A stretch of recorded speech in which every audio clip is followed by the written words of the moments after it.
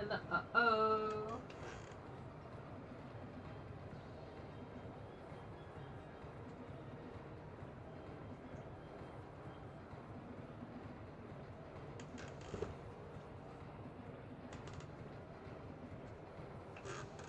Hello. Uh-oh. What up? We finally made it. Folks start to shuffle out. Like, I was only here for the Vocaloid music. Alright. What up? This is, I think, my favorite Splatfest of the game. Like, Final Fest, it's cool. You know, it's fun. But something about this one, like, not even really a holiday or even, like, vaguely a holiday. I really just love the summer Splatfest. I don't know, the aesthetic, the vibes, the colors, like, I don't know, maybe, I don't know. Maybe because it's, like, such a summery game, they went all out. Hello. So, today's themes are land, sea, or air travel. Which one do you like the best? And I have never been more torn in the entire game. I have played every Splatfest of Splatoon 3, including the demo, before the game came out, except for Ice Cream, because my plane got delayed due to a thunderstorm, and I was coming home from summer camp that weekend. I almost made it, if it weren't for that meddling logistics. But, I have never, ever, ever been in the position where I want to play all three teams. I've had times where I can't choose because I don't really care. I've had times where I can't really... Oh, it's the Owl House. I've had times where, like, there's two options I can't choose. It's a lot of I don't know, like American politics and Deltarune spoilers in Splatoon right now, by the way. Like, seriously, a lot of Deltarune spoilers. But, it's like how Tenna's design. I have never been in a position where I can't choose. Like, I really like all of these modes of transportation so much. I've kind of been, looking at the memes and stuff to kind of sway me. It's just so hard. One thing I really like is that during the intro thing for Team Land, it is revealed that Shiver speaks highly of land travel, mostly cars. For some reason, trains are not really factored into this, but I'm factoring trains into this for sure. You can't not factor trains into land travel. Shiver doesn't have her driver's license. She's gassing up. Oh my god, that's so fucking cute. Holy shit. She's gassing up how much freedom you have when you're traveling in a car. But then she reveals that she's been taking and failing her driving test for a non-specific amount of time. Oh my god, this is so cute. I think I do know my answer, and it is somewhat for an arbitrary reason, but I gotta go through it, right? So I think air travel, like airplanes, it's kind of the most annoying, maybe? Like, I really hate airport security. It just makes everything feel so much more annoying than it has to. And it's also super dangerous, but holy crap, is it exhilarating. I love flying. I love taking off. I love being over the clouds. I really just love travel, I guess, is what I'm learning here. I love transportation, but, oh my god, no. Air flying is probably the singular most fun one. It's just hard to get past the annoying parts of, like, actually getting to the airport and stuff. If I could do any of these just, like, on the fly, like, of course I would do air, because, A, you can go, like, anywhere you want, more or less, if you have a way to land whatever hypothetical vehicle you're launching. But also, like, I don't know, like, it's fast, you're not bound to the water, or trail tracks, or roads, or anything. I mean, again, this is very hypothetical. But I don't think I'm going to pick it, because I don't really want to use the pink ink. Land is probably, it's another top contender, because especially, like, if I'm thinking about Japanese trains and American cars, like, that's goated. I love traveling on the road. I love driving places. I absolutely love it. It can be annoying, but, like, of the kind of, like, high investment ones, like, kind of annoying process ones, the car is kind of the least annoying. Like, you know, pay the bills, take it to the, you know, mechanic and everything, but it's ready to go 99% of the time. Oh my god, that's so cute. However, I don't know if I want to use yellow ink. And then C. C is weird because it's like the most impractical. Like, how often do you get to do this? But I don't know. It's pretty chill taking a ferry. Like, it can be awkward, but it can also be kind of fun. And it's novelty out the window. And if you're just like hopping on like a personal boat or something, like going around a lake, like I used to do growing up sometimes, like family members would just have boats. It's the best! Like sitting on the front of the bow of like a small boat and going over the waves, or even like riding a ferry and like seeing her. Like the ferry is so novel. And I want to use the blue ink again. I used the blue ink last year. I think I am gonna be Team C. I don't know. I don't know what you guys think from my reasoning. Like, should I not? Because C is so impractical, but it is so fun. Like, the airplane's more practical, but it's annoying, but it's fun. It's so hard. No! Is the poll not going still? You look so distraught about this news. Yeah, a point off air travel? Oh yeah, air security. So, for the special holiday Splatfest, they do a lot of extra stuff. Like, there's bubbles for the summer one. There's bubbles, and there are lots of little decorations on the street and stuff like that. Okay. I rode on a boat tour before. In the middle, they had all-you-can-eat buffet, and I ended up so sick. Yeah, getting seasick is definitely a point off from C. Thank you. Space would be cool. God, every day I mourn the fact that Team Past won. I still haven't recovered from this. I just think it was a terrible decision. Like, it was actually such a bad decision. Don't make me go into it. Like, is this literally halftime? Did halftime just happen? Oh, it's 9 a.m. Oh, halftime just happened. C is winning by a tiny bit. It's really fucking close, though. Hey, I didn't know that. I literally logged on right during the halftime report. No shit. Okay, cool. C is technically winning by a little bit right now. Oh no.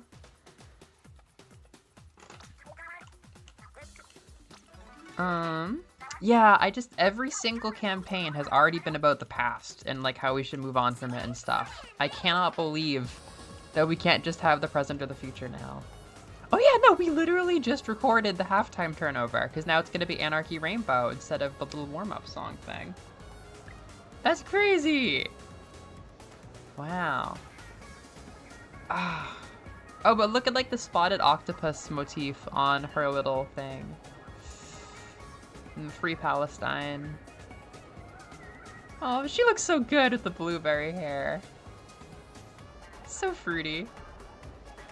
I wish I could like play a match and see the ink colors before I choose. Like, I remember I have pictures from last year. I should just do blue, but Toshio. I don't know, Marina. I don't know. Team Air. That's cute.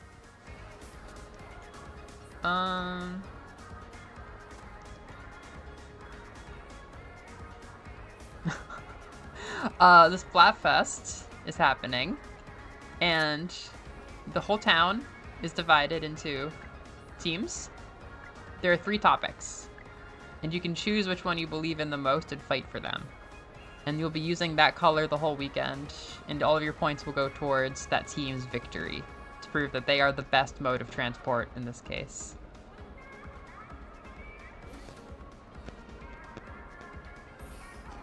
Hey, Team C Hive Mind. Okay, I think that's somebody's OC.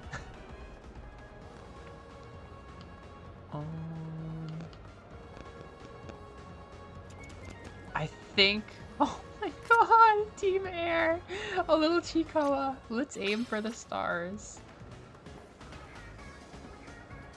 That person's a lesbian. That's Mary. That person's a lesbian. Alright. I think I have to enlist. I think I have to join Team C. I think I've been prepared for this. I think I'm going to do it. But god, I really do like all of these options. Yep, we definitely have squids protesting fascism. One of the last bastions of free speech.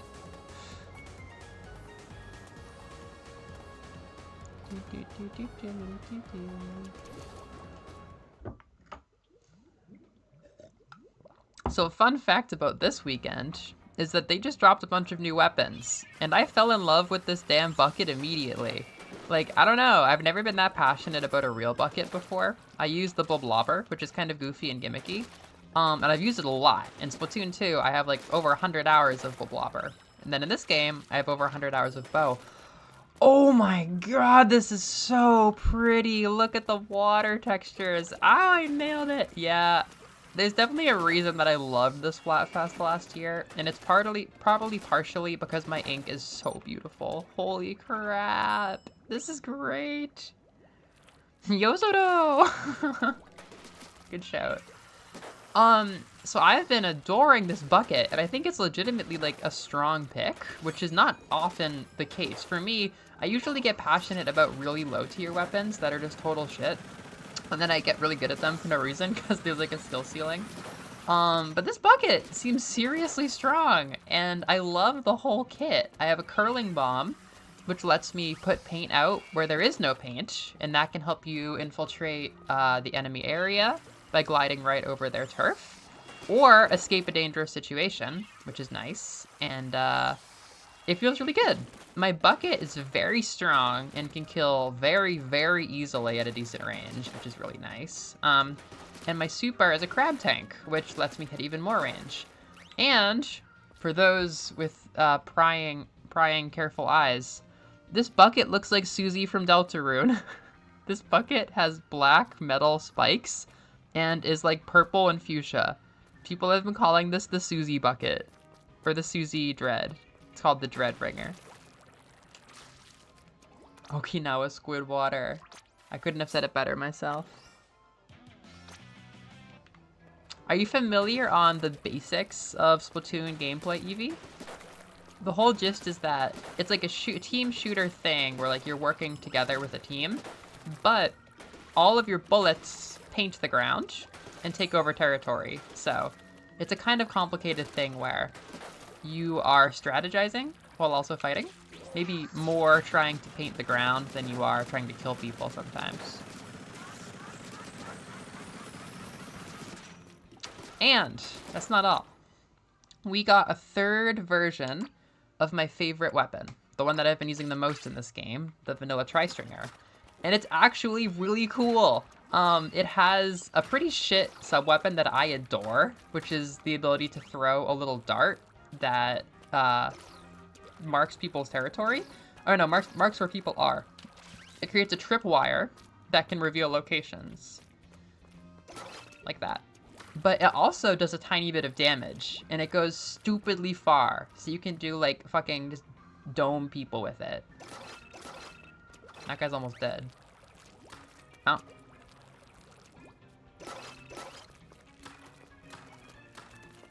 Okay, that's kind of shit, but...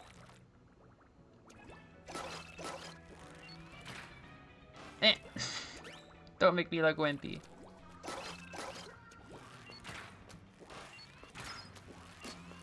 Lame. But, you know, you can use it to pick people off really well. So, for example...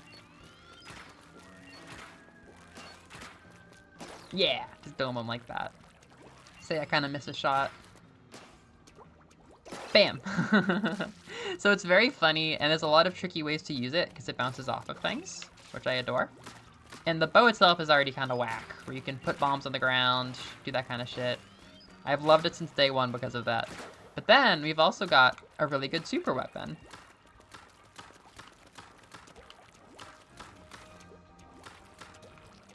So the issue I have with this bow is generally that my sub-weapons and my specials are just total shit and do basically nothing for me.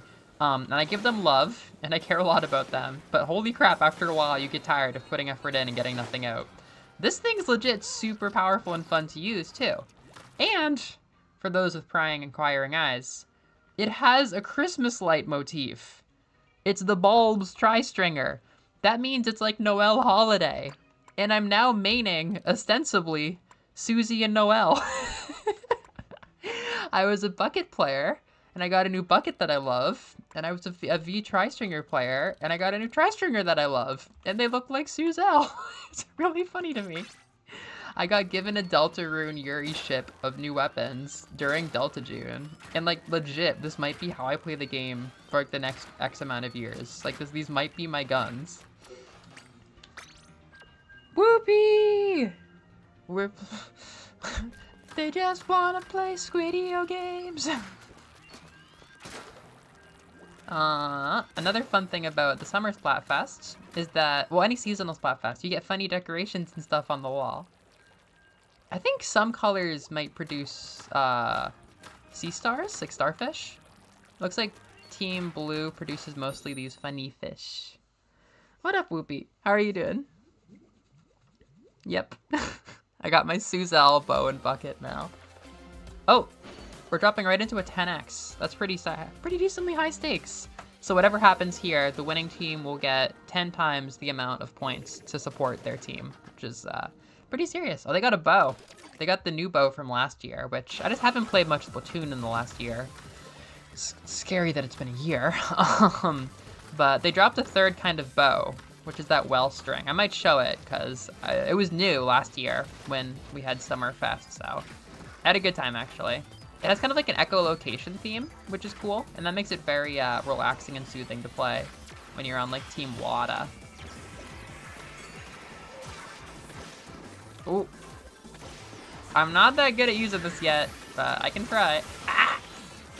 Yeah, I'm mostly... Oh, no! I'm mostly just trying to scare people off when I use it, because my aim's not that good yet.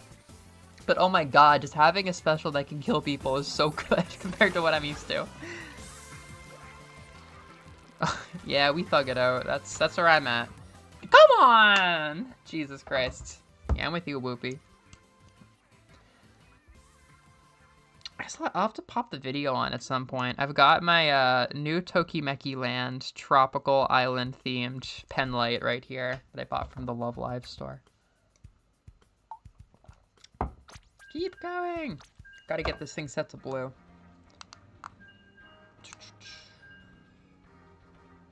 Is it dead? Girl, are you dead? No. Yeah, blue. There we go. Whoops. Yeah, wait a second. How do you ditch on a 10x? I feel like I've never had that happen. That's cowardly behavior. Ah, the sweet click of a pen light. Wait, give us back the 10x. I didn't even process that. Hey, fuck off. Why did you do that? Okay. Team Air. No, like, all the ink is really pretty, but I was looking at my videos, and I just love the blue ink. Like, if I'm actually this torn, I should just pick by which one I'm gonna have the most fun using. That's cool. That's very summer. Ah!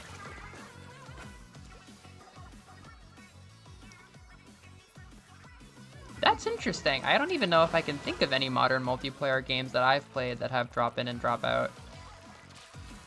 Like, what have I played? Like Overwatch? I haven't played much.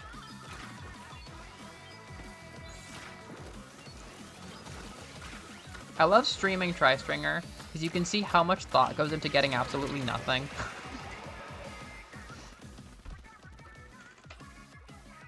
I have a skill for getting these one-shot kills that are like the hardest one-shots to land in the game because you need to get every single one of your 3 shots to hit the person to make it count. But I can just whip it out now and again and just freaking end people if all of the stars align and my muscle and my heart, just everything comes together. I love that even though it's a sniper, you can hit over walls and not see the person if you know the angles well enough. Like, it's a cool gun with a cool high skill ceiling and stuff. It's just like usually kind of like a nerdy gun. We do all this thinking and then get nothing out of it. What am I even doing here? Oh. Oh, Halo had it. That's pretty cool. I'm trying to think, like, when I play Call of Duty, like, what if somebody dropped out, would the whole match end? Like, they wouldn't. Yeah, there we go. See, like, I can't even see this guy, but I can really harass them. Alright, see you. Thanks for coming. Yes!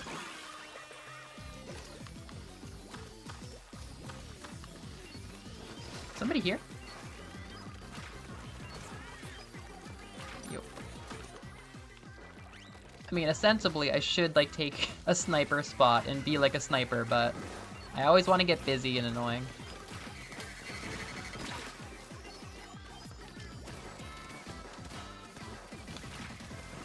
That was pretty good pressure. It's over. Oh shit, they're dueling. Hey. Nice. Oh no, you're dead. I don't even care about flying. I just want to have a more direct shot. I just want a more consistent one shot. Ah! Shit. At least I've been out here not dying for a while. That in itself, is helpful. Yada! Yada Simulator 2019. Okay. I think we might have won that. I don't know. Yeah, they might just vanish, actually. But they definitely can't drop in. No! Team Land. Wait, Team Land and Team Seed. That's so personal, if you think about it like, Pokemon. Sapphire and Ruby.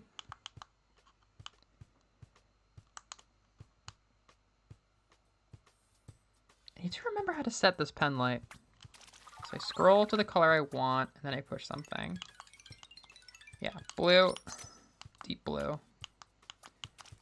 And then we are out. Oh, that's a delicious, like, Baja Blast teal. Yeah, we like that. Okay, now I think I'm locked in. It was so hard to learn how to use pen lights the first time. I don't know. Yes. Hell yeah. Team Aqua. Yeah, we are Team Aqua. I guess I could grab my shark for that. I'm like not on Shiver's team, but she's here cheering.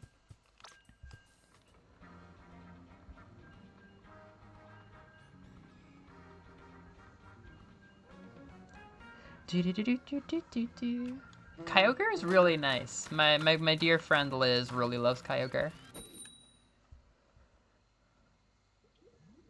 Bending ability. Ah! Yeah, I definitely saw a good amount of Avatar ones, because you've got at least like all of Team Avatar here with like a water, air, earth theme. So fire is banned. Earth has its moments. Earth is cool. Oh hey, how are we allowed to play on an airport for this match? This isn't neutral. You can't have an airport like sponsoring the turf battle. Like that's not okay. This is not neutral. I think they've changed this map recently. Oh shit. I'm super dead. Yeah, I don't have a hard answer for what kind of bender I am. I'm an Aquarius, so I see the appeal of air, but then I don't know. Wow, this is such a pretty background. I love that. All right, bud. Oh shit. Damn, what is that? The 52 gal? Okay. Team Air. That's pretty cool. What about you, Noreen? Do you have like a bending, hard and fast answer? Damn it, they've actually got the movement. Damn it! What the hell is that? A fizz bang. Well, okay. Yes! Fellow air sign. Alright. You won't get any closer.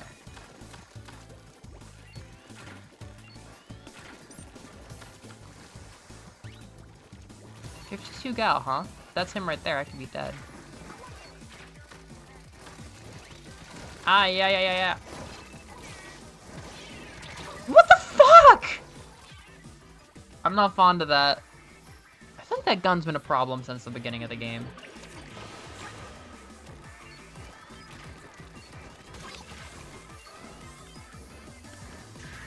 What the f- Get out of here! Get out of my life with your freaking reach. Enough! Enough!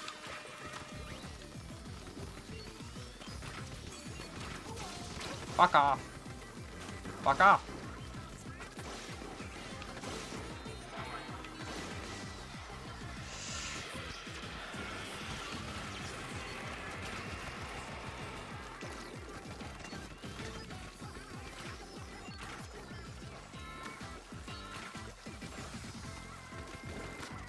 Get this thing out of here. Thank you.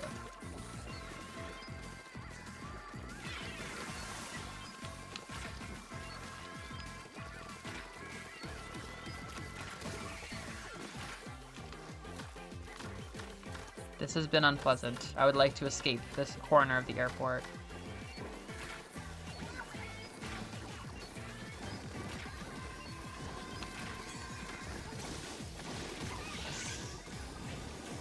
God, having a reaction to get away from somebody like that feels good.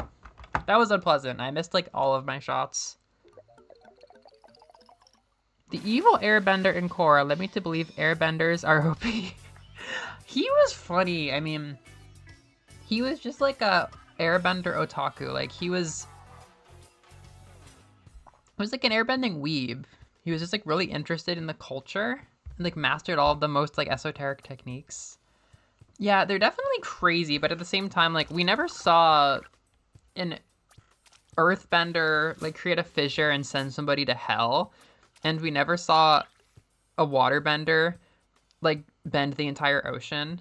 So I feel like we haven't seen, like, the upper echelons, like, what these abilities could technically, theoretically do, you know? I'm thinking myself, like, Korra added some stuff, like, lightning bending got more commonplace, magma bending, although that's actually that's a familial thing.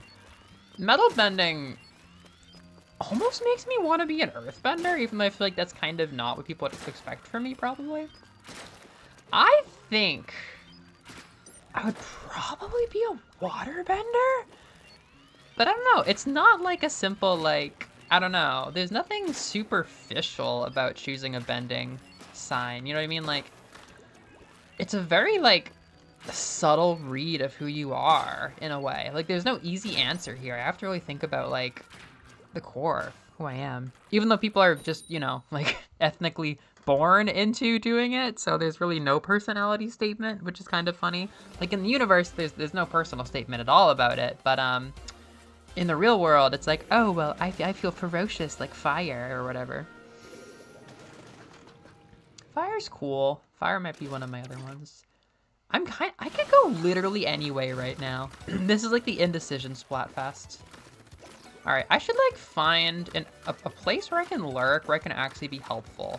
Like I could go down here and fuck with people. Yeah, you're not gonna hit me with that, bud. I don't care how good it is. Yeah. Why are we doing this? Why are we having jetpack battles? Why is yours still going? Okay.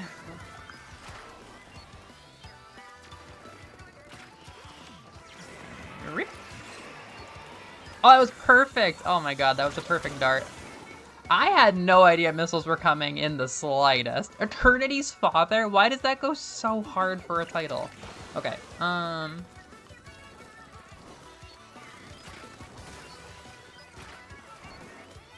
yeah, airbenders do be having that instant kill move. Hashtag Earth Queen. I think you're dead. Yes! Oh my god. I don't know if you can hear it very well on stream, but if I get a one-shot where all of the darts connect at the same time, it gives you a special, like, critical hit noise, which is amazingly satisfying. Would I still be using this weapon if I didn't get the fancy noise when I get that rare-ass one-hit kill? I don't know. These bolts move so slow.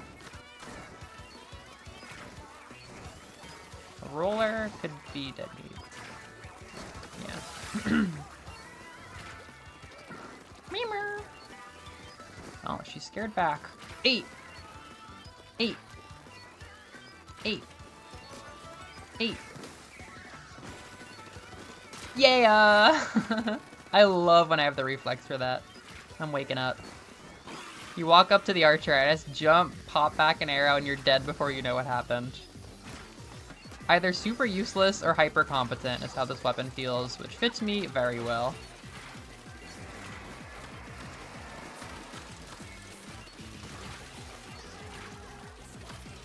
I don't know, how much like ice bending did we see any water benders do? Like how much ice bending gets done? For some reason I was like, I would bend water if I could do like ice magic, which is weird.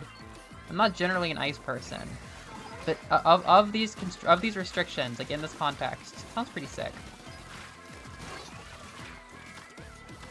Are we good? Yeah, we're great. Did you just say laser eyes? Did I see laser eyes firebending in the chat? Now we're talking.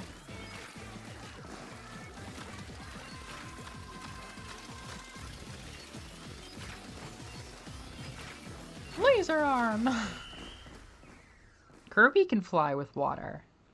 Oh yeah, by like spraying downwards. That's right. I think somebody does that in Avatar, I feel like. I just want to be able to fly. Well, now you have the easy answer. If I could move very quickly across water, that might also be appealing. Oh, they've got those good pierces from the fest. I'm trying to justify laser eyes as fire, but I just can't. I think there would need to be light benders. That's very interesting. Because they did the explosion eye guy, which is kind of similar, but he was very specific.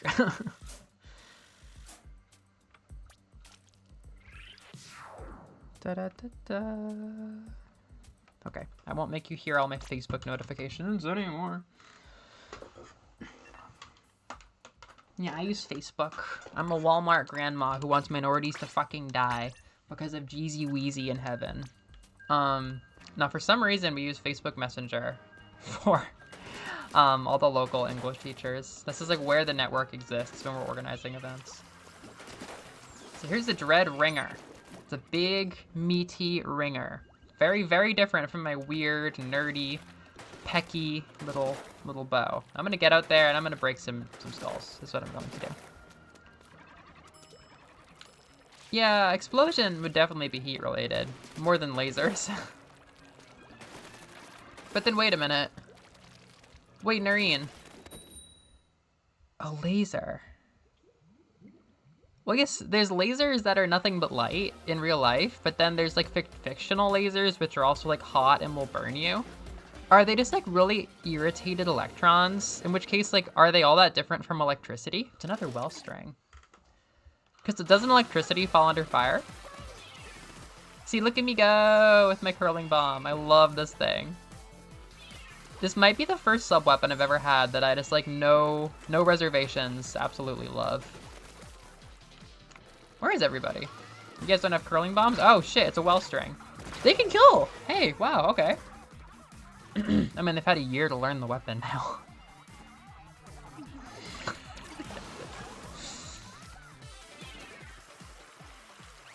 Maybe it's plasma.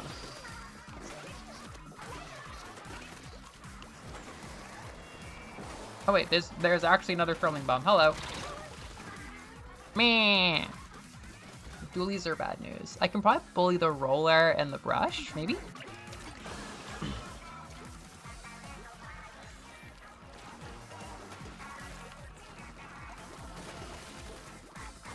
What do we got out there? Not the well string. This is crazy.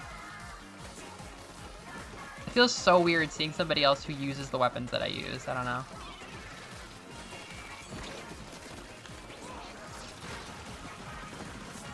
There we go.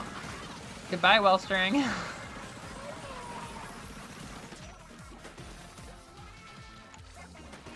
it's a good show. You don't have an answer to this. Yeah, you do. If I fell off like I wanted to. Lightning has plasma, so it sounds like plasma is a part of firebending.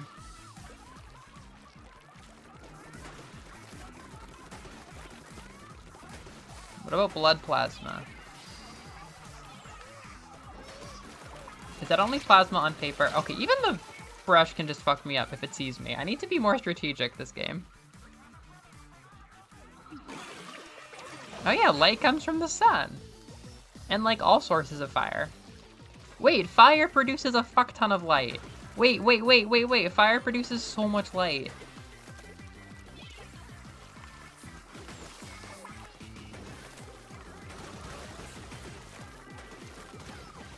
I think my niche is traumatizing whoever's up there.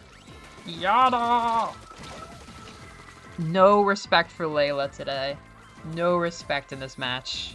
Every time I show up, they see me and they kill me. I need to be more stealthy.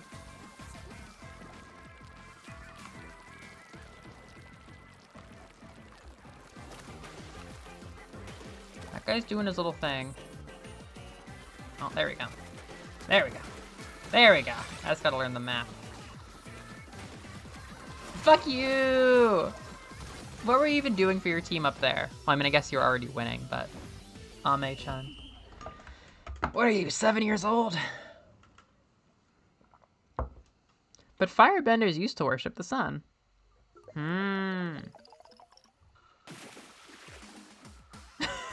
Wait, what's getting stream snipped?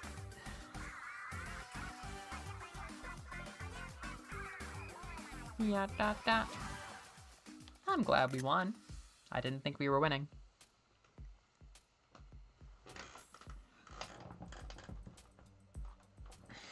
I'm still warming up this whole bucket. I'm nothing but a newbie.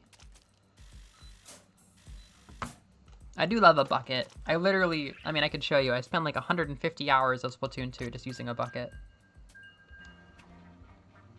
Huh. But then, does everything have to fall into one of the 4 elements? Are there not things in Avatar that do not fall under any of them? How about plants? I guess they're made up of water? Just like other living things?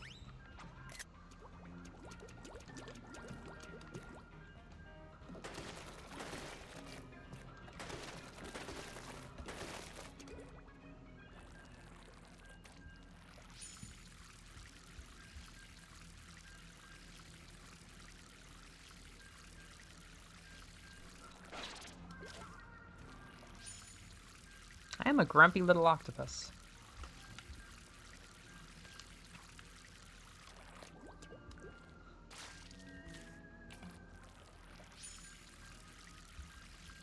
Yeah, I definitely think that if I were using different ink, we would have like a starfish or something here instead of just a fish. Swamp benders. Benders. That one dude bended plants. And what was he, like water? It kind of seems OP to give all living things to the water benders. But I guess that makes sense. Or at least giving their like blood and stuff to them. But plants love oxygen. They're all about oxygen. Luna Blaster. I can fuck up a Luna Blaster, I think. Meh.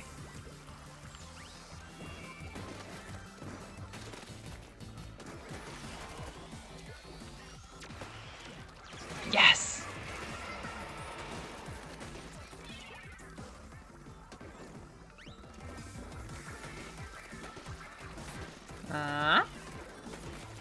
I like to feel like a tower defense hazard.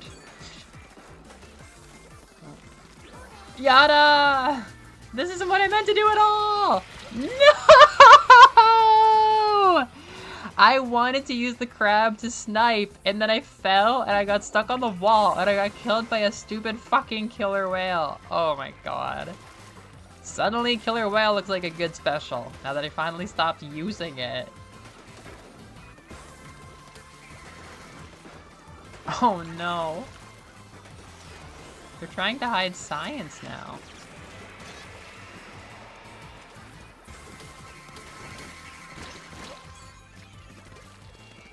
Oh. You know what? Just get out of here, everybody. Go home. Show's over. Show's over. Crab. Fuck you. Why is everybody so good at killing crab? They get their bending from the moon. I suppose they did go in to confirm this very, very early. And then earthbenders get their bending from the earth. And airbenders get their bending from the air.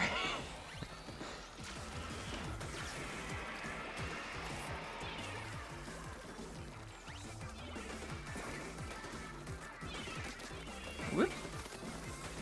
Ayo.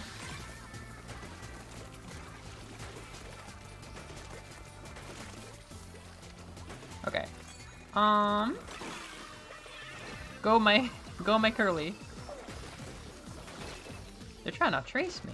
They're trying to find out where I'm at. Yeah! Yeah! Susie Bucket Carnage! Susie Bucket Carnage montage! I had a hand in a whole team wipe. It's all about positioning.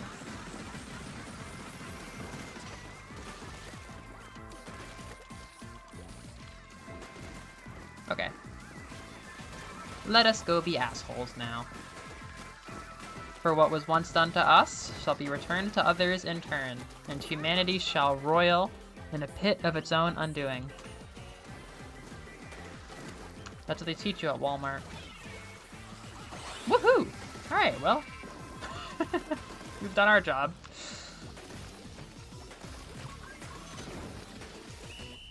Pink looks mildly like blood, which is kind of cool.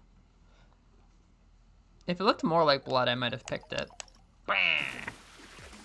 Susie Bucket Carnage. Oh, your cat's name was Sokka? That's so charming. That's a good name for a cat.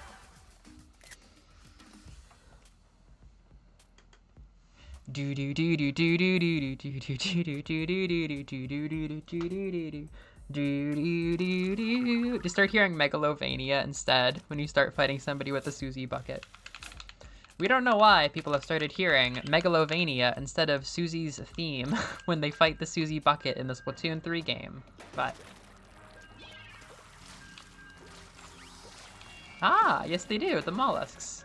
Yeah, wait, Evie, are you hip to Splatoon lore? I really want to explain it to you specifically. I think I can do it eloquently, and from an angle you might appreciate.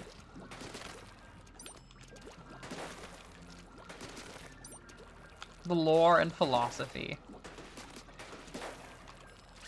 Also, Noreen, a funny thing I've been seeing in speculation for future Splatoon content is the sci-fi versus science fantasy split. I didn't realize that there's a significant portion of the Splatoon fandom that views it as sci-fi versus science fantasy and has been getting pissed about things like Little Buddy's transformation and other like unexplained kind of magical seeming phenomena.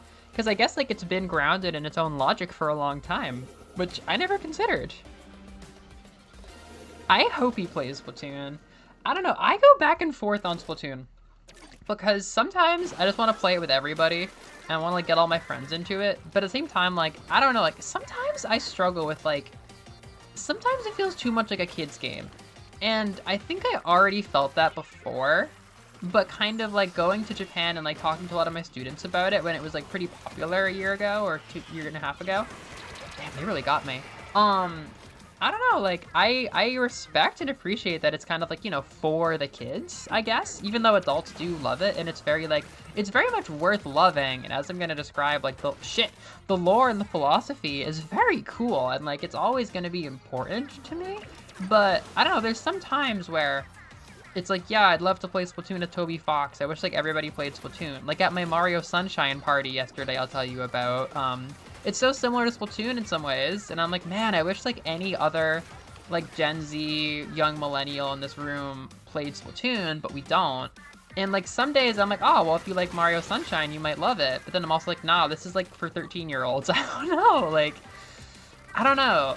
I guess I'm part of the problem, because I'm sure people don't want it to have that reputation, but I don't know. All right, Dooley, let's duel.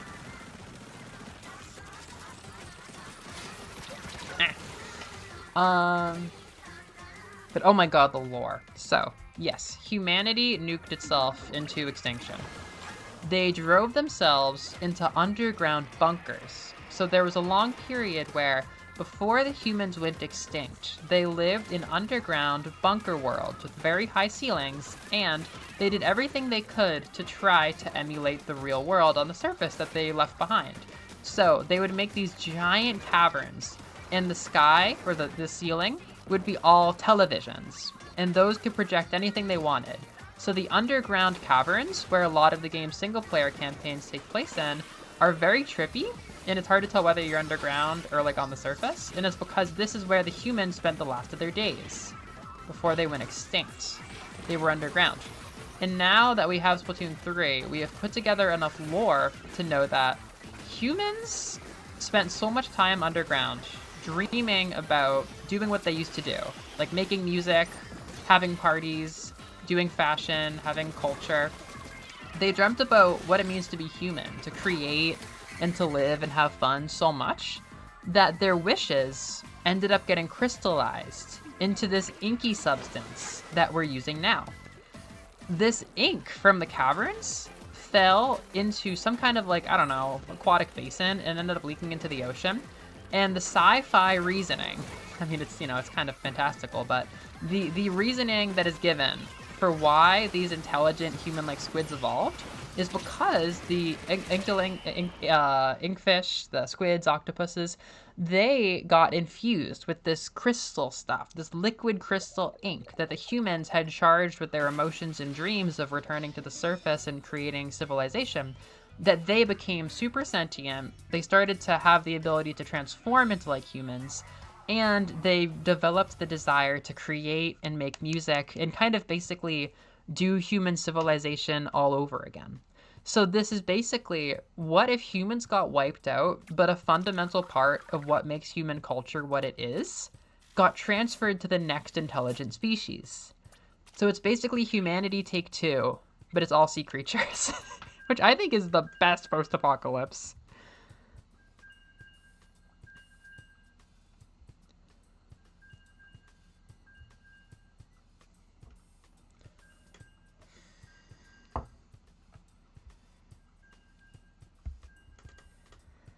Let me get water.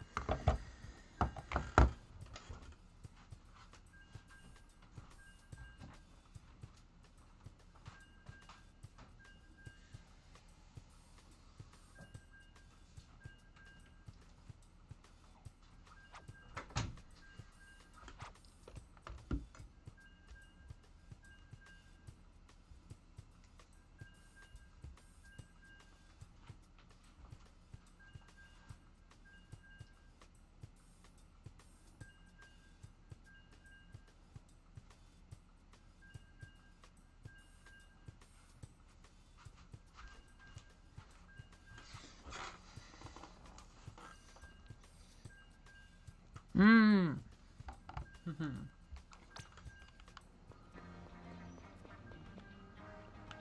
Literally.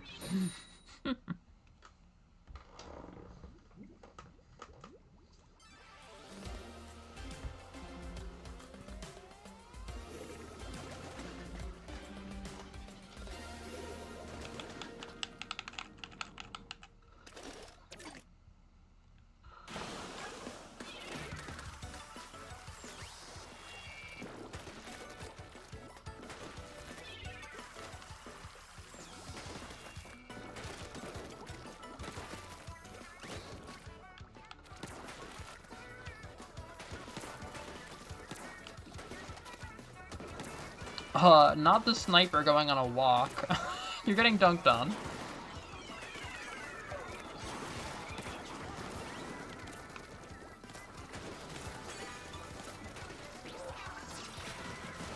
Get the fuck out of here!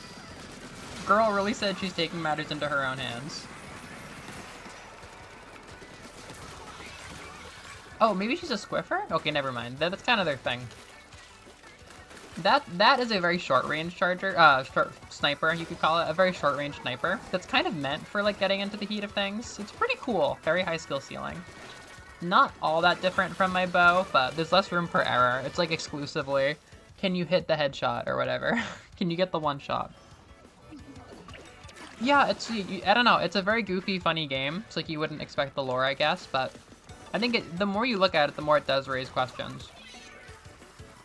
Like, why? Why are we doing this? Why are we making these things? I guess creation is kind of the key.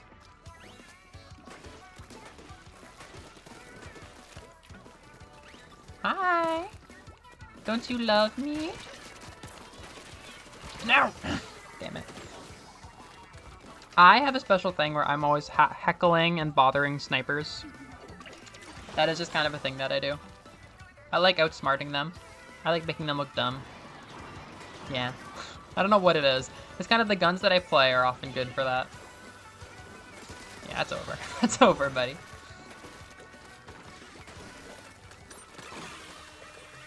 This is my first, like, serious session playing the Suzy gun. I've only played, like, small sessions, really. Wait, that's such a cool name. Monsters! Look, kid. Show's over. Oh, shit. Oh, shit. Oh, the roller's mad. The roller's mad. The roller's mad. Get the fuck out! My gun was pointed squarely at my fucking tits the entire time. I couldn't get it aimed at all. That would have been like a 2-shot. They weren't even going quickly. Oh, not the fucking Kraken. Ah, maybe I can... No! Yeah, I think I might be better than most at repelling it. Okay, it's gone. Goodbye. I'm seeing a bit of an ego thing with this team.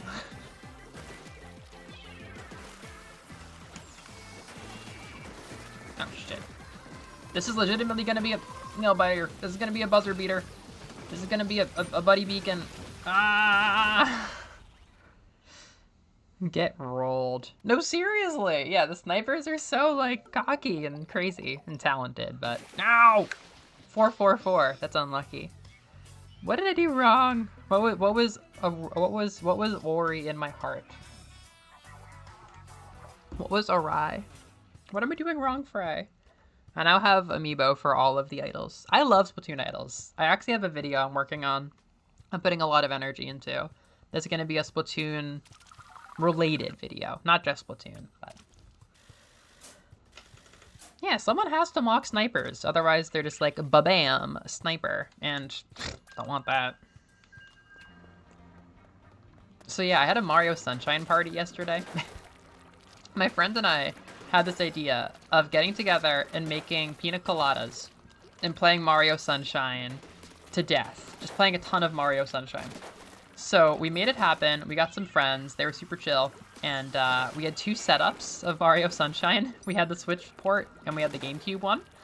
And in this tiny apartment, we had just constant Mario Sunshine. And people were playing their own games too if they weren't actively Marioing.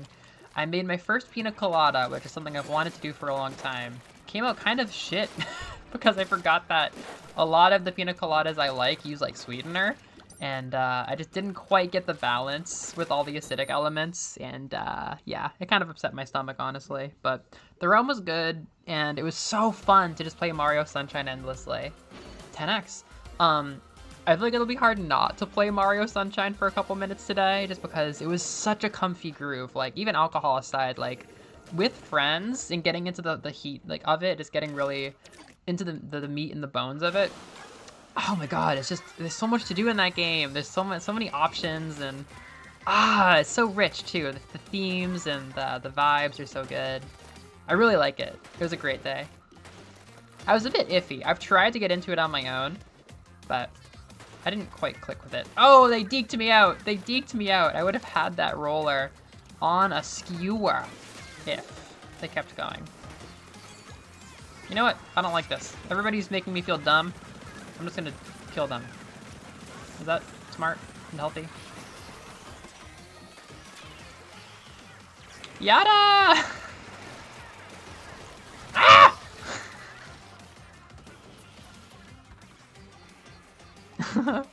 Yeah, it's starting to leak into Melovania. I don't know why.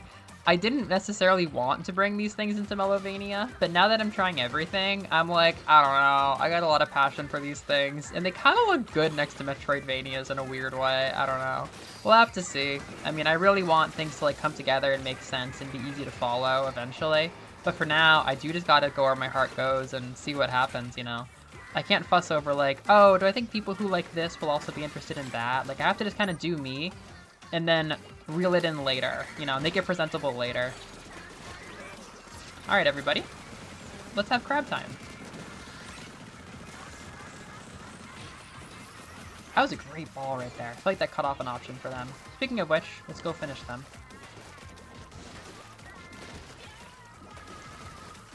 I feel like my Splatoon weapons have begun to begun to encapsulate the nerd bully hybrid that exists in my heart. Like my tri-stringer is this like nerdy ass thing that takes all this work and just like pays off to nothing. And he's like, no, I almost got my triple, but I missed. I got absolutely nothing out of it. But then this thing just like kind of walks up and it's kind of like, I don't know, trips you, takes your lunch money. You know what I mean? Ah! Much more straightforward. Yada! Did I just get killed by rain? That's an absolutely crazy amount of very small things that just went off. None of those things normally kill you on their own. Oh, this is bad. This is pretty bad. They left? Oh, hell yeah. Oh, dear. I don't like this. I don't like this at all.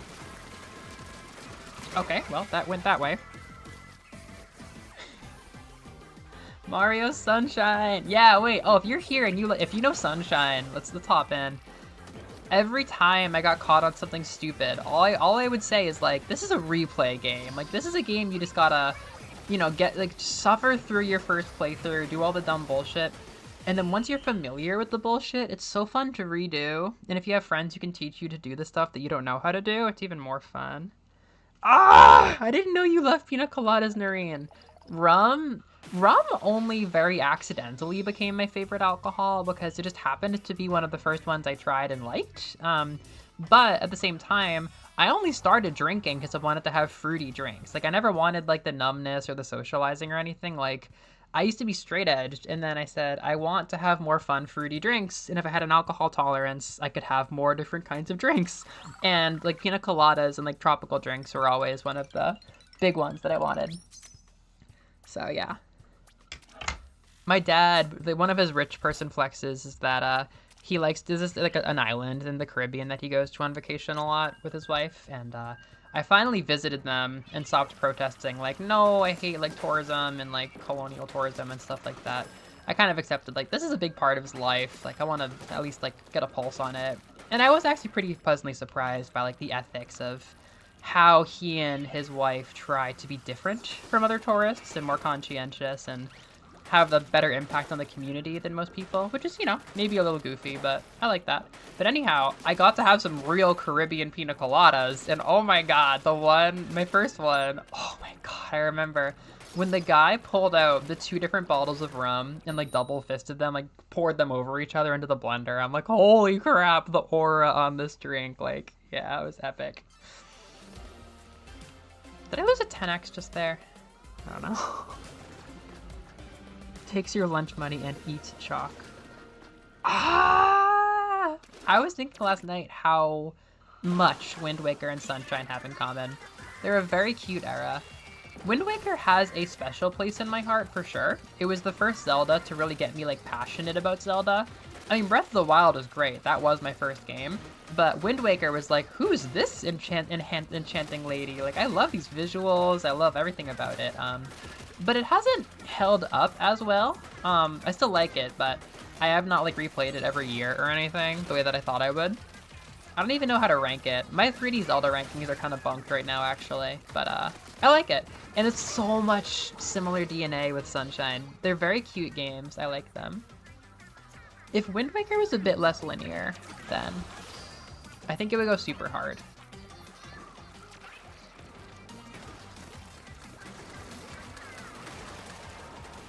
Which is funny, because now I'm a huge linear Zelda defender, but...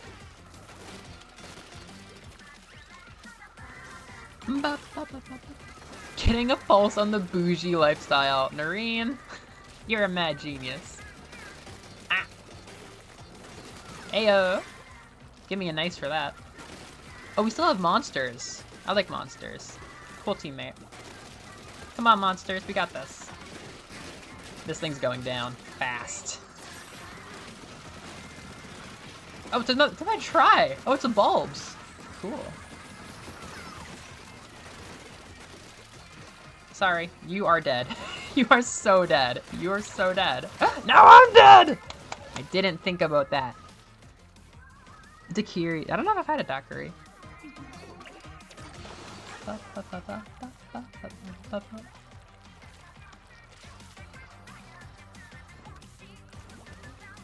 One of my friends who came to the party yesterday said that he worked with somebody where he was helping people with like assisted living, and the person who he was working for, all he wanted to do was play Mario Sunshine. That was the one game that he had. He was like an older gentleman, he had a couple like impairments and stuff, and all he wanted to do was play Mario Sunshine.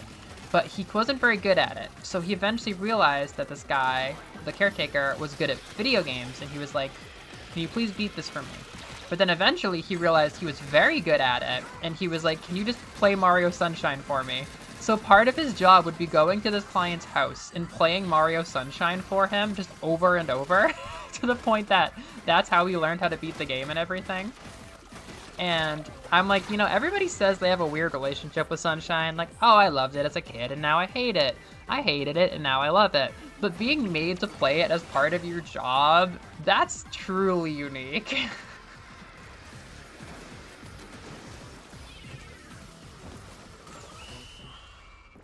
I feel like I embarrassed myself a few times there. You know what? I thought that I had the jump on that tri-stringer twice, and I really just embarrassed myself and flailed around. It was kind of sad.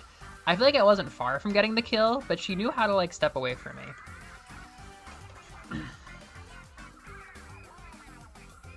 I don't fit in. Dream job, yeah. Yeah, alcohol is kind of funky. No pressure. When Whoopi said he was leaving to like go drinking with his friends, I felt kind of bad. Like, did I glamorize alcohol in front of this younger boy? Did I glamorize alcohol in front of this young gentleman? Did I make it sound as if alcohol itself is a good thing? Whoops. I blame Mario Sunshine. I blame Jimmy Buffett.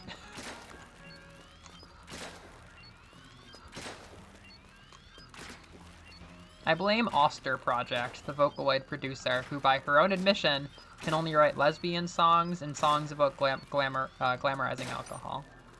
Or maybe like mentally ill songs. I think she said, the only songs I can make are about mental illness, lesbian songs, or songs glamorizing alcohol.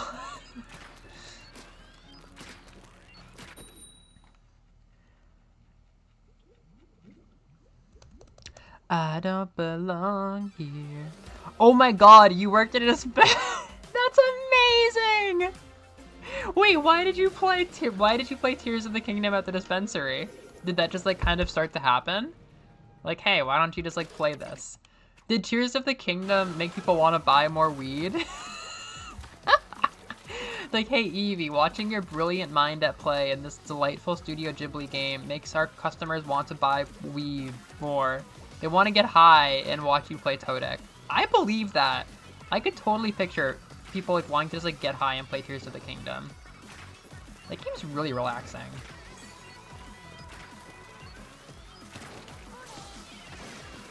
These are weird shots to hit. It's a lot to learn with this gun. Roll special. Whee!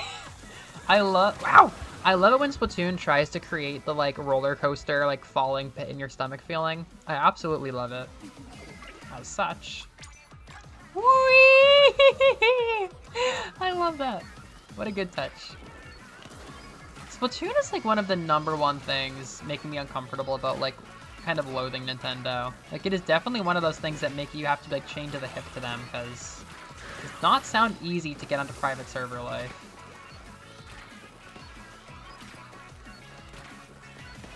And like the big community is kind of the whole appeal, so it's hard to just be like a isolated anarchist about it. I don't know. Meh. Gullible filet. That's so fucked up you would say that about yourself.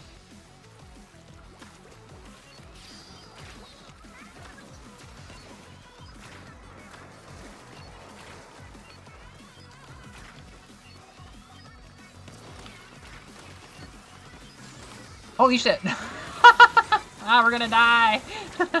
No! Jesus Christ! I'm not seeing the Tentamissile icon. I think my microphone is blocking the Tentamissile icon. I don't die to Tentamissiles very often.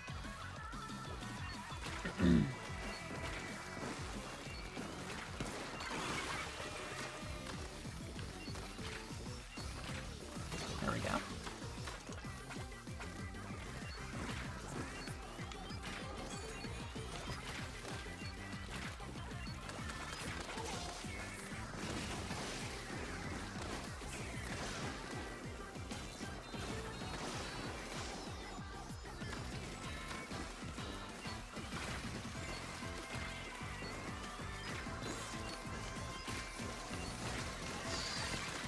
Yada!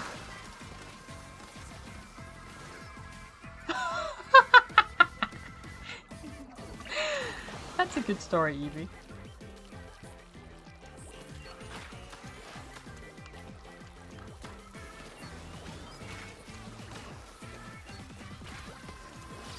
Oh shit. Shit. The duelie's gonna duel. And she came out when I was working there. They had a couch in the back and a bell to ring when customers came in. So I played on the TV until they came in, and then I'd switch to handheld mode. I love that. Yeah, that sounds like a job Taylor made for living in Seattle.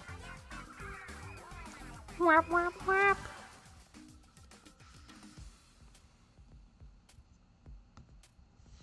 I wonder if Moose is gonna come out today. We're missing a moose. I think I'm gonna break into the snacks. That was a kind of a lukewarm start. I don't know. I love these weapons, but I would just like pop my jetpack and not hit anything, like kind of consistently. That felt kind of bad. And I kept walking into dumb places with my bucket too. Definitely a few things I would fix.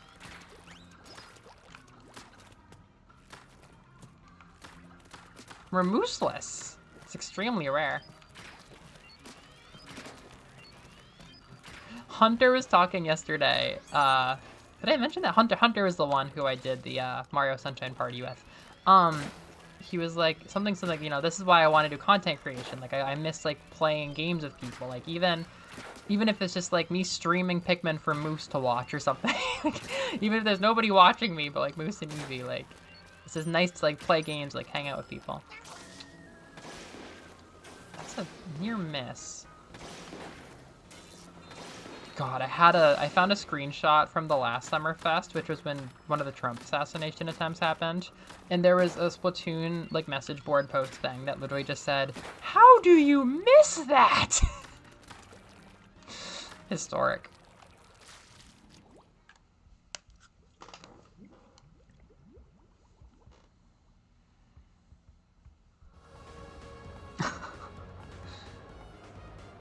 It's TV time.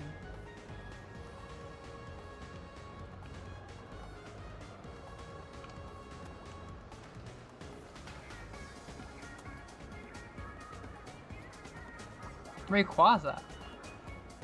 Rayquaza with a steel chair. Is that a freaking Deltarune meme? Yeah. Oh god. That's a fucking plane.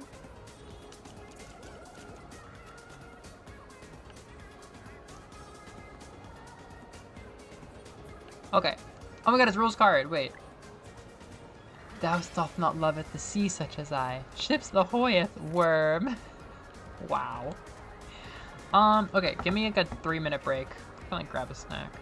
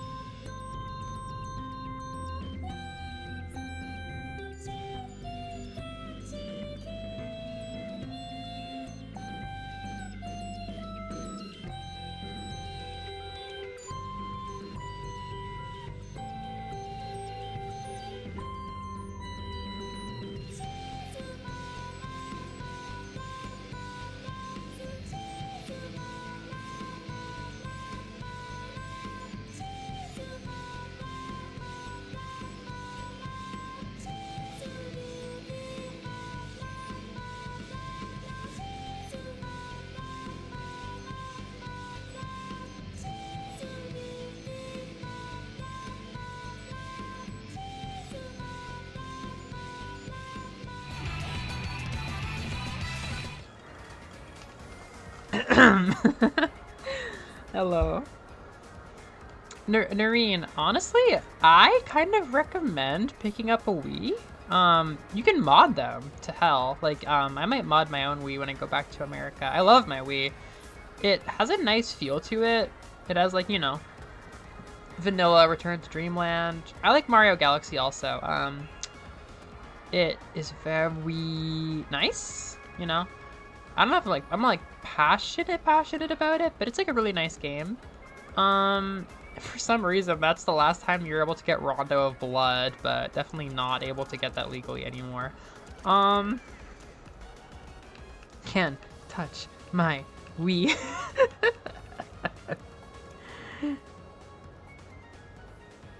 I'm kind of chuckling about the recorder and shoegaze comment. You're definitely right. Recorders are definitely not common in shoegaze, but that is actually a Vocaloid. That is Ia being stretched to like an inhuman amount of screeching. It's kind of a harsh song, but I feel like that makes it really nice. I don't know. Maybe that's like fucking annoying to play for my viewers, but I like it. It is very Ia to be put into like a shoegaze song. I don't know. People make very nice, like dreamy, kind of alt-rocky music with her, which is a big appeal point. That's how I got into her. Okay, I'm gonna take a break from Splatoon. Is it easy, huh?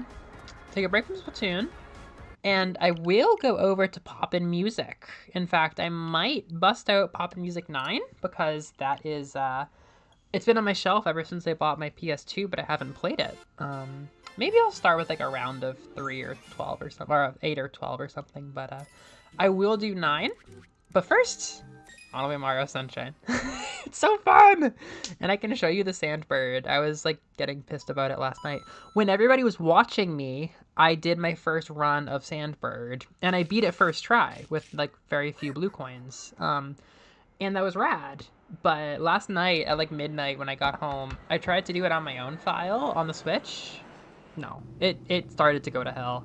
It was just as bad as people say. But my first time, I locked the fuck in and I beat it immediately. Yeah. I mean, he's using, or, you know, whoever that band is, they're using kind of the range that most people wouldn't use. Because if you take a Vocaloid that high, they do just start to sound like a shrieking computer. But, you know, they're like a weirdo artsy rock band, so they make it sound kind of cool.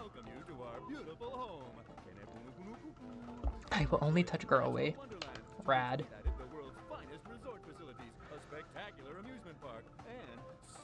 It's got cutscenes.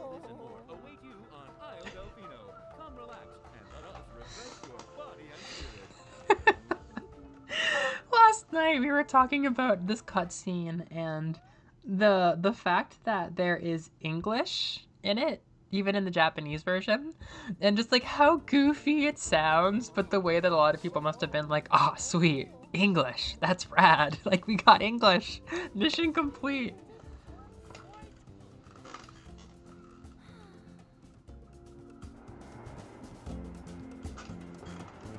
It's like the goofiest shit ever, but if you're a Japanese development company, it's just like, woo, we got English. Fuck yeah, mission complete, guys. Wow, sweet, English. Who would have thought? Yeah, that one period, I guess. Yeah, whistle register. Especially if you're a computer and you can be pushed up as high as, like, possible.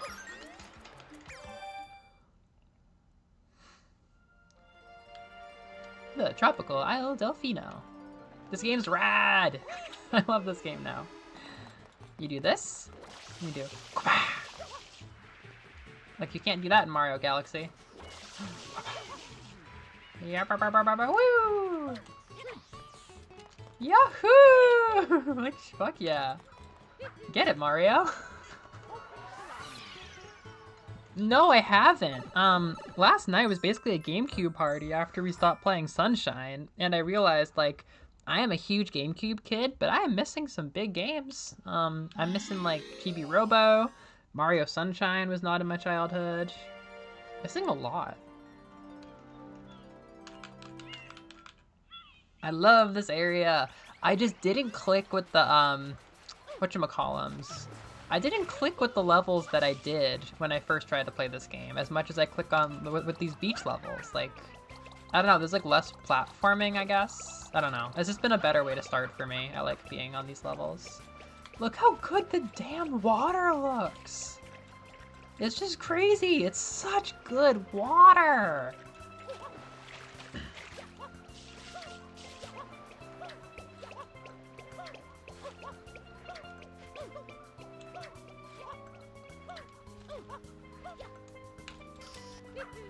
Like, this is so fun, dude!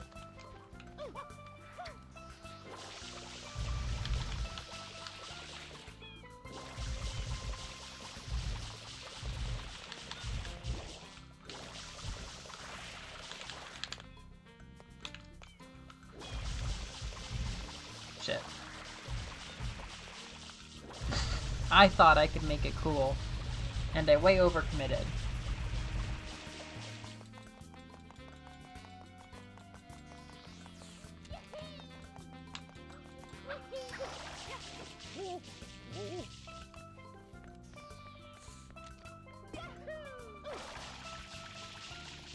Mario!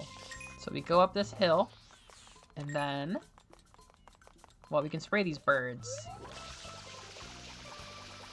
Yeah, goodbye, birds. You know, I was a pretty wild child back in my day. Even so, I find myself yelling at the kids to quiet down! Alright. I wouldn't consider that a strong point.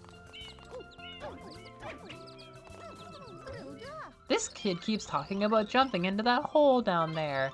Isn't it just unsafe? It's impossible. Huh? You can do it. Yes, I can. Whee! Fuck! Fuck! I just got Mario Sunshined. Now I have to rewatch the whole thing. Or rewalk the whole thing. So have Mario and Donkey Kong ever made up? Are they friends now? I feel like they have a tenuous friendly rivalry.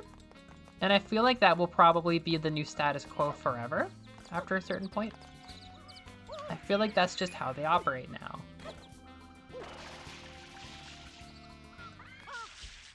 Yes, very big solar panels. That's a whole level where you have to get a bunch of ducks that have suction cup feet off of the solar panels. And I would never have guessed how to do it if I didn't have friends helping me. In fact, that might have been partially why I stopped playing my first time. This is a Mario Sunshine World Heritage Site. One of the most important and notable places in the game. Oh, it's gone.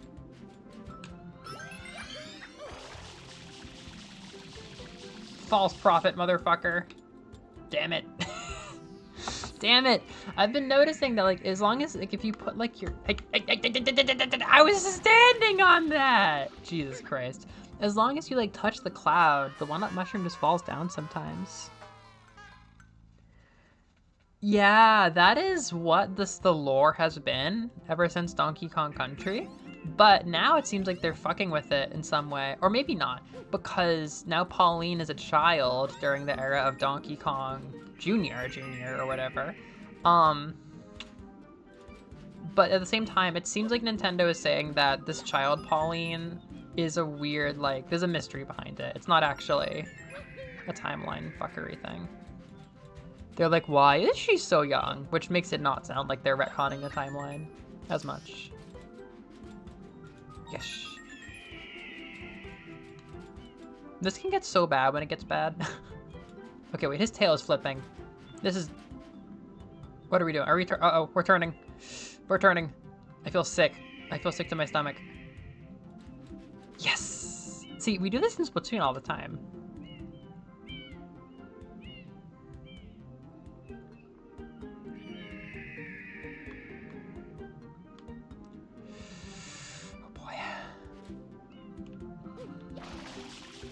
Yeah. Okay. Mario, get out there. Okay. Now I have to just ride it out, I think. This is much better than it went last night. He brings me to the last red coin. Just don't die.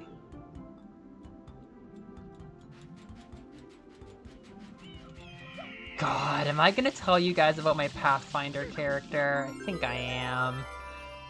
Hunter slit my throat in Pathfinder. I'm so mad. Yes, I did it. Yeah, this is a famously annoying level.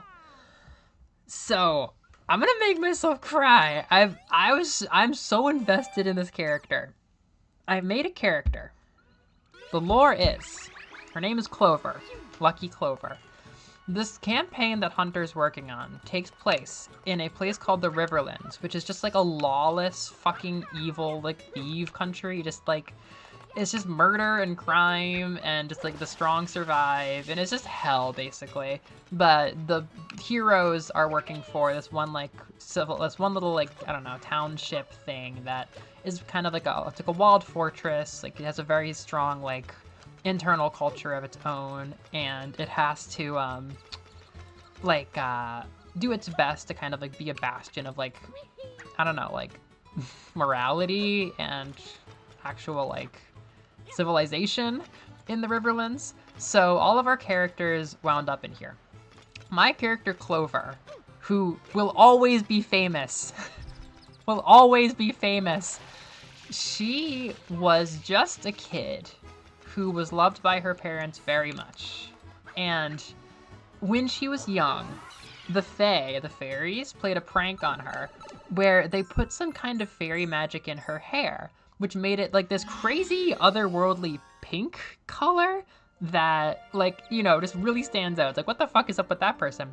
But they didn't do anything else. And neither like the family nor her understood what happened. She just like turned pink one day. And anyway, she had a pretty normal childhood for the Riverlands. Like she traveled with her parents, they had probably a house or something. And, you know, she was very loved. But as things would have it, her parents just got whacked one day. Some fucking brigand came through and just killed them and robbed them and everything like that. And, you know, she saw that go down, traumatized forever, but she didn't die. She got like thrown into a river or something. And she was just kind of set out into the Riverlands as a lost child. But she didn't die. And the hook with my character is like, if you can imagine that in the Riverlands, like, you know, 1,000 kids get orphaned a year or whatever, and almost all of them die. But what if one of them doesn't die? Like, what if there's like a 1% chance that one kid doesn't die? And what if she was that kid? And what if she was that kid a second time? And what if she was that kid a third time? And what if she just kept surviving and kept surviving and kept surviving? So she's now grown up to be like an adult. She's like in her 20s or something. Like she just kept surviving. And you know, maybe she gets taken in by an orphanage here and there. Maybe she like finds a caravan to travel with. Like at first it's just dumb luck because it's just a kid wandering around this fuck-ass wasteland and just not happening to be the one who dies over and over again. And as time goes on, she just kind of started to like survive and survive and survive by a mix of, you know, dumb luck, but also her own skill. Like she just basically spends all day learning how to use weapons, learning how to like pick locks, learning how to escape situations, learning how to do this shit. So she became kind of invincible as time went on. She just like kept surviving situation after situation and never died. So she just kind of became a little bit larger than life. And she, long story short, I suppose, ended up working with the people in this fortress because she was like stealing their apples, and then they were like, you can go to jail and die, or you can work with us or whatever. So she got like forced into being the kitchen helper, but she still gets into mischief and shit, and she still has like a collection of all her weapons and whatnot. So she's always like climbing and hunting and learning how to do new shit. But now she's been on a mission with a group to go and like establish peace with the little elfin kingdom thing. And long story short there, the mission they were doing for the elf kingdom was taking down like the slaver operation thing. There are these fucking poacher freaks who have been cutting down this like ancient fairy woods or something like that. It's like magical, wonderful place. And there's these evil fucking people just like kidnapping folks, forcing them to like cut down trees and all that shit. And my party was doing so fucking good. But then we got captured. We got put in handcuffs, and we got brought in front of the final boss. And this dude was so scary and had so much aura. And he was trying to scare us. And Clover's been through this shit before. You know, it's not her first rodeo. She's been through a lot of tough stuff. But, you know, I don't know. It kind of just like, you know, been through it a lot, felt a little bit confident. Was just like, you know, whatever, I'll get out of this. The two people, my two friends' characters, they were just like, you'll never get us to talk. We don't fucking care about you. You're a big loser. Clover kept her tongue held until this fucking final boss turned and said, what god do you worship? And from the bottom of my heart, looking back on her entire life, everything that's happened, the crazy luck and the circumstances that kept her alive over and over again, I said, bitch, I probably am a god. And then the whole room erupted. And the final boss like mentally made a note and then continued on. Later in the conversation, someone else said something along the lines of like, I'll never work with you. And he said, oh, well, that's too bad. And he very casually walked over, drew a knife, and slit my throat in front of her. And as of the end of the last session, Clover is bleeding out on the ground like a fucking rock. Not quite dead yet. I was fucked up. I was like, you couldn't have just like cut off her hand? But Hunter was like, nope, the final boss does not mess around, and you pissed him off with a comment about religion, and he was literally like your captor, and this is what happens. And I'm like, fuck you, no, fuck you, like, no. Fuck you. I think he's gonna make something really interesting happen with like the Fae magic, because Fae can like revive people and shit. And like we have some magical forces on her side. I don't think she's actually gonna die, but I made this character I loved so much, who lived through so much, who was so like blessed by God, and then she just gets killed like a fucking rooster in this stupid slaver's tree farm. I was furious. I was like, it was one of the craziest things that's ever happened to me in like role-playing games. When someone asks you if you're a god, say yes.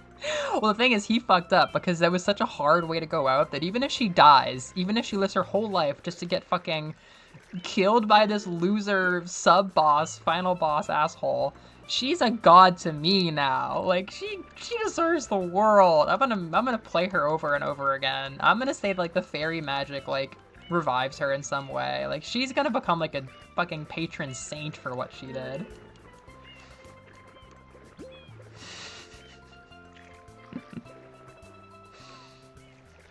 Of course. Yes, killing me just like a Pikmin, is that what it is? I will find Hunter if she dies to some...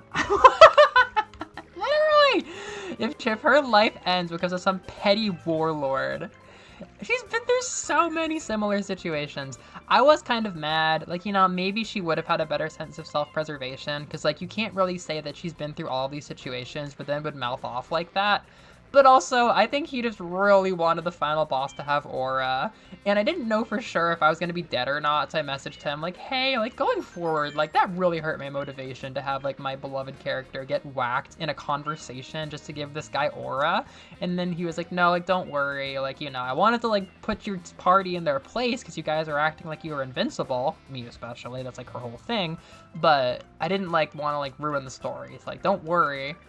But the day sure ended with me getting my throat slit and dropped on the ground like a fucking pig. I'm so disturbed by that. She is so strong.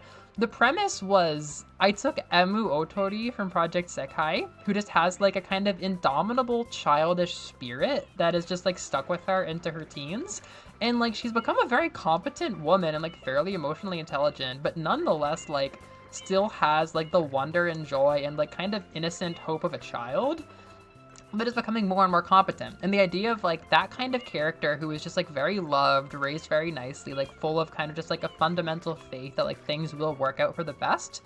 And then I dropped her into the life of Trevor Belmont, wherein she is just an orphan that has to just like fight and kill to eat and survive. So I literally made Emu Belmont, and that's Clover, and I think she's my favorite Pathfinder character I've ever made. Like, I've made other ones with more stories that are more like personally like relatable, I guess, or like more special to me, but the sheer joy I had playing Clover and doing like Emu's acrobatic shit. Like I would just like do cartwheels and just like jump off of buildings and do crazy shit like that because like that's how I made her. She was like a crazy acrobatic like fucking ninja, like Monster Hunter person basically.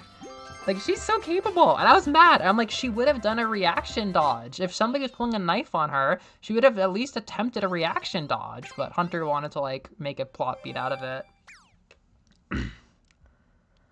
Seriously! It was so fucked up because he was such a scary villain because I said that he had no reaction, but Hunter said he internally nods as if he's just made a decision and then moves on. Like he decided to kill me right then and there and then waited to do it at a fucking disturbing moment where like my friend Tara's character was like, I'll never surrender.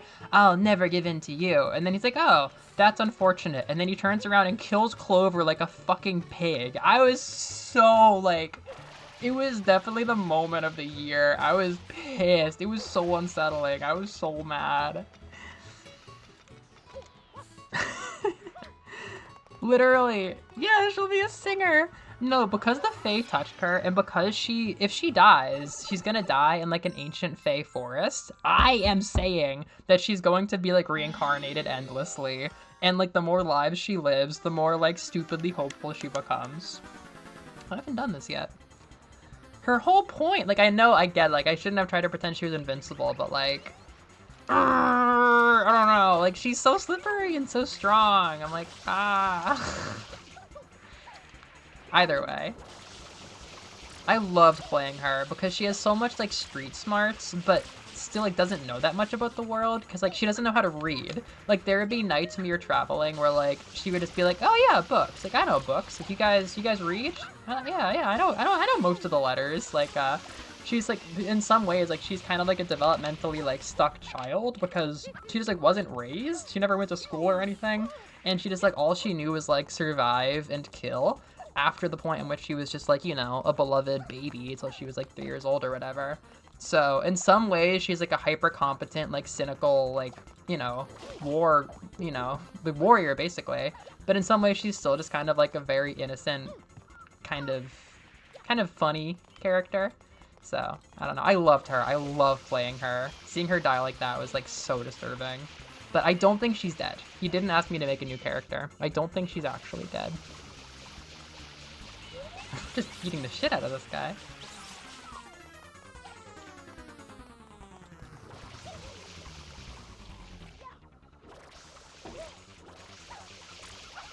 Okay, we got the red flash. Sir. Sir. Yes. Oh wow, he actually does a lot of tricks that I do.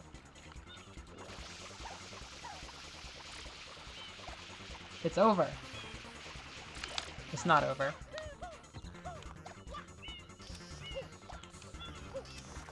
Yes! She's lost an appreciation for the fragility of life, and now she has a new perspective. She's lost an appreciation for the fragility of life. I think you're right. I think I will play it one way or another that, like, yeah, because she literally just survived over and over and over again. I do think, yeah, this is definitely a moment where, like, if she, like, like, comes back to life all of a sudden, she definitely will have a new appreciation for the fact that she is not invincible and the importance of allies, because if she comes back to life, it's not going to be by her own doing.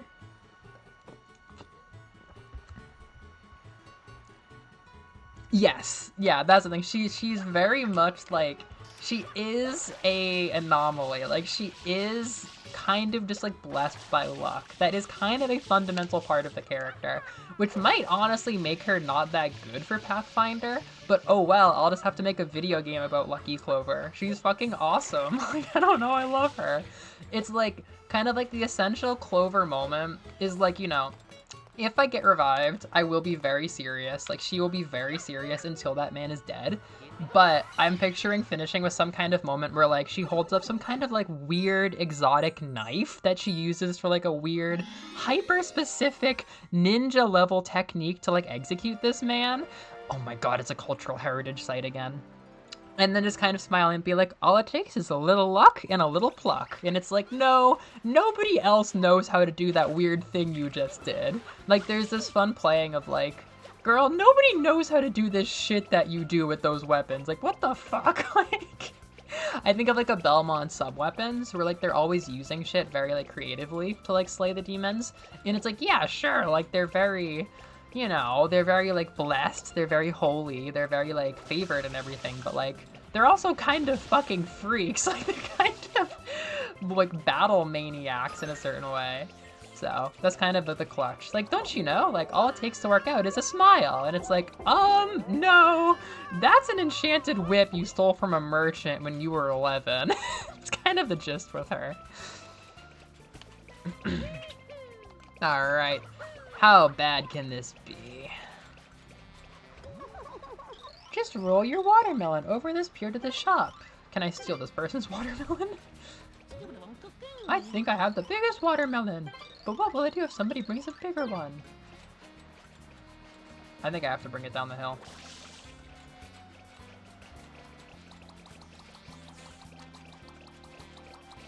This already feels dumb. Ah. Have we considered the cataquack situation? Do I have to like stomp them all? There we go. Is he immortal?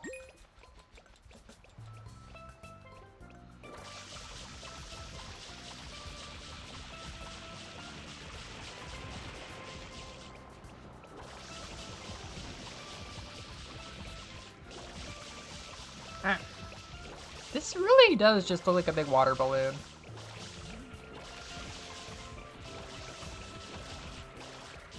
I feel like I have to find a different watermelon, but I can at least practice my watermelon tech with this. Never mind, it's gone.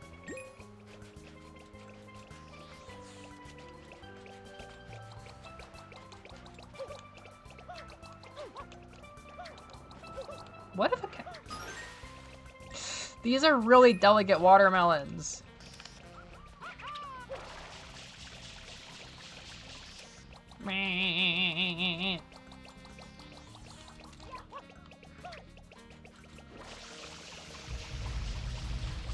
I think what I might do is I might fuck with Hunter, and if she does die in this life, I think I will keep making her reincarnate, but not make it immediately clear to him at first, until one of my other more like seemingly normal characters randomly has like an out-of-pocket moment where they do something completely fucking reckless and insane, and then I reveal that they had like a clover-shaped tattoo on their thigh that they were born with their entire life.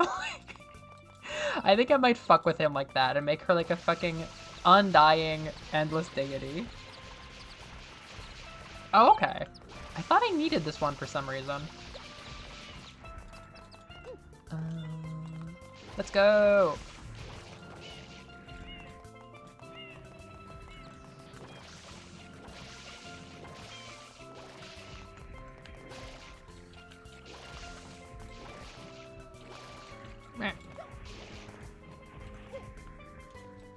Do you think it'll survive this fall? Thank you, Noreen. Killing her when she said she was probably a god. Not saying I am a god, but just like genuinely looking back on her weird ass life and being like, I don't know, dude, I think I am a god. I think killing her in that moment would deify her. Like, I do think he fucked up. No! Why? I thought this one would be different. Okay, what's this? An EGAD nozzle? That's for nerds. It's clearly labeled as such. This has become a pretty long diversion. This is not poppin' music or Splatoon. What the fuck? Oh, it's Yoshi! Yoshi needs to be here for that. I think I'm out of watermelons.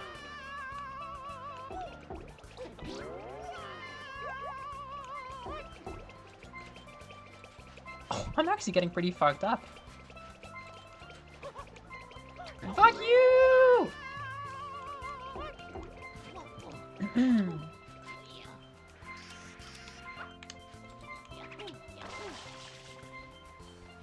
What is y'all's favorite, like, summer food? I feel like American summer food is actually kind of good. Like barbecue. Or corn on the cob, watermelon. That kind of stuff is so good. Cornbread. I like that in the summer. Oh, do they?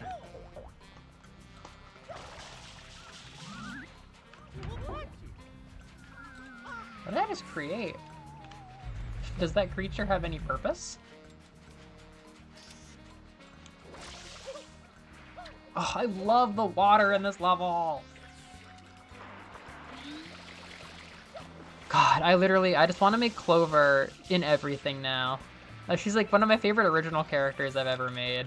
I don't know. It's just an intoxicating concept. I love her so much. I want to draw her. I've made a good number of characters for him, but I feel like Clover's the first one to kind of not just be like me, but cooler. Or like take a particular part of me and run with it. She's just kind of like a weird concept that like I do fundamentally vibe with, but she definitely feels like her own character. I would make a classic Vania. Make a classic Vania, but do kind of like the Toby Fox thing, where like he fucks with a lot of like the fundamentals of RPGs. I would fuck with the fundamentals of like being hurt over and over again in a classic Vania. That would be the Clover video game. Cause like, you know, Toby has now dealt with like, you know, the monsters you hurt have feelings too. And he's also dealt with the protagonist you control has feelings too. Which are two of the most like subtle foundational elements of RPGs. And I feel like one of the most subtle foundational elements of classic Vanias is taking pain and just getting your ass kicked over and over and over again. Like, I don't know how I would do it, but to play with the idea of like dying endlessly, like I've never seen somebody make like an arcade style gothic action game type dealio, where the gist is like kind of making fun of or playing with the idea of your character getting their ass beat over and over and over again, but persisting. I mean, okay, no, that sounds like Dead Cells now that I say it, but I don't know if that's intentional in Dead Cells. I think that's just like, we're making a roguelike, so that's what we're going to do. I would do it more like, the more you die, the stronger your character gets, in like a very straightforward game, not a roguelike. Brisket. I haven't had much brisket. I guess ice cream is technically a seasonal summer food. What's y'all's favorite, like, ice cream cousin? Like gelato, frozen yogurt, that kind of thing. I have a lot of thoughts about those. Frozen yogurt, it was a fun fad. Frozen yogurt bars were fun, but I would pretty much never choose it on its own.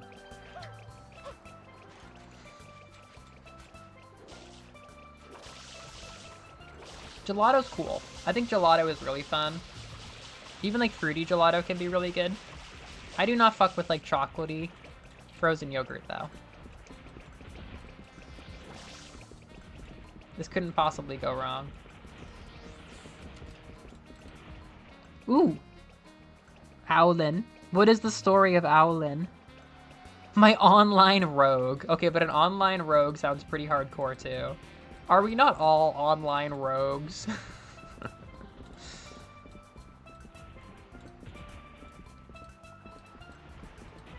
I feel like there are a lot of angles you could use for a Belmont. I think my idea was like Castlevania Nocturne, where Juice is like, Belmonts don't really bother with childhood. I think that was kind of the part that I really wanted to capture. Like Trevor's toughness and like living on the road, but kind of Richter and Juice like, yeah, Belmonts don't really bother with childhood. Oh, no, no, no, that's too small. What? Get fucked. Yeah, you gotta have the right place. Kinda rare.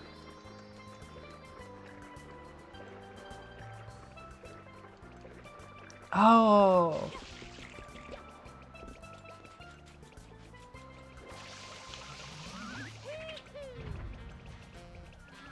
Oh, yeah. But I feel like if you're lactose intolerant, you probably end up just kind of like not having frozen dairy as part of your life in the first place. So I feel like it would take a certain feeling to make you want to go try a replacement versus just like not eating ice cream, not having that be part of your day. So is the only watermelon that works gonna be the one on top of the hill? I feel like it is.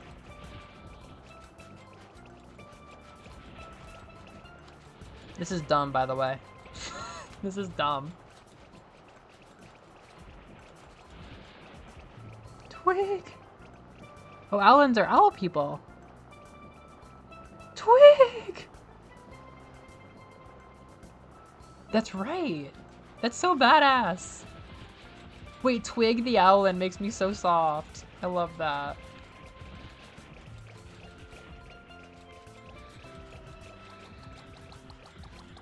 Don't do this. Don't. No! Why? I'm a fledgling watermelon enjoyer. Why would you do this to me? I have a bright future. Yeah! Alright, I've had enough of this. Stupid. I can just save? Oh, that's nice. Alright. No. That's enough Mario Sunshine. Alright, give me a second. Or maybe not even that many at all. Wait. Okay, I really hope Elgato doesn't get fucked up. All I'm doing is changing your input. That's all I'm doing. That's all I'm doing. Please, please, please, please, please, please, please. Oh, it's no signal. Please, please, please, please, please, please, please. Please, please, please. Oh my god. It is gonna be so shitty changing games back and forth if Elgato doesn't behave. Uh-oh. Come on, girl. Oh, this isn't plugged in. This is not plugged in. The converter needs power.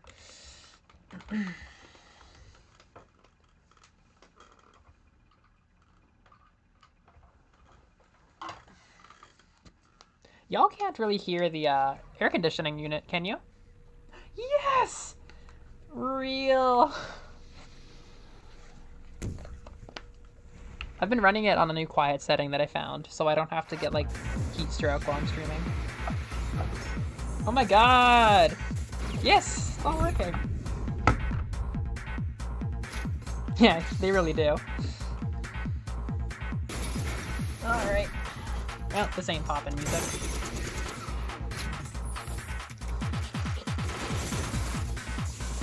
Where is the dual shock? God, was that just last week that it did the N1? It went alright. The big issue was that I didn't check my watch beforehand, so I wasn't able to manage my time very well, and I didn't get to finish the reading section, but I am getting very good at the listening section. I have a vision for how I can pass in December.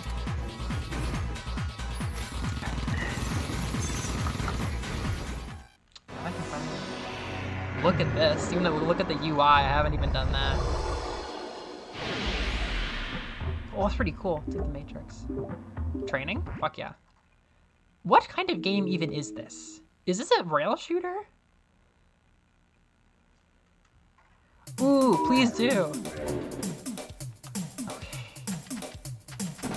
Oh my god, it's not a rail shooter. You actually control one of these fucking dingly things. Oh my goodness. Whoever watched Ghost in the Shell and was like, I wish I could control one of the Spider-Ball things. Why is that the premise for this game? Just make a Metal Gear... You can go on the walls. Never mind, I'm wrong. This is the perfect game. I'm like, just make a Metal Gear Solid knockoff where you play as the Major normally. Why are we playing as a fucking spider robot? I love that they milk the Major for like the sex appeal and stuff, but you're literally playing as one of the fucking spider robot things. That's so dumb. This is so funny though. Ew, you guys getting motion sick? Oh, I can't do this. Oh, holy shit.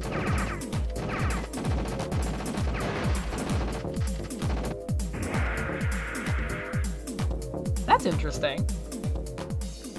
I guess people get what they want. Alright, Ghost in the Shell game. Okay. Wait, that rules. I love that art style. Huh. Well, a lot to look forward to there. That looks so much like the Matrix. Okay. Blue screen. Bring me the Poppin' Music catalog.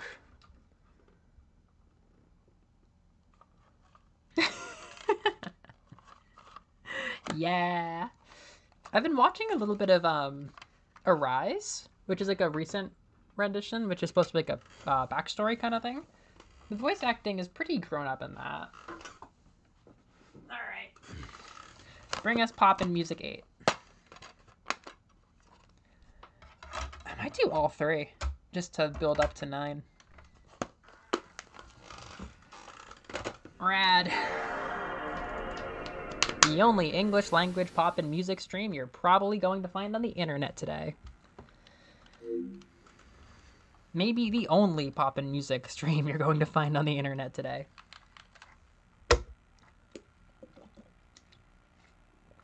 Poppin' music. I lost all my progress in this. I'm missing so many songs. I almost lost all my progress in my PS Vita games too. Not that I've even talked about my Vita on the channel because the video hasn't come out, but it's so weird managing the different save things. Moose! I love that you showed up in time for Poppin' Music 8. That makes me so warm. How are you doing, friend? Arcade mode.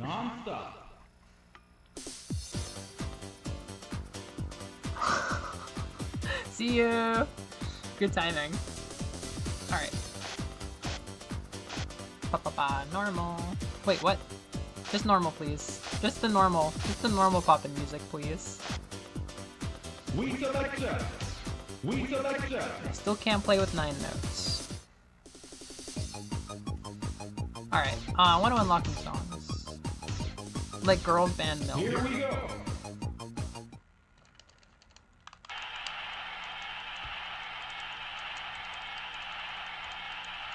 Moose doesn't even know about Clover. Rad. Oh, it's been too long. Okay, I feel like this is gonna cause some echoing. Tell me if this is echoing. This is so loud right now.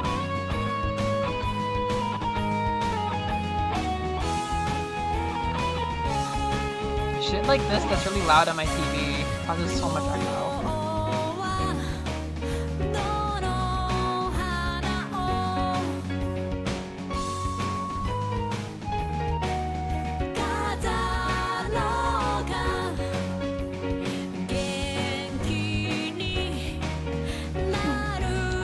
It's been too long since I've seen Mary.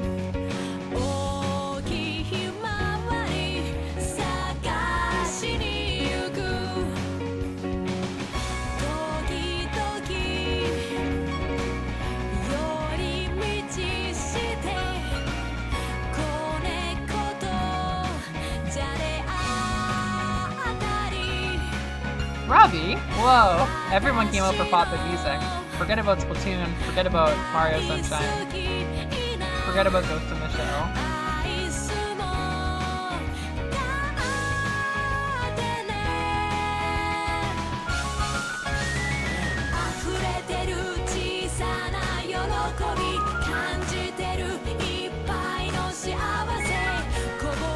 Every one of these songs, even if they're not that good, they get so good during the chorus. I don't know what it is. Every song in 8 has like a good moment.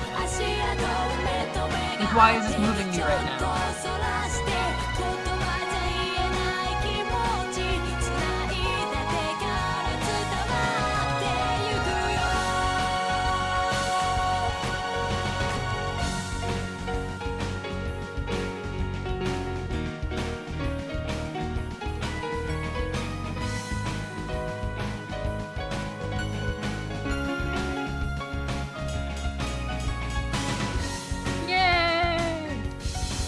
Yay, milk. What is a VSRG? DJ Max. Wait, DJ Max sounds like it's... Is that from like the 2000s? So good.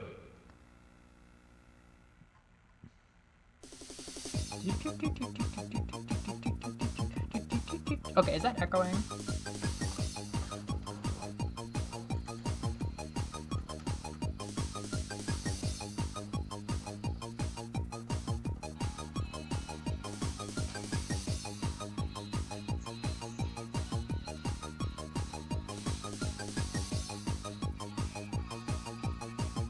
Oh, vertical scrolling rhythm game.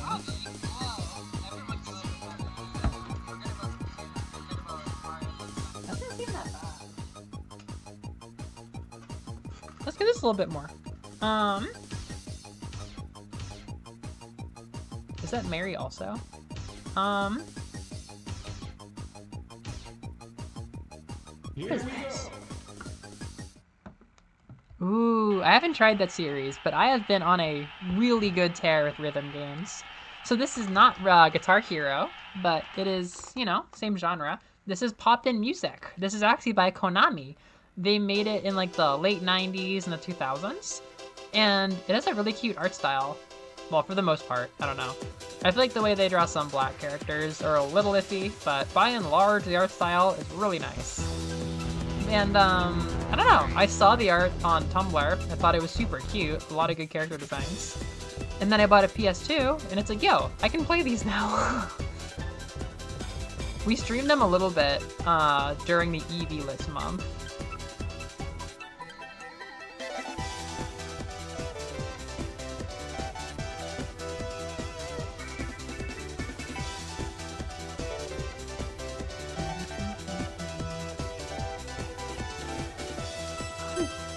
Oh, these synths are so good. Like, these songs always get saved by the synths.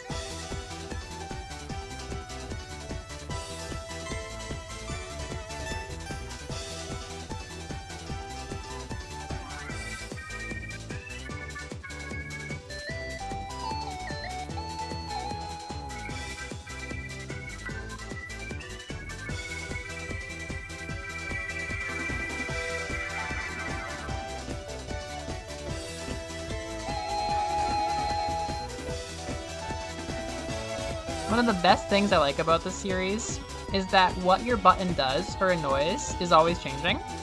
And if you mash them kind of freely when nothing's going on, you can add little sounds to the song. Sometimes like a ukulele pluck or whatnot can sound really nice.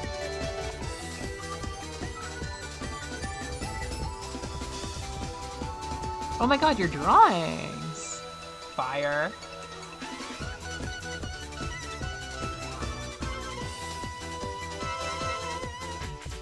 What a nerd.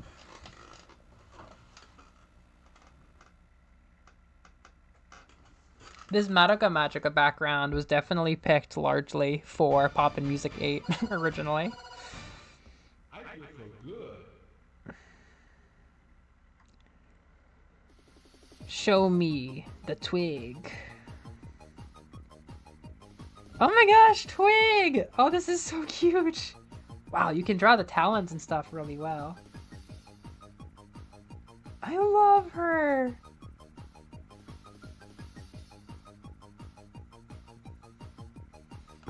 Okay, let's get a weird song.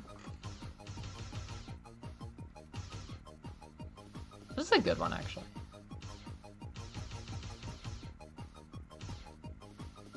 Light pop. What's this? Free Soul Lovers High.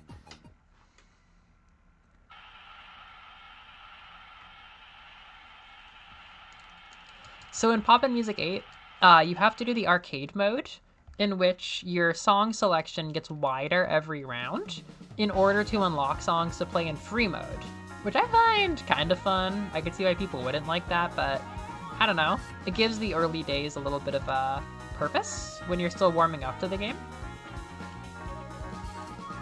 But I lost all my progress because of some kind of memory card issue.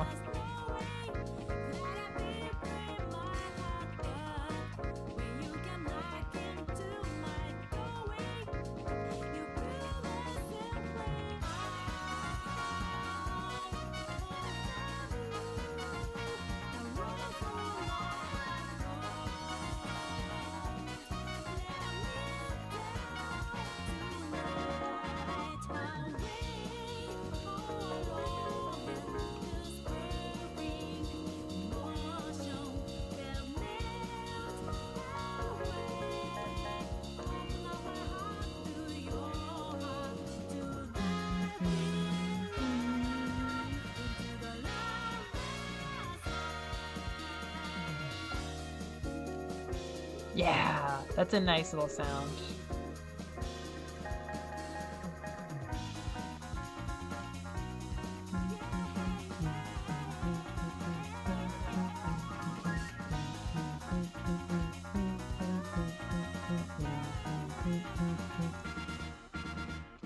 Fire. That's a good song.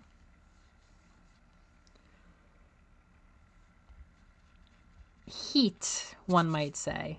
Heat. I don't think I achieved the mission. There's always some kind of mission to do, which lets you do some spins on a board to get more songs. But sometimes I have no idea what they are. Oh, hello! What's up, Ufu? Welcome back. I see the passion of summer has brought you back. Rad. Yay, yay, yay, yay. I guess I can make my name like C? Hell yeah, Team C. Not that I was very, like, patriotic about it this morning. Passionate? Devoted? I don't know. C. This is just the break from a Splatoon stream. Oh, do I get to roll? Fuck yeah. Let's go. We're going to Kochi. Hell yeah. We got Miami salsa. Miami salsa. Let's get off of Shikoku with this one. Woo, Hiroshima! Latin piano. Fo de Africa. Ass. Ass, or I'll say. Deltarune sama. I'm very happy if you enjoyed. I always enjoy, Mary. I always enjoy. Haru 521C. Yeah, I've been rebuilding this since like May. I was pretty mad that I lost my original save. But to be honest, I might have turned off the PlayStation while it was saving, which would be entirely my fault because I've had no other memory card issues. The beat is non-stop. Mary is my absolute favorite character in the series so far. She's so cute. If I ever have the choice to play as her, I will play as her. She is just so comfy. I don't know. But she's not in Poppin' Music 12, which I'm about to show you. So I have to play other characters. I hate doing that. Oh, this song's fucking nuts. I've been wanting to share this song because it's so strange. It's been in my pocket for the next stream. Evie, have you played Castlevania 4? Any Castlevania 4 players in the chat? I just ran through it finally with some save states because some of those things are so fucking annoying. And it was good. It's probably my least favorite, but... What are these fucking email noises?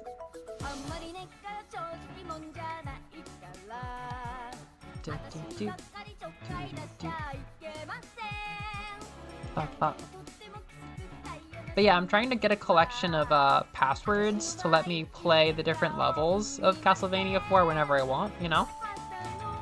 I've been making them all with no name. Is that a theremin?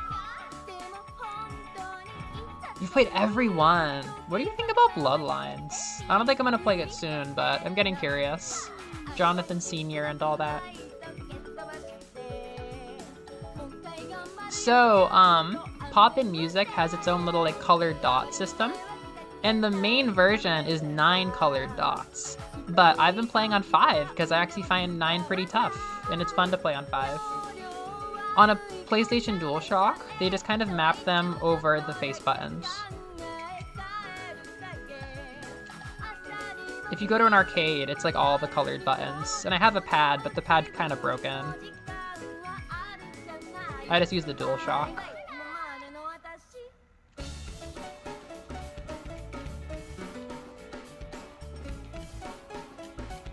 Yeah, what is this breakdown? Why does every song have a good part?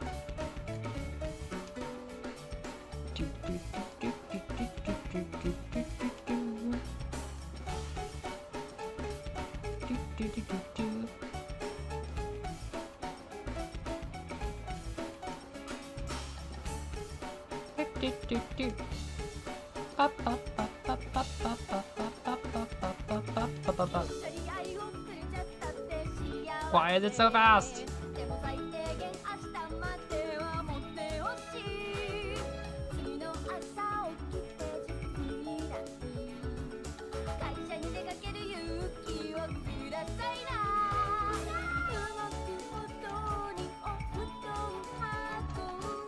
What did I drop?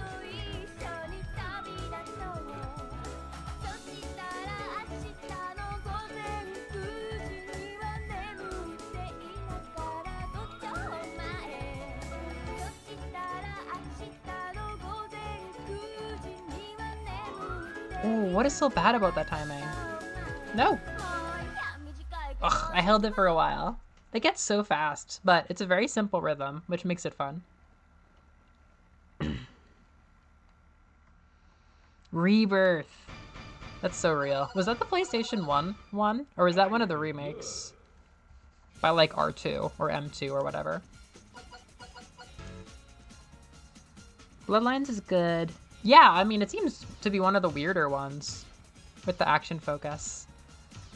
I miss Therapy. This song is funny. Where are the new songs I found? Oh, maybe those are just gonna appear in the arcade deep mode, I think. Okay, let's go to 12. Thank you, Mary. Bye-bye. Bye-bye. So I don't know. Maybe Mary is in 9. Maybe she's not. But she's not in 12. So I've had to make new friends in 12. Let's get that going. Oh, yeah. Let's get moving. I love rhythm games in Japan. Yeah, it really is nice. I got interested in pop-in music because the art style was cool and I saw it on Tumblr. And I never thought I'd be able to play it because it's an old series and Konami let it go defunct and everything.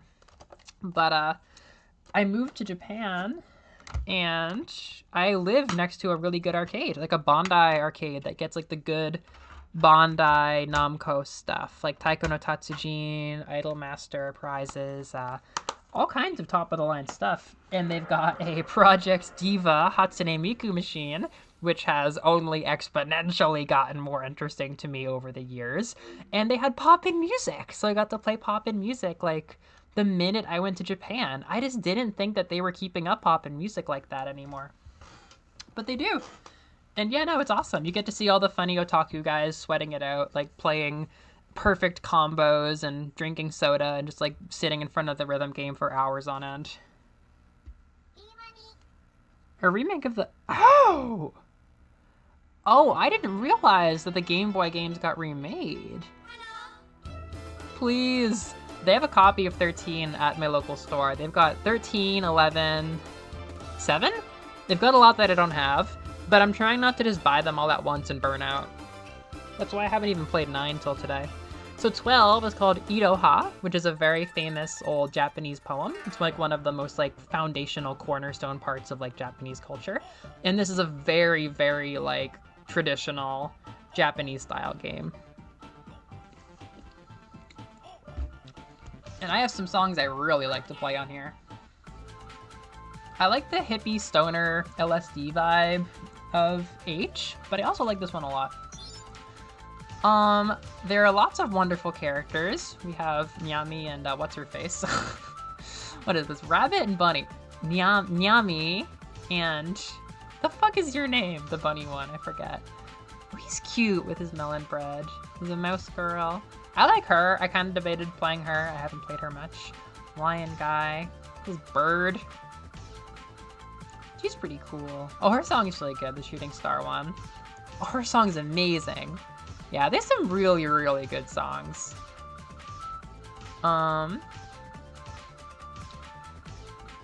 There's a penguin with a guitar. You like that? There's this. I don't know about this guy's lip design. I don't know. Is that cool? I don't know. Wow, I've never seen this guy before. He fucking rules.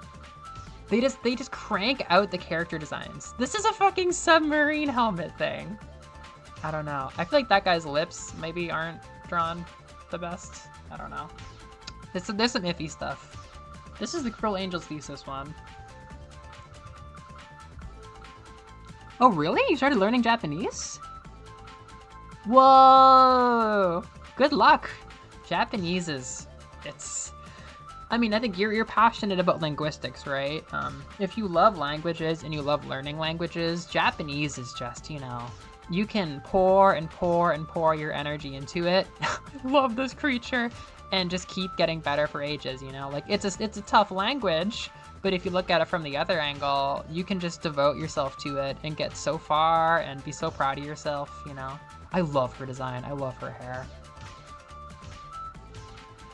It's a language for a lifetime. I don't know. It's a tough one.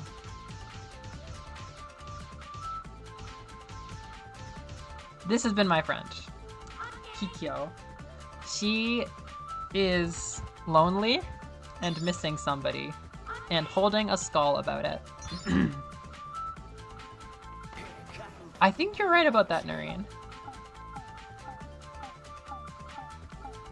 Yeah, I've never streamed 12 before. I only bought it recently.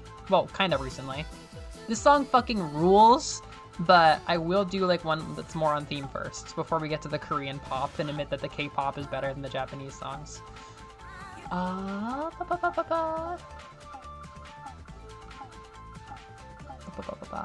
This one's cute. I like this. Yeah, Evie, so many of those cool, those cool, digital-only Castlevania games are so scattered. Are you ready? The song is so cute and nice in, last century.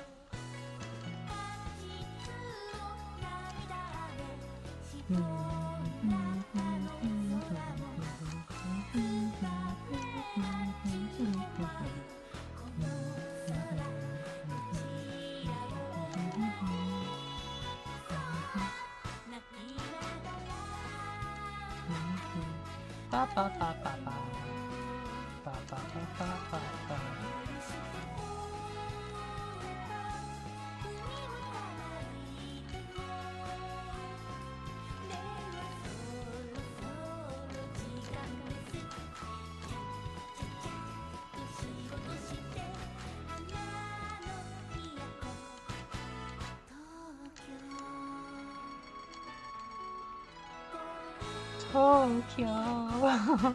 It do be like that sometimes. Tokyo.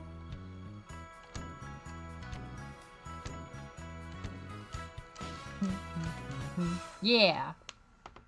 She's so cute, isn't she? I love Kikyo. And then she finally gets reunited with Flower Boy and she's crying and she's happy. Me when Liz is at work for a month and a half. I love language learning. I'm also pretty patient. So even if it takes over a decade or something to get fluent, that's a very good perspective to have. I have been hardlining Japanese for 6 years. I did an undergraduate education in it. I got a master's degree in it and I moved to Japan. And I still have to grind every day. There's still so much more to learn. But if you like that, oh my god, it is so fulfilling. It is a language for a lifetime. There is so much depth, there's so much wordplay, there's so much, especially if you don't know Chinese characters yet, there's so much to learn with the characters. It's a fun language. It's fun, it's fast, it's spoken very fast, which is fun. There's a skill ceiling thing there. And there's just such a rich culture that uses it, that there's a lot of fun usages, I guess, and ways to study the language, which is a very big benefit. Kikyo has been accepted. Yeah, Japanese is lovely. Don't make a career out of it like I am, because you can devote so much time and then get replaced by AI, which is fucking horrible. I want to be an interpreter, which is harder to replace with AI, so I hope I can get gainful employment, but I have put so much of my life into Japanese, and yeah, it's just the population that uses it isn't terribly big. You're mostly hanging on to, like, the media that uses it, but if it's not a professional investment, holy crap, yeah, study Japanese. Japanese is awesome. I mean, so are other languages, but, you know, I've devoted, like, all of my 20s to it, so I can speak to it.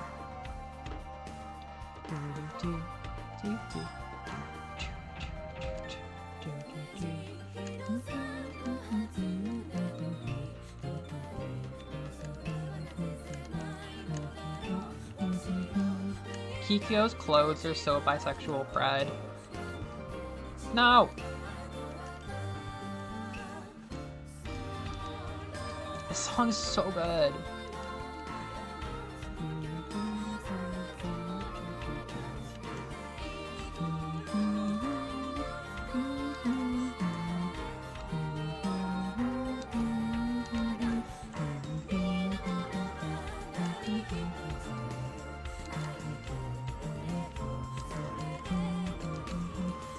Oh shit.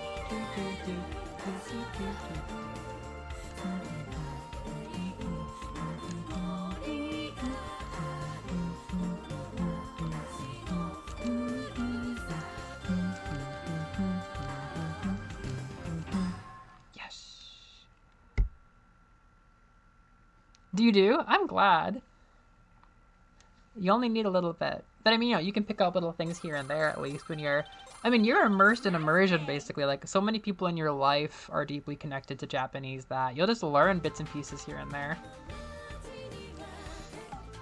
So, I believe when we go to Kikyo's song, we're gonna get the palette swap number 2? Yes! Anytime they make a palette swap for Kikyo, instead of being a pale goth, they make her a gyaru. They give her blonde hair and a spray tan, which I think is a very fun thing. It is so fun playing a game from the era of, like, Kogyaru and stuff like that. I quite like late 90s, early 2000s Japanese culture. There's just some cool pop culture stuff.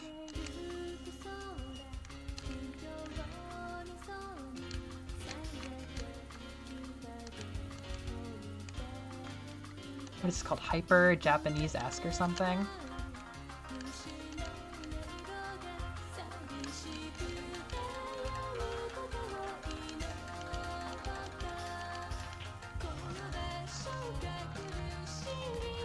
God, Liz is finally gonna come back online after working at summer camp for like a month and a half. I'm literally gonna be like Kikyo in that ending thing, just crying into his DMs.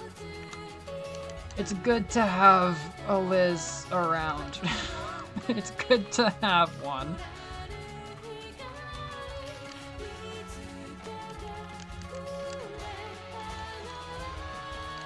Bam.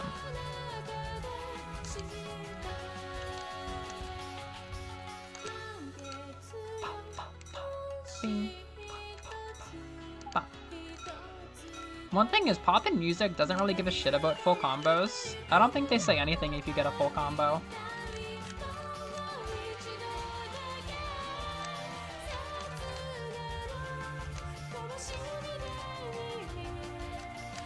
Ba, ba, ba, ba, ba, ba.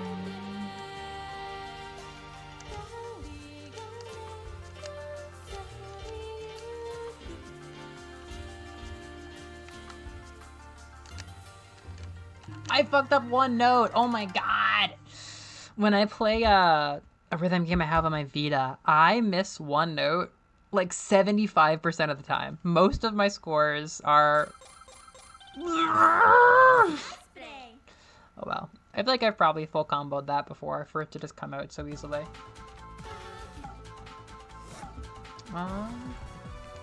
This is a good one.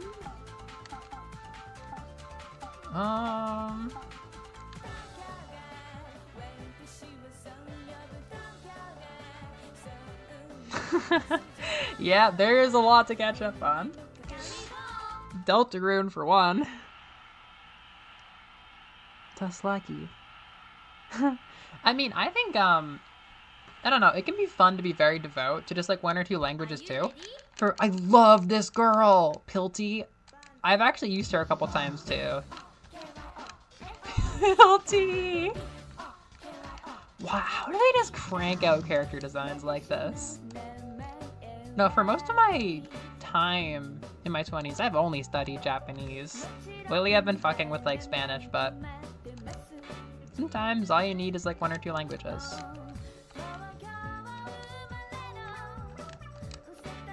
Lately though, Japanese is just so crunchy and difficult at like the higher level that sometimes I need a break. And I just want to study something more beginner level that I don't know. Dude, Noreen, there was one School Idol Festival combo that I was really proud of.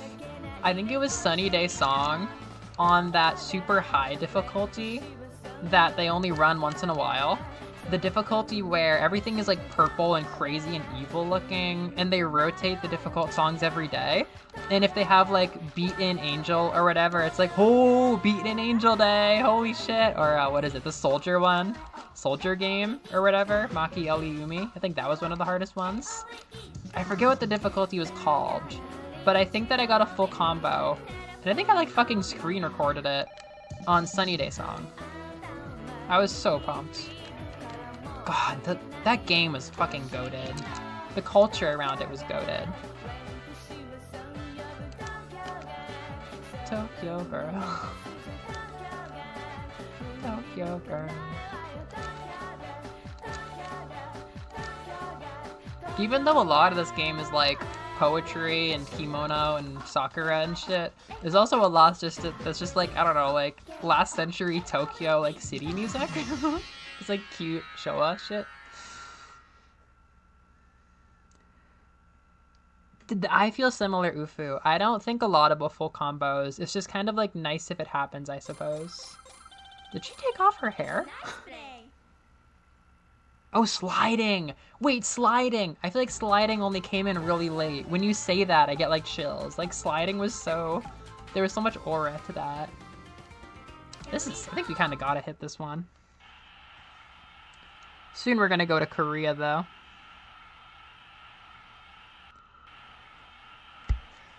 Let's go! My question is if this is a Toki. This might be a Toki bird. Those birds are funny.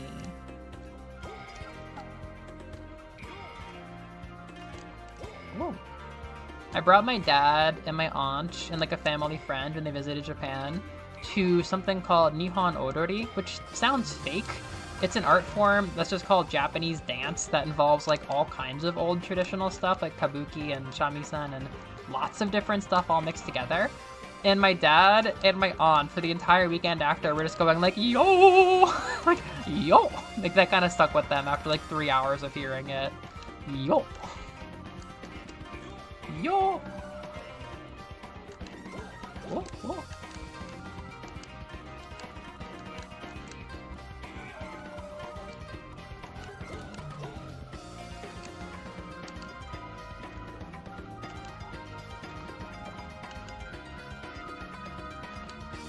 Ow. Go off, Koto bird.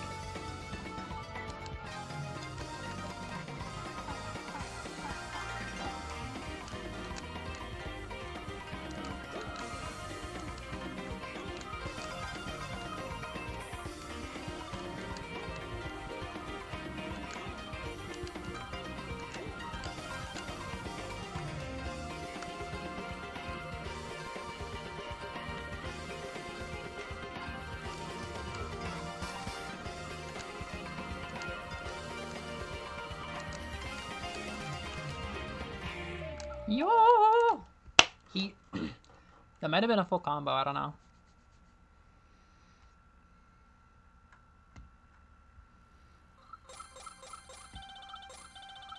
Nice play. Yay, full combo. Always been about that bird. Okay. I know exactly what I'm doing. Wait, this song's good too.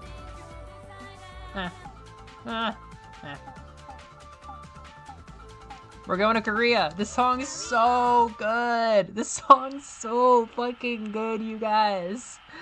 Ah, Dimitoric Tiger from Seoul. Rip it up, Are yawn. you ready? This song's so good. This is definitely my favorite.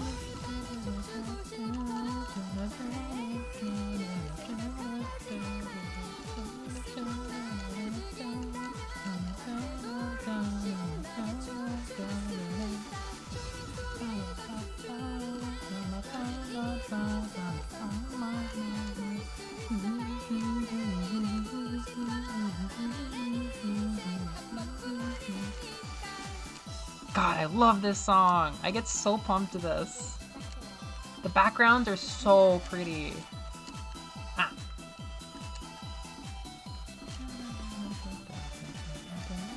Gosh. Thank you, Yawn. Nice bird. Nice bird. Must be just the way that he's weaving it. His face is like down on it. The Melovania debut of Poppin' Music 12. But now, it'll be followed by my first time playing Poppin' Music 9! Aha! So I love these games. Like, I love how thematically cohesive they are, especially when they start getting subtitles. Like, 8 doesn't have a subtitle. It's not called, like, Poppin' Music Honey or Poppin' Music LSD or anything. It's just Poppin' Music 8. And then 12 is called Iroha, and there's, like, Circus, and I think, like, Travel and shit for, like, 14. I don't know.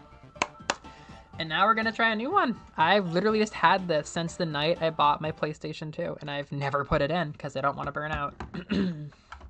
Here comes Poppin' Music 9!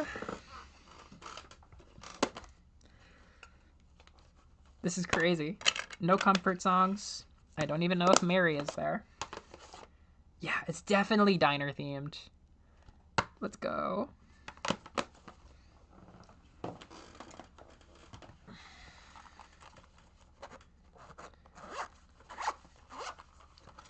Yosh. Yeah, these soundtracks, they're all on YouTube if you want to listen to them.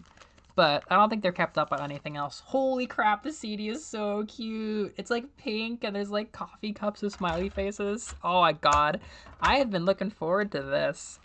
Will this end up on my top games of 2025? Spoilers, but I think I'm gonna do a top 15 this year instead of doing top 10 or top 10 tag team. Based on how things are shaping up, I think I'm gonna do top 15 games of 2025.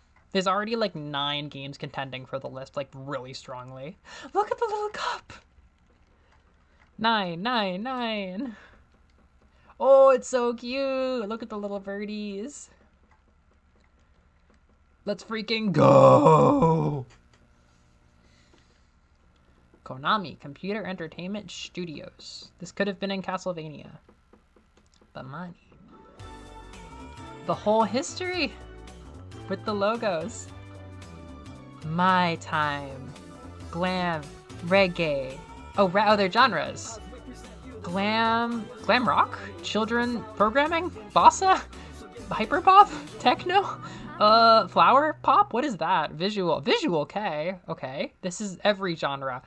Classical, reggae, pop, disco. Glam rock I keep seeing. Children, something? Okay, I don't know. Oh, look at the UI. It's got like curtains. Okay. Here we go. Control. Okay. Arcade mode. Okay, so this is probably going to be how we unlock songs again. Oh, this is so cute! The recommended course. The challenge course. It has the weird, like, pictures of things aesthetic, the way that 8 does. Battle! What food are we battling over? What the fuck is that, expert? Ooh, what are they eating? It's just, like, something to dip? I don't know. That's so weird. That's probably, like, an expensive piece of, like, super rare meat. Yes! There's a lot of, like, 2000s Frutiger Arrow kind of vibes going on. Normal. She's got a sandwich. 5 buttons. I genuinely get overwhelmed by 9 still. I have something to work towards. Ooh, it looks a lot like 8. Ore pop. Wait, do I choose a character? Do I choose a character? Carol. Filament Circus. What the fuck is Filament Circus? Special cooking. Yummy and yummers. Hard Country Jet World with a robot. Who is this lady with the fucking yellow eyes? Children Pop. There it is. Twinkle Song. Tablana Bass. Nataratini. Latin? Is this a squirrel girl? Show a boogie woogie. Show a boogie woogie. Oh my god, it's a squirrel girl. Okay. Who am I playing as? Feet Maki. Kurumi. Oh, I'm playing as Mimi. Oh, I'm sorry, Mimi. I forgot your name. Bring out Mary, though. This is, like, exactly what I imagined from this game.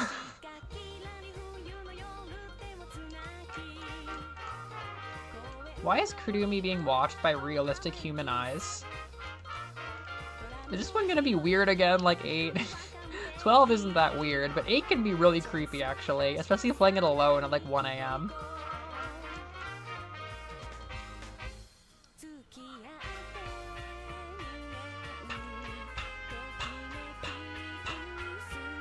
Tohineki.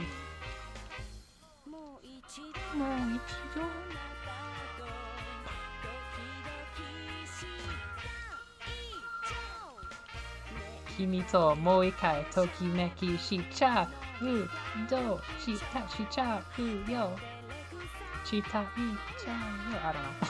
I missed the conjugation.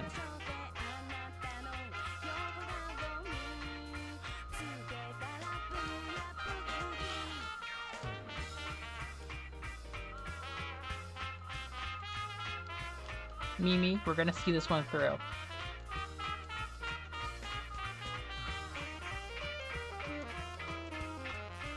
I like the visuals when you get a note on fever timing. The little star explosion on the line. Pretty satisfying.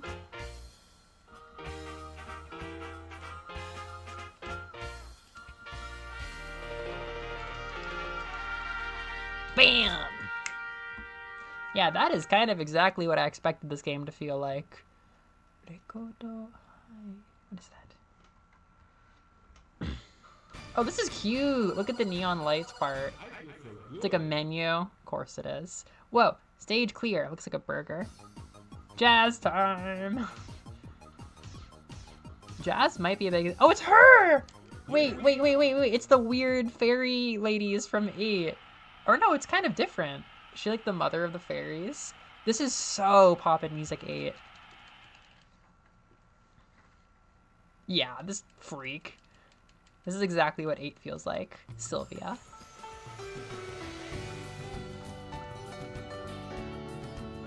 Good groove.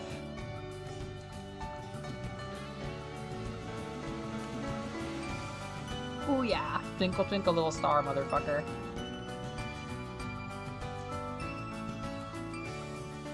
Stage clear.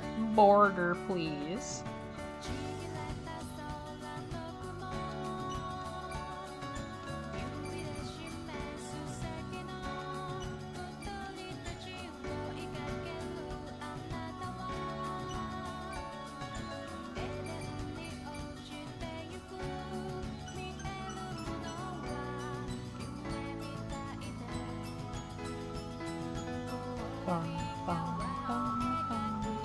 Honey, bring out the theremin.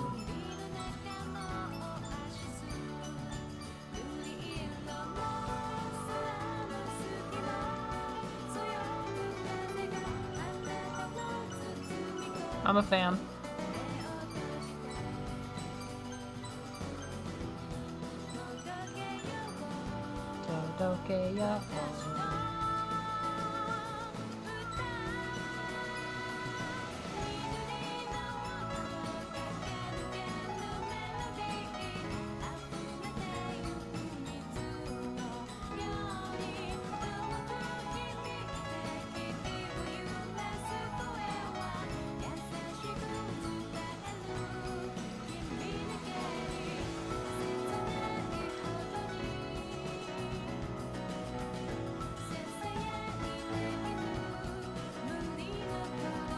Man, some of these timings I don't think I agree with. She's so cute. That's a good one. That feels like a piece of Poppin' Music 8 kept in my pocket for comfort. Cool. Look at that derpy-ass Korok she's carrying. Ooh, I like the let's try next stage. They got this cool neon look to the text. French Bossa. She looks cute. What the fuck? Why is this game so weird? Misa Requiem. What the fuck? What the fuck? Oh, it's so pretty, actually. The little light that he's holding. Mimi. Why are we like this? Why is this game like this? I have chills. This is so eerie. What the fuck? Am I playing in Morgan? Okay.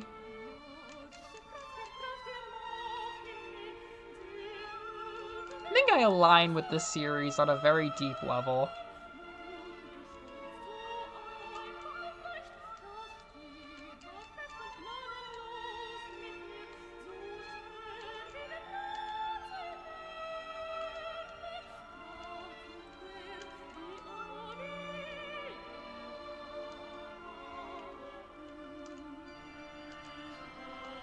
Castlevania, baby.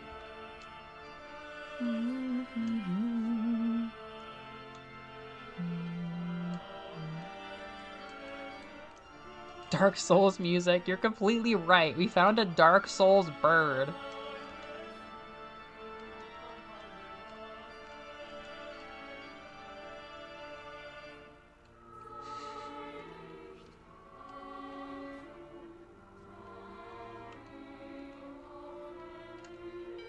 But not the bell. Not the bell of judgment. Deltarune Chapter 4 vibes.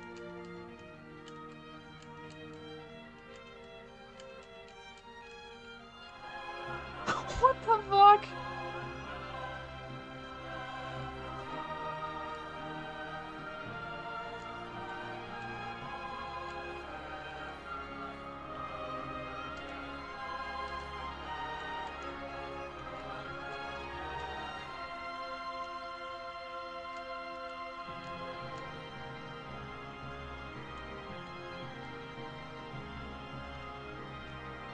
Okay then.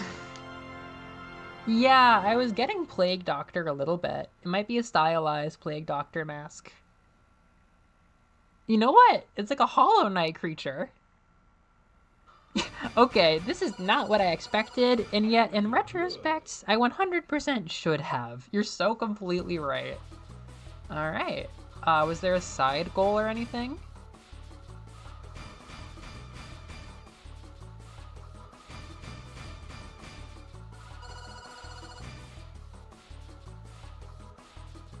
I'm definitely digging this. Oh, that looks exactly like 8.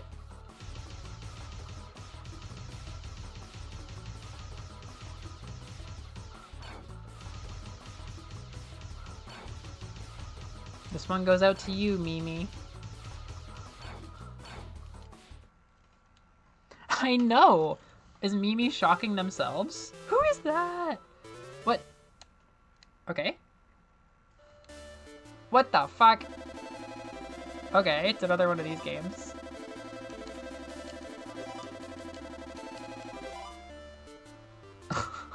Okay.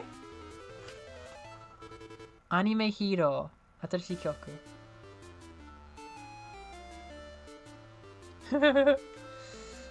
You don't want to get grades. Look, Noreen, it's Disgaea. We found the item world. Okay then. We do have an arcade mode game. Wow, look at the visuals. That's cool. Yeah, I like 12, but it's not as like rough and aesthetic as 8 and 9. It's cool in its own way. Thank you for playing. Poppin', be seeing you. Bye-bye. Good work today, Mimi. Poppers ranking? We're a popper. People who play pop and music are called poppers. Yeah, Shovel Knight ass character.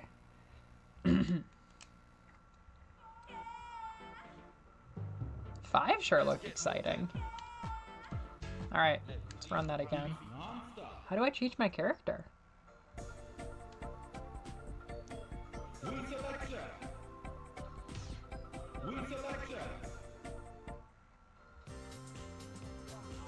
What the? Mary!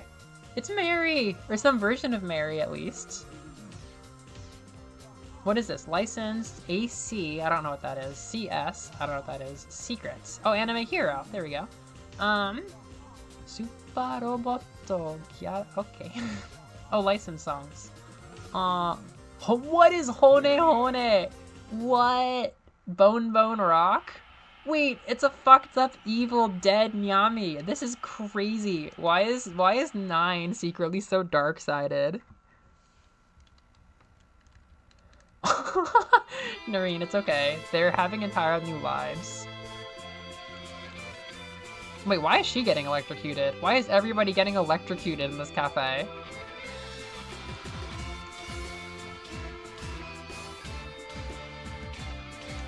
Oh, if you electrify skeleton Nyami, then you see normal Nyami.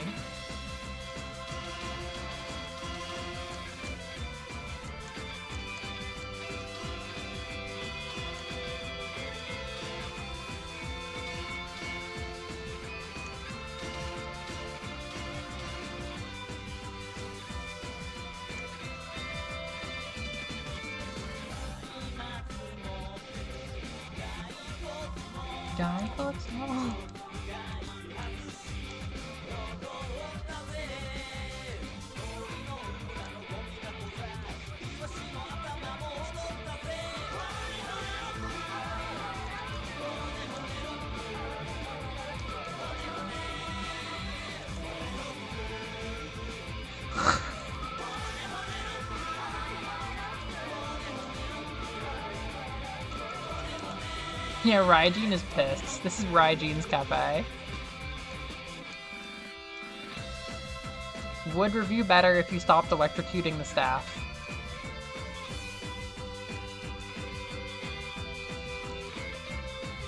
God, you know, Japanese cafes that serve like air quotes Western food, like French toast and pizza toast and like ice cream floats and shit like that, curry. Such good eats, honest to shit. Like, it's obviously not that much like American food, but oh my god. The menu of a place like Kolmeda Cafe, if you Google Kolmeda Cafe, it's a chain. That is the comfort food to end all comfort food. Maybe partially because they have such nice atmosphere, but oh my god, I love Kolmeda Cafe. That's the exact same song that's in other games. Wait, it's Miracle 2! They made a sequel to the mouse song! Sorry to pass over Mary, but it's the same lady. It's Nani Gawa Hitomi. It's the office lady mouse. She's back. She's making a new kind of tea. Well, this is pretty good.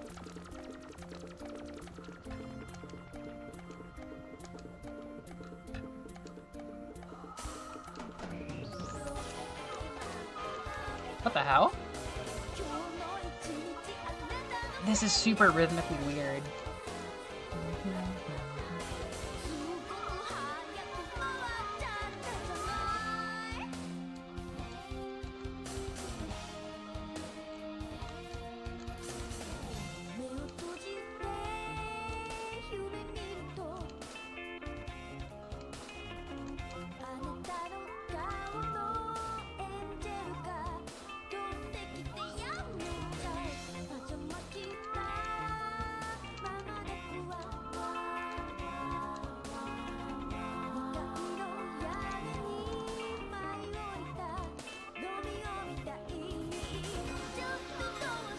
The spirit of weirdness in Hitomi songs is continuing nicely.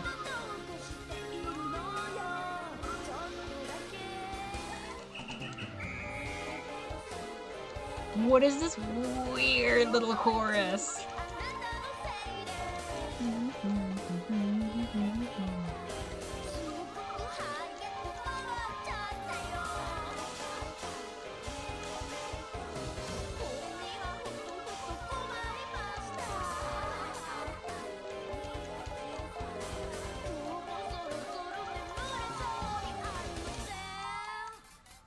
Yes, that's weird.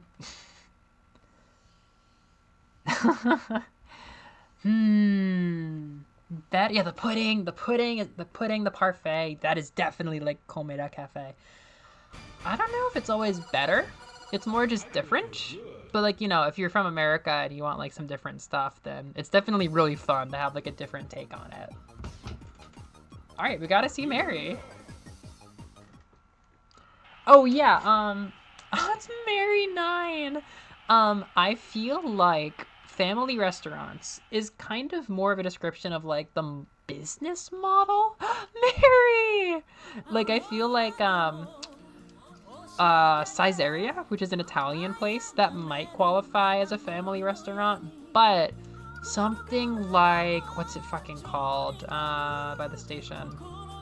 What is it called? It's a classic family restaurant. A lot of the ones that are like the classic family restaurants do have that kind of like yo-shoku, like Western food menu, which is super tasty.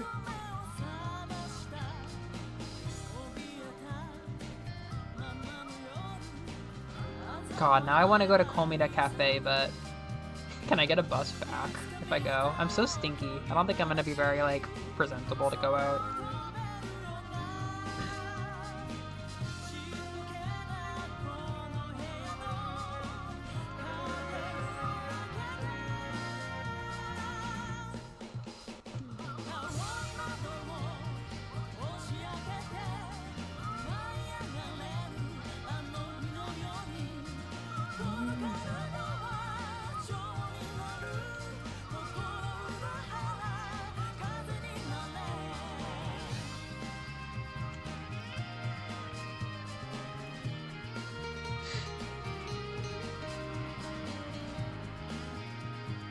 Yeah, we like to use a little 11/5 whenever Hitomi the mouse comes in. The office lady mouse.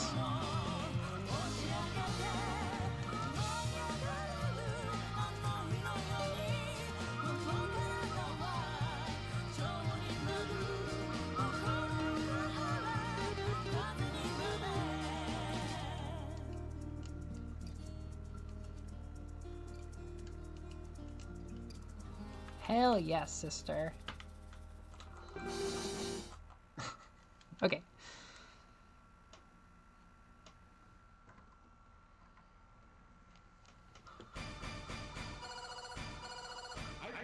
I feel so good. Is that it? Okay.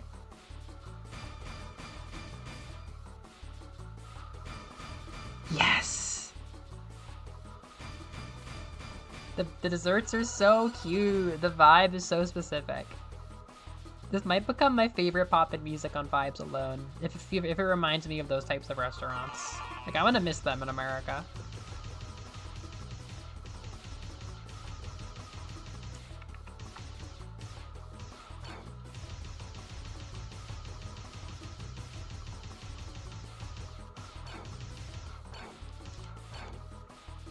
Seven over 8. Yeah. You like jazz too, that lines up. I grew up listening to a lot of stuff with weird time signatures, so there's not a lot of like novelty to it for me. It can be really cool, but if it makes a song sound too like start and stop or awkward or like hard to groove to, I sometimes would rather they just did something more straightforward. What the hell? I found a punk Kyaru Mimi boss fight? I'm being dragged into a fight with the anime hero. It's 9! Whoa, whoa, whoa, whoa, whoa. Hey, I didn't sign up for this! I chose what I chose for a reason! I chose what I chose for a reason! Oh no. I just got attacked by Nyami. I just got the shit beaten out of me. Why do you think I chose 5 button? Did I unlock it? No, I don't think I did. Okay, I just got jumped. Why are there so many terrors hiding in this game? 2000's Mall. Holy shit, that's why she's blonde. Napolitan.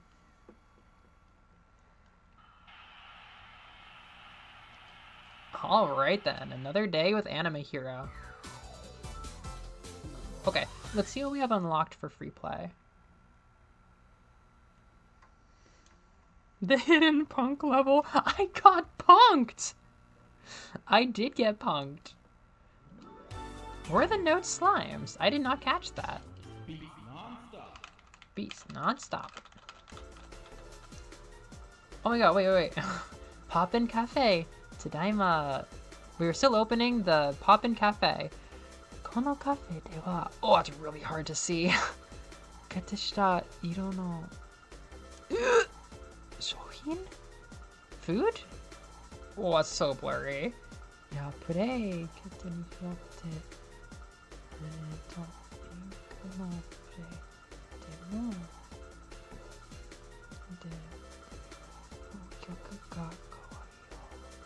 そしてそのそれを君と誰にだ入荷されたさらに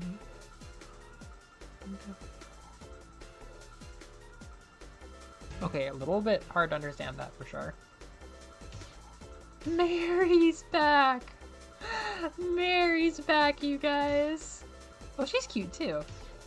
Oh, who are you guys? I feel like you're all classics, actually. Oh, she's classic. She's an 8 also. Oh, evil and fucked up Mary. Holy shit. Who is this person? Okay, there's the Finnish girl or whatever. This robot. Oh, Manko girl. Oh my god, she's kind of cool. This kid.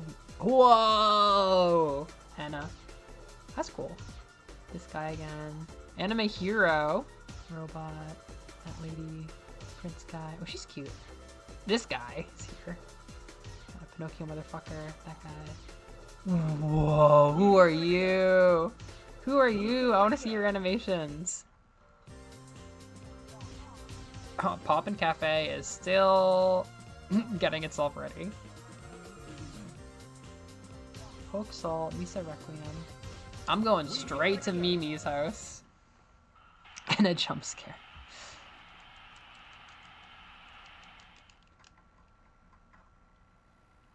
Kagome. Who is Kagome? Who is this haunted child?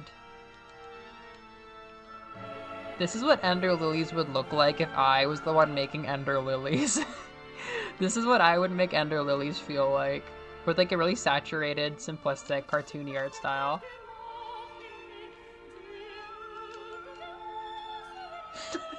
Who is electrocuting this man? Her animations are really subtle. Wait, Kagome is the name of the juice that Miku sings about in Popipo.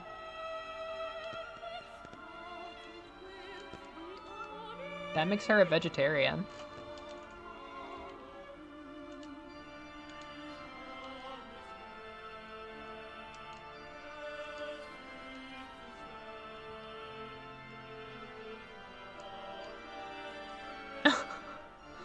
Dark and fucked up Enna theories.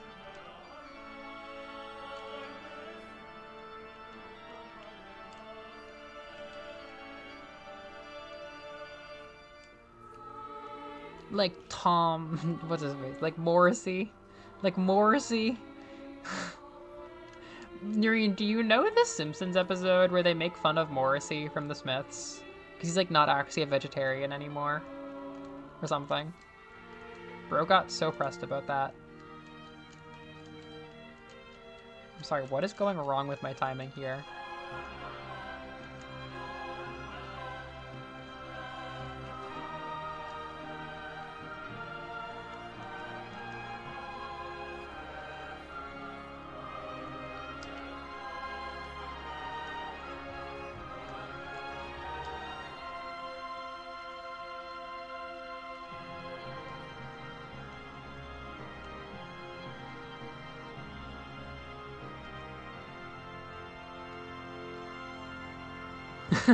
Yeah, I saw that on YouTube for some reason.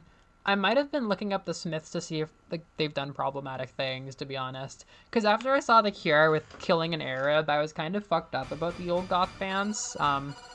I think we've talked about it before. That song is not actually about killing people. But I was like, what's up with the Smiths?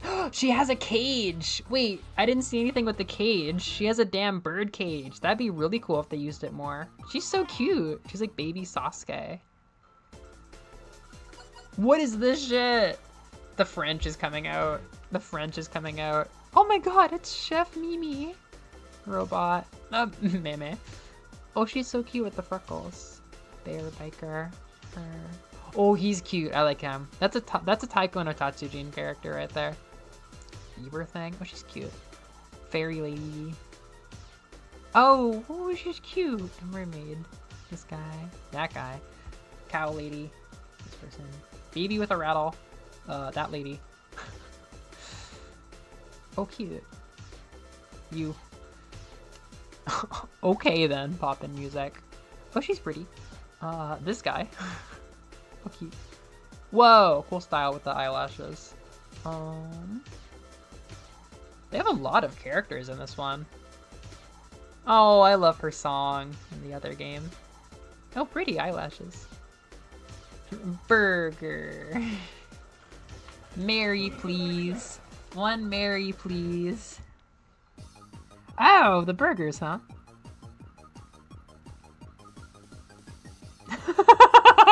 Putting multiple requiems in a rhythm game. Yeah. Showa Boogie Woogie is good. I think Showa Boogie Woogie feels like the protagonist song for this game.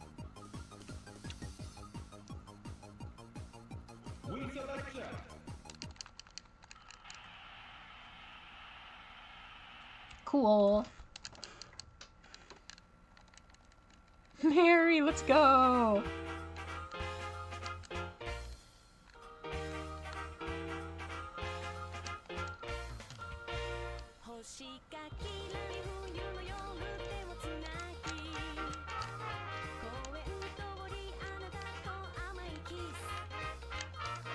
I think instead of letting this IP go defunct, they should have made an Animal Crossing type game featuring all the characters. Like, there was a lot lost here when they stopped producing for this series. Or maybe it's still alive, I don't know.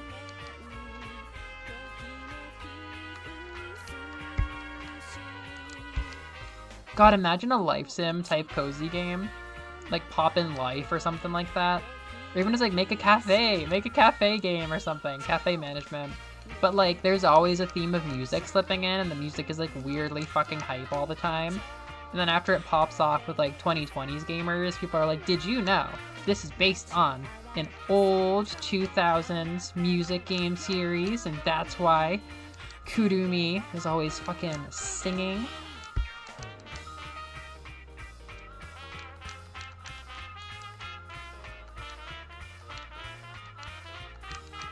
Steamboat Willie ass trumpet solo.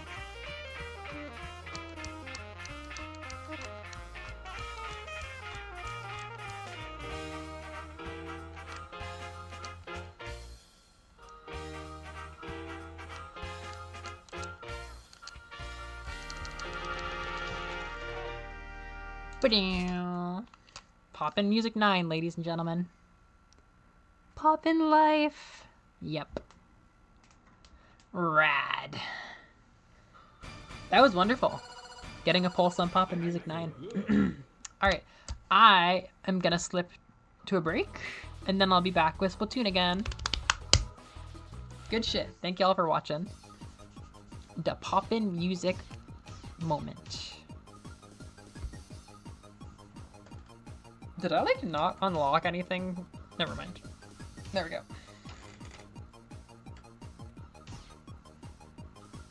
Okay, this should be good.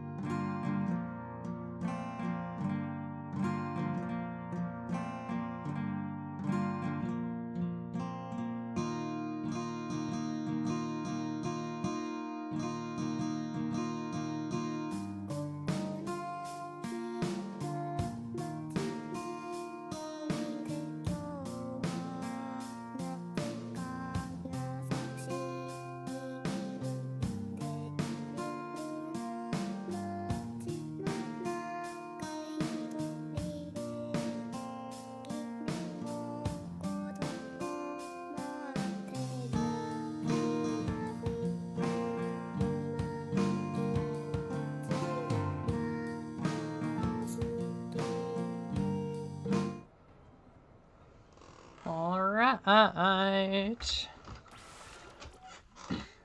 Back into the ink. So I looked at the Q&A, and we have questions such as, what is a squid? And I would tell you, a squid is something that wears clothes. Oh my god, that's such a poppin' music emote. They look like Mimi. A squid is something that wears clothes and goes in the ocean, but not at the same time. Yes. Another viewer asked, where would you rather go on vacation for 5 days? Inkopolis or Splatsville? My answer is, I would probably live in Splatsville because I like Splatsville. However, this question supposes that I could take a vacation to either, and thus that I do not live in either of them. So I would take a vacation to Splatsville. Probably because I have friends here. And because I like Anarchy Rainbow.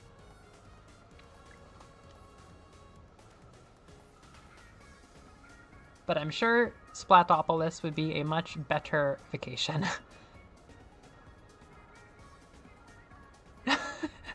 Oh, a miserable little pile of tentacles. Well played, my friend. Free Palestine. You waited well.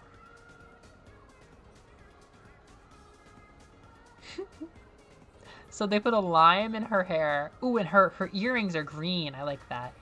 But then the overall look is yellow. So it's like a lemon lime implication. Fry does not quite have that, but wow. Her top is so pretty, glowing blue. Big Man always looks amazing during these things, and Big Man wins every single seasonal Splatfest. He has never lost one. He wins Halloween, he wins Christmas, he wins spring, he wins summer. He wins literally all of them. He's never lost any of them, I don't think. This is the real reason that I should have done TMC. There might be some more cool new weapons to try, but I think I've bought everything I was interested in from the new update.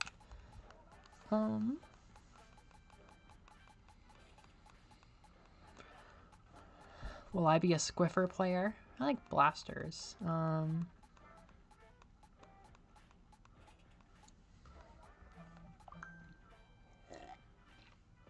The Dark Tetradulies. The Colors Arrow Spray. Big Man Holiday Betrayal. He's theming it up this time. Pencil? Oh, pencil's fun.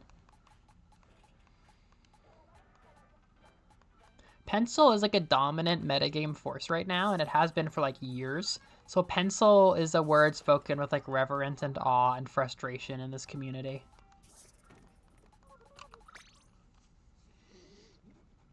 I think I've already got a pretty good sea outfit, but maybe I could fancy it up a little bit.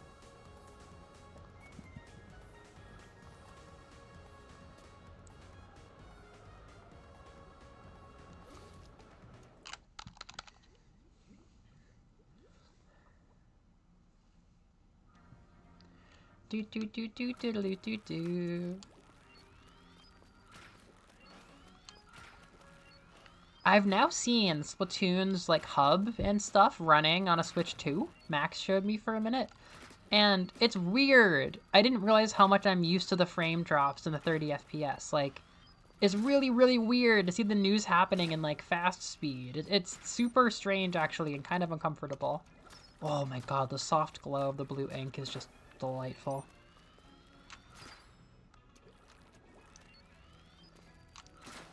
Is it an Ammonite? Oh, who is that? Oh, is it one of the shopkeepers maybe? Oh, yeah, it is. I think he's the shoe guy. Or something.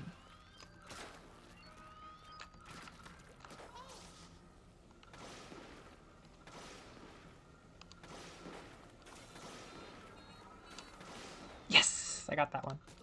Okay, yeah, I like the little headgear crown. Oh wait, is there new seasonal stuff to get? There might be new freebies. I think he's an actual Ammonite. No hat involved. This is the new shitty Nintendo News app. Oh no, it's yada, yada, yada, yada, yada. Get out of here. News. Cerulean. You gotta earn that shit. It's good water. Is there freebies? Icons? I don't really care about icons. Hats? Yes? Oh yeah, this looks new. No? Maybe? Okay, yeah. This stuff's always good.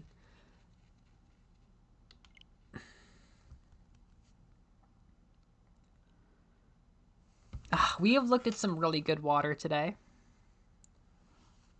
Now I want to play Mario Sunshine again. Dude, I didn't even mention this, but I have so much rum in my fridge. I don't drink alone, but like the temptation to drink rum and play Mario Sunshine is gonna be here all summer now. We got way too much rum. I never have alcohol in the house.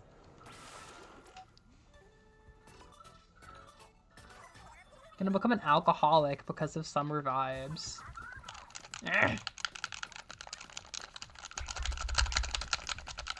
Come on, guys, wrap it up. I know it's the Splatfest. I'm not capable of not knowing it's the Splatfest. Oh, thank you. Yeah, I don't know about drinking on stream. That'd be new. I have to make somebody come over to my apartment. Okay, do you like Mario Sunshine? Do you like rum? I got a lot left.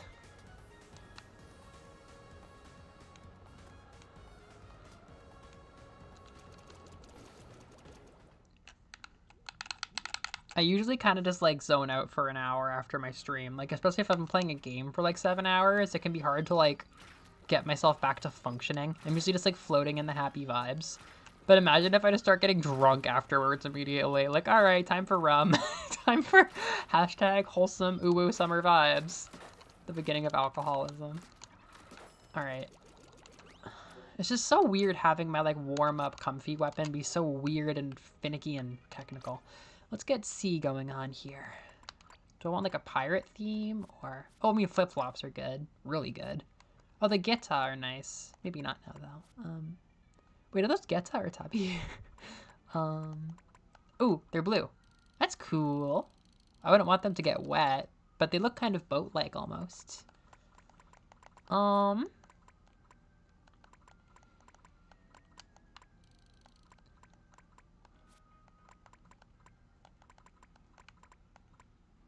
I mean, those look like boats too, but... Ooh, I like the blue laces.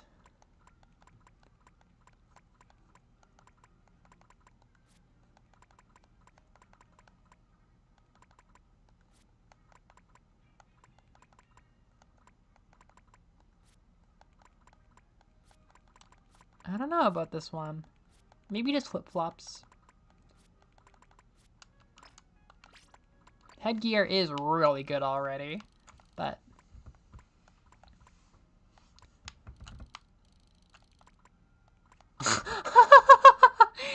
This option always exists. Oh, I love my bandana. This is like the classic look right here. Ooh, pretty. Oh, really, really pretty. Oh, I love it. Oh, the mask is good. Not bad. Oh, this is fun. I actually like that hard hat. Oh, I love the pierces. Oh man, that is just a that's a banger. Whoa! I look like ocean royalty. I'm gonna be a fish. Although this works as well too. I'm gonna be a fish. Wow. Oh, one of them is kind of the same theme. I feel like an 8-year-old playing Club Penguin right now. Wow. I might use that for Halloween, though. I think this is the vibe today. Be right there. Natsu Hito Eko de. Wow, it's been ages since I heard these songs. Yeah, Natsu Hito Eko de. Summer color smiling. Yeah, so I could stream School Idol Paradise if I had like one more morning and a way to stream Vita. Woo! Okay, let's get in there. I like Undertow Spillway. It's kind of like a classic Splatoon 3 vibe for me. I feel like the Melovania crowd, not like people who watch regularly, but just like kind of other subs and people who sometimes tap in and out, I feel like folks don't give a shit about Splatoon. I feel like I have streamed Splatoon kind of consistently, like once or twice a year. And, you know, compared to like Cave Story, actually people don't really come out for Deltarune either. But like Celeste, all my friends come out. I mean, Celeste especially brings friends to the yard, but I'm trying to think of like, you know, other stuff. I love that I have a little audience that loves like 2D games and stuff. Like I love that like 2D action games and like heartful indie games. Another 10x. I love that like soulful 2D side scrollers are like the thing here. Like that's so fun. I love that I created that, but it's funny, like, I don't know. There's just not a lot of overlap with some of the other stuff that I stream. Which isn't like too important because it's still early and like things will still change as time goes on and the channel grows. But it is funny. I feel like anytime I play Splatoon, I'm like, all right, let's go. It's an event like Splatoon. Yeah, like nobody really comes out. Nobody really wants to watch Splatoon gameplay. Yeah, there we go. I'm awake now.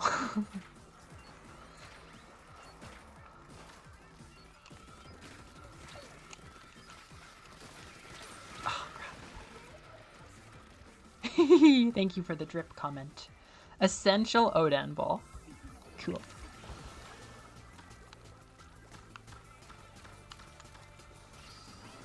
I used to fantasize, like, especially if I moved back to America sooner, like, if it were, like, you know, year 3 of Melovania and I was in America, I would do something called Short Stack Sundays, where instead of just streaming on, like, Friday nights or whatever, I would hop on, like, a Sunday morning like I did in Japan, and do just, like, a shorter stream.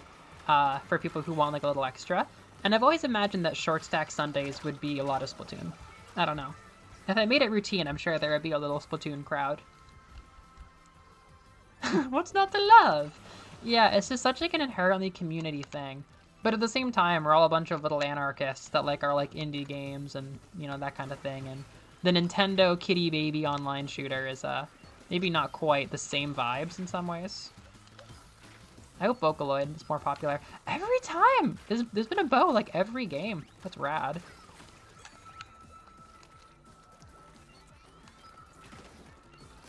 This guy's gonna hate himself. It's like, oh my god, I stole that. That guy's gonna be pissed. I literally robbed him of his life.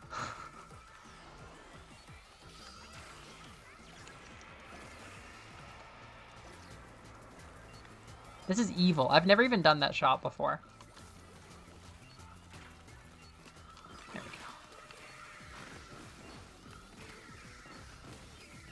Guys, I can't see, and those aren't hitting anything useful.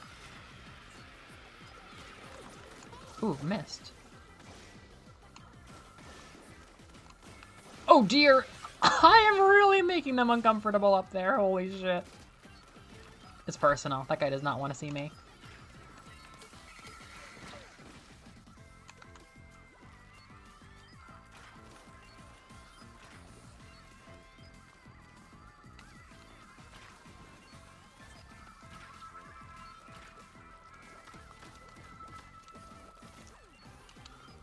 Bro is not happy with my behavior.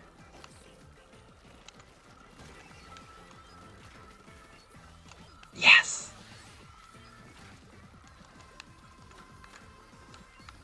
Ah.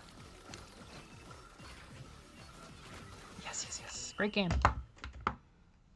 Moose! Welcome back! Yee.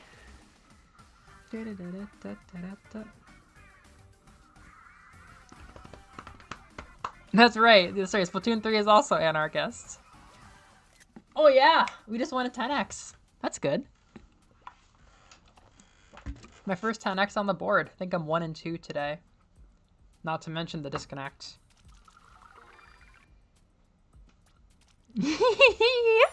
I love that you inferred that they're poisonous. That's super based. Let's see my audio sync based on my pop off about that one shot where I like yelped.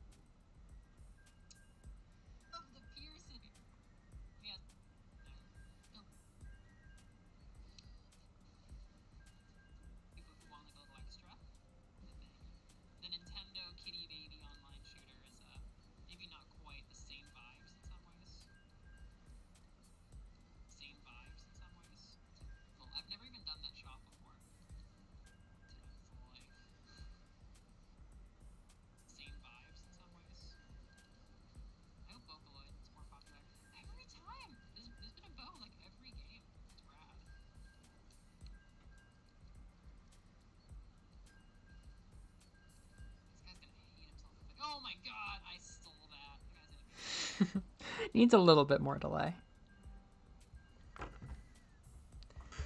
The blue ring octopus. They actually use that as a big visual motif in the DLC mode. I could show you.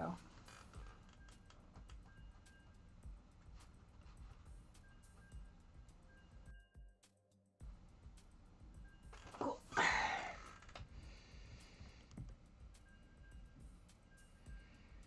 Firefly are cute. We stand cephalopods. Splatoon 3 has a theme of like chaos and anarchy. So yeah, Splatoon 3 is full of anarchists. Yeah, we could go listen to Anarchy Rainbow. It's like a religious song. It's just it brings people together. It lifts you up. It's so powerful.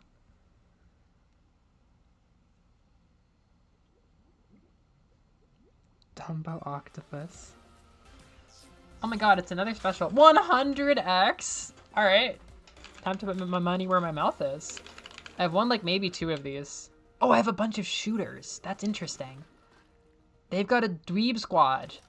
Okay, they got a blobber and a Gatling gun. I can really fuck with them if I'm smart. Oh boy. I'm getting adrenaline. 100x.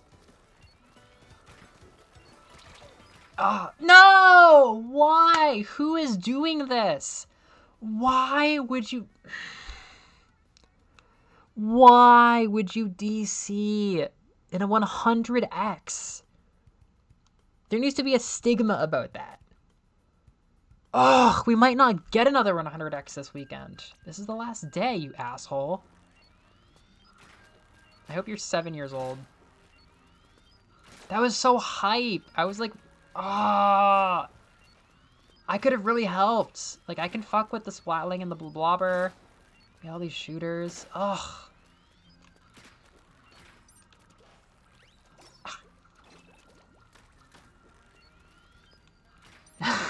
That is a treat to be the one to inform someone else about the Dumbo octopus.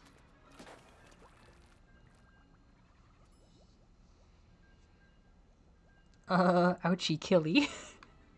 That's some good English.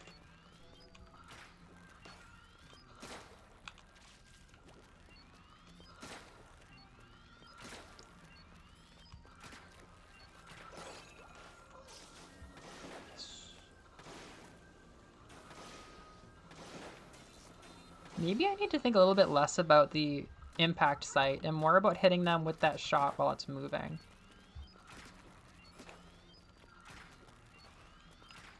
My wrists have learned so many subtle things about this freaking gun. People who are good at tri-stringer are probably really good at giving hand jobs. Like, it's a lot of subtle movement. All on the gyro.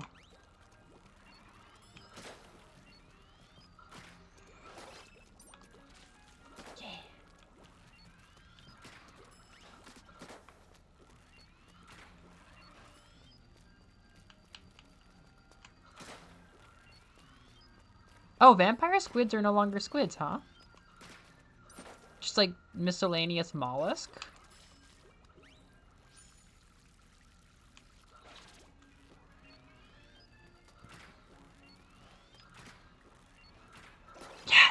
That's the dart. That's the dart right there.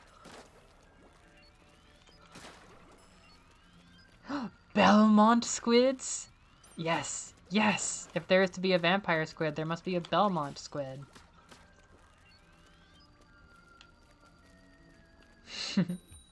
The Belmont squids are the ones who kicked them out.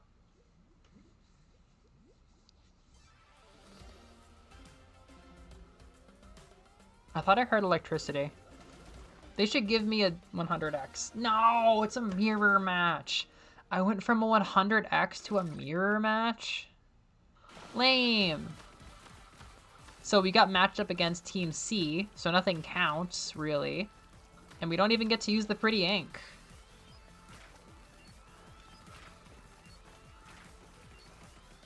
Son. Yeah, you're dead.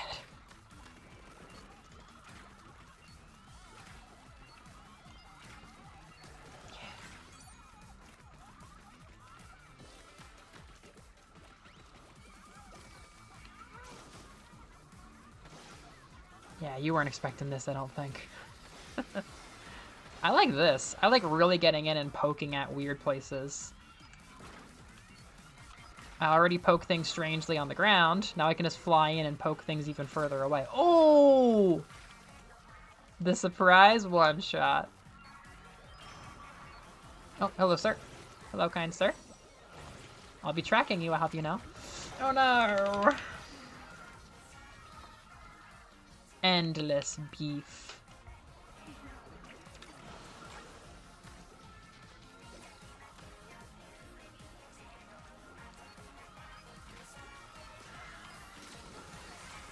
Next customer. I hope you're tracked for that. He's not.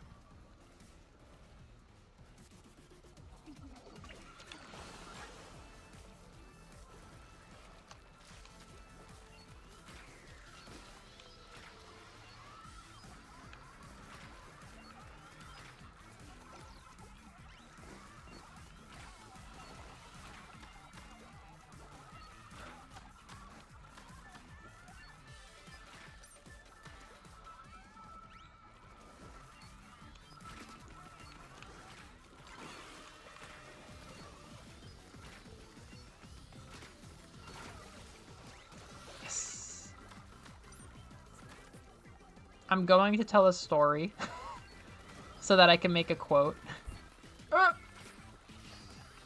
I'm going to explain. No! Yes! I'm going to explain a My Hero Academia dynamic. Oh! Oh no! Oh no! Oh, I'm not. Dumb idiot. Get out of here. Everybody get out. Everybody get out. You need to kill that Kraken person.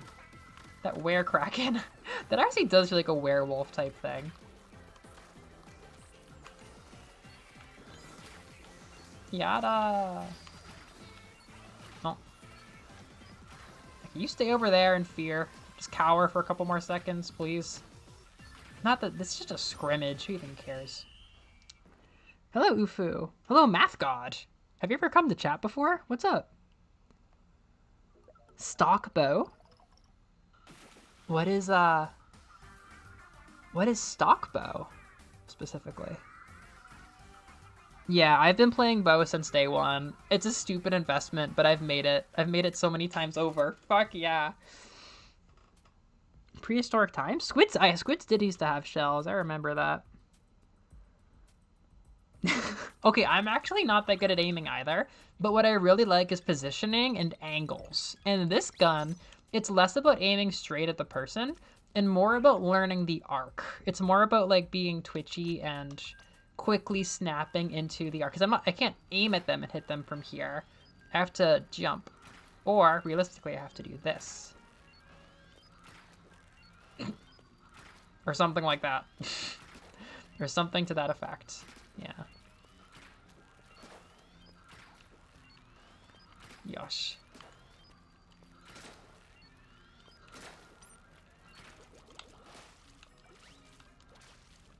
Oh!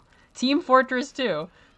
I'm not sure I understand the meaning, but now I understand that Oh, so like vanilla, like vanilla. Yes, I think it's Splatoon communities. They usually call it vanilla. Yeah, I have played Vibo since day one, and they finally made a kit that's really fun and actually pretty decent at getting kills after years of playing something with fucking mist and friggin' the Giro radar thing. Not radar, the speakers.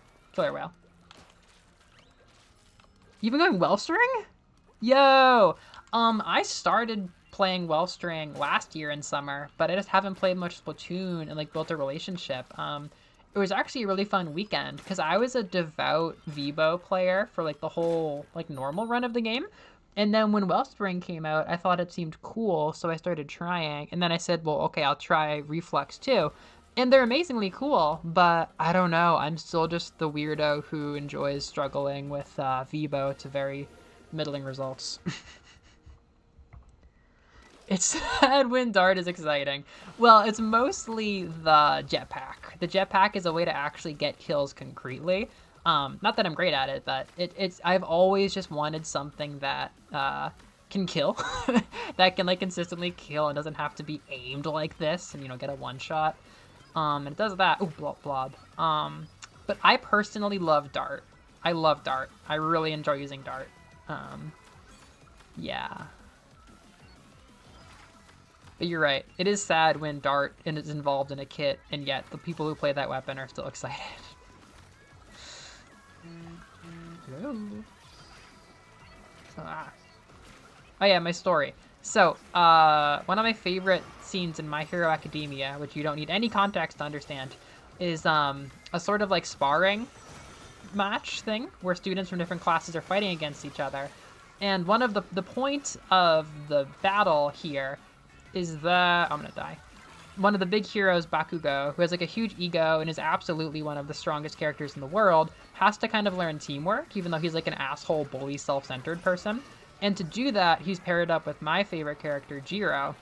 And she is at a high point where... Yes! Oh my god, I love Dart. She's at a high point where she has learned how to do sonar with her hearing powers because she was trained by a Orca hero. So the Orca taught her and another guy how to do like sonar echolocation shit.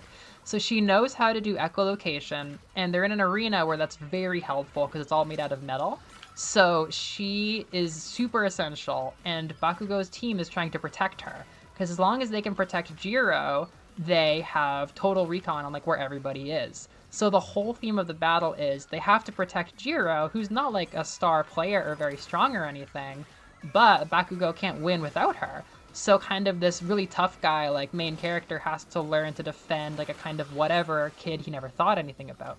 So the whole theme is like, we have to do something about Jiro. If they get Jiro, they win. And then afterwards, the battle goes through and everything. And her friend Kaminari, who is not useless at all, but his quirk is pretty niche, I would say. He's just like, oh man, I can't wait for my fight. They're gonna be like, oh no, we gotta do something about Kaminari. We gotta do something about Kaminari, even though that is not how things are. So whenever I'm playing this game, I'm always thinking of that quote, and I'm like, oh, I bet they're thinking, we gotta do something about Layla. Oh shit, we gotta do something about Layla, we're fucked. Well, I'm just like digging around, throwing darts at the wall. Like, oh, I bet they're pretty scared. They're probably thinking about me this whole game, probably. We gotta do something about Layla. Yush. This is weird. I kind of just wanted to hit the jetpack out of pride, because that's a fun hit to hit. Dolphins and sharks have pretty similar body designs, and so do ichthyosaurs back in the day. Did they evolve into each other? Evie's School of Completely Random Knowledge. Girl, you could be a YouTuber with that. Who are my teammates? What are they doing? They got the Chris Deltarune glangly little hang thing. Wait, Moose, how much My Hero have you watched? Wait. Have you watched My Hero past the point All Might retires? So few people have, because it is such dog shit. But I've been autistic about Jiro and Kaminari, and I had to fucking read every chapter of the final battle while it was coming out because they kept making Jiro important to it. And I have like nobody to talk to about the stupid, terrible back half where one of the most popular anime ever like failed as shit and like completely lost itself. It's awful. It's such bad writing, but I am filled with knowledge and feelings about it, even though it is such dog shit. Bakugo and Jiro have such a weirdly cool dynamic in the latter half of the series where they have that fight where Bakugo has to learn to protect her, even though like he's this like tough, I don't need anybody asshole superhero, and she is like super super niche and like fragile and vulnerable. So they're pretty much opposites, but then they also get paired together in a sort of thematic way for defeating All For One. Because the first person to land a hit on All For One in the final battle, Hawks can't do it, Endeavor can't do it, but you know who does it? Tokoyami flies Jiro into the air to help Hawks and Endeavor. Hawks almost dies, and then Jiro deflects a super laser that All For One does to try to kill him. She literally shit talks All For One to his face, and she gets the first hit that causes a revolution of all the souls inside of him. And then Bakugo finishes it. So Bakugo and Jiro have had this like outstanding star student and like everyman dynamic twice, and I swear to God they were foreshadowing the ending where this like everyman like whatever hero that she's being portrayed as, like a total whoever who gets the first hit, leads to a revolution that ends with Bakugo being able to defeat All For One. It's fucking rad. I love thinking about some of those things, even though it's such bad writing and nobody gives a shit because they completely lost the thread, and everything they did after after All Might was gone is just super, super stupid. It's terrible writing. It's a dumb show, but I know everything about it. Oh shit, what is that? Rapid Blaster? Yeah. Oh my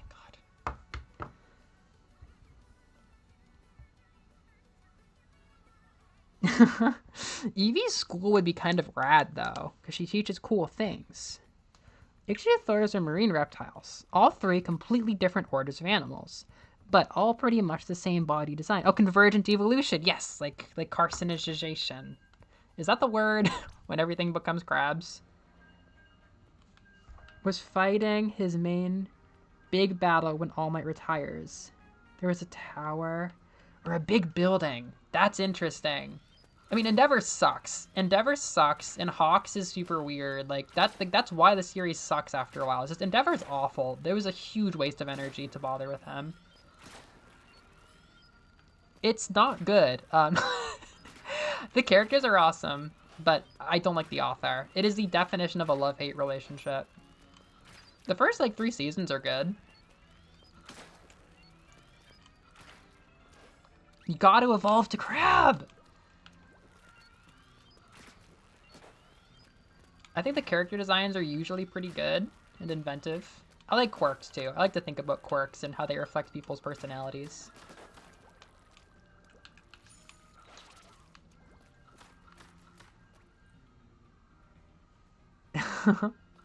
Yeah, it's gonna be ending this fall now.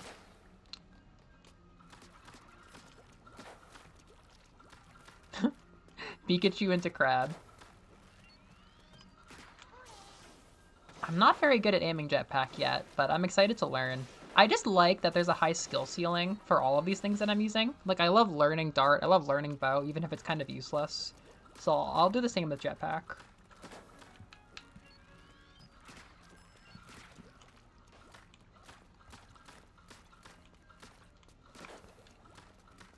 They give a ridiculously good ending to Ochako, Uraraka, and Toga. They have one of the best scenes in the series together. It's super fucking gay, and Deku's not even involved. Their finale is crazy good. The manga ended until people memed about Deku working in a Domino's. He's just kind of a weirdo. He likes to the thing about him is he wants to be writing horror. He wants to be writing horror, and he has the horror author tendencies of just being weird about traumatizing women and children. So he already is weird and has super sexualized female characters and is super gross and, exhibitionist with them. But the thing is, he also gives them these super personal and violating injuries, and he would just like kind of warp away from this like kind of straightforward kiddie superhero series to just like mutilate a woman in a really violating way.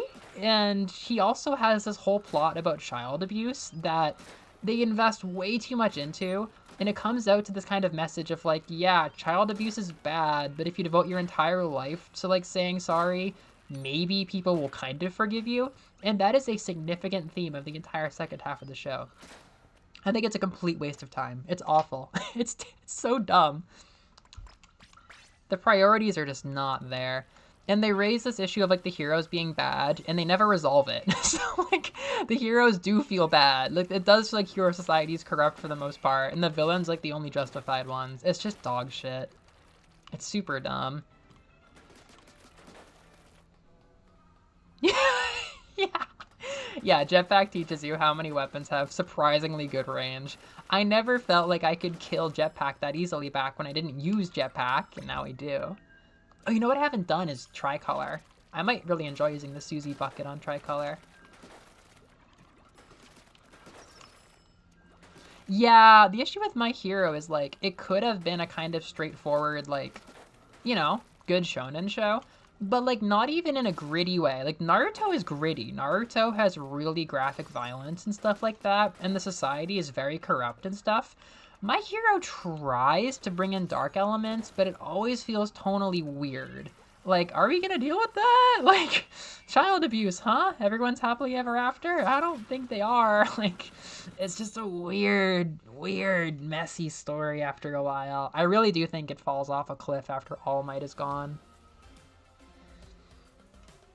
Yeah, but I do kind of like the body horror. Like, it's cool. It's just that it becomes kind of, like, intrusive when he stops something. Like, oh my god, it's all spoilers, so, like, close your ears if you give a shit for whatever reason. But, like, one of the only injuries in the whole finale is that my fucking Blorbo gets one of her ears cut off. Like, Jiro shows up, talks shit to the big bad, Clover, shows up, talks shit to the big bad, and she loses one of her ears, which in canon were supposed to be indestructible.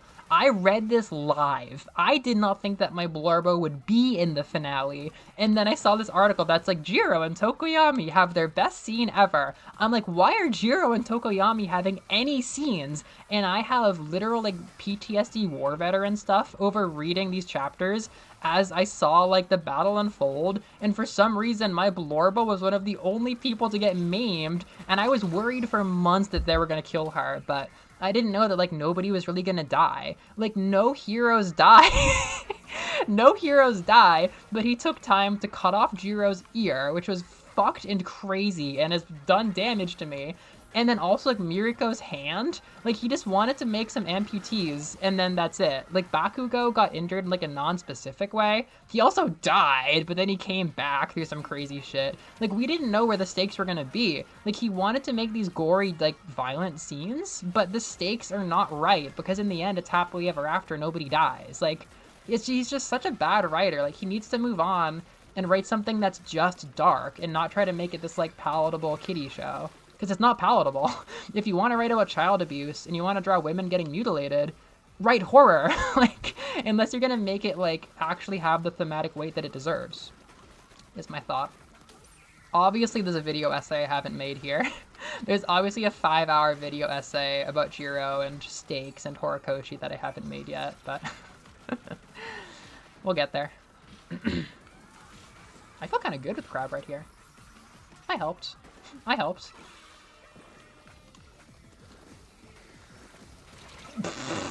Those things hit like lead. The order shot, huh? Seriously, he seriously should have. But the thing is, Jiro, my favorite character, is also his favorite character. That's why she keeps getting brought into things, even though she's not popular. So if he makes a new horror manga and the protagonist is like Jiro and I like her, then I would enter the most toxic relationship ever, where I watch the stupid Horikoshi torturing a girl that I like manga for like years on end. That would be horrifically toxic if he just wants to put her in dangerous situations over and over, which there is more than enough evidence to suggest. And I should probably make a video suggesting it will happen before he literally does. make the cool girl horror series that he wants to make. But like it could have been like Naruto level big. Like it really was the last like big long running shonen anime mega hit that we've had. Like Jujutsu Kaisen and the other one Demon Slayer, they're really popular, but they're not like long running like Dragon Ball, Naruto, One Piece type hits. Only My Hero has done that in the last decade. It is such tonal whiplash. It is such tonal whiplash. Ah, that's so cute, Moose. That's so cute. Yeah, that's a good theme actually. There's a lot of characters where that resonates well because I think the characters are really good. They're all really interesting and cool and have nice designs and good motivations sometimes. Ooh, that's so cool.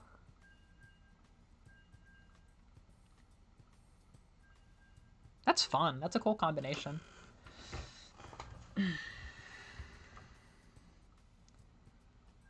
I do like, even though Fire Dad sucks, there's a scene where Baku can't use his quirk.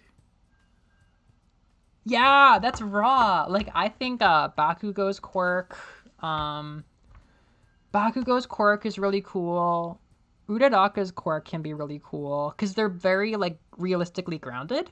Tokoyami is one of my favorite characters because like he gets more and more important because he's able to handle being on the front lines emotionally, just like Jiro. That's why they were this like surprise thing where these two randos from the band showed up and fought on the front lines with like the strongest dudes in the world.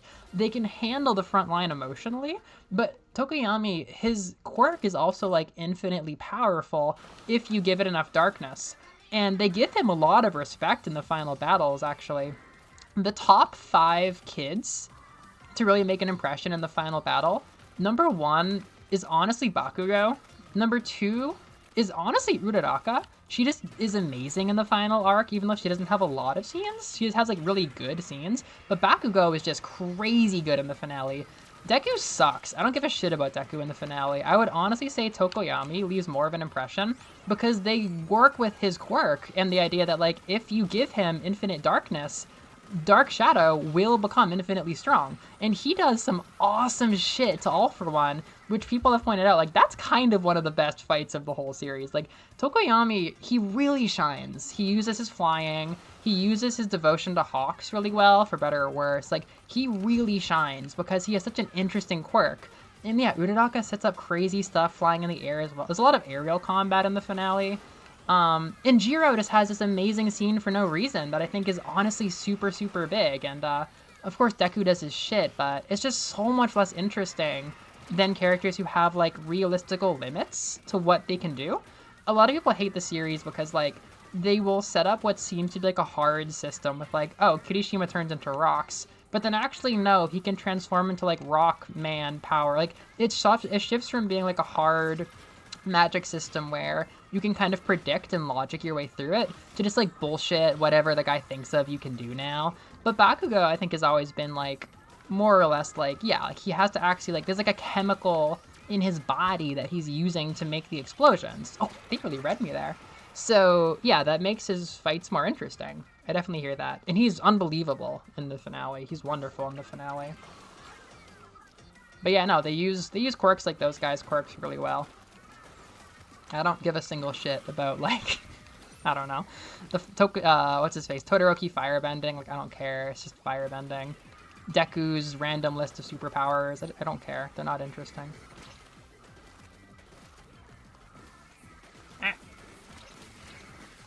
Kaminari's literally just electricity, and yet it's still interesting. Kaminari helps power a floating warship. They just have him in the generator room making electricity during the final battle. No! Your drawings! We have to share the message of Twig. Alright, I'm rolling out.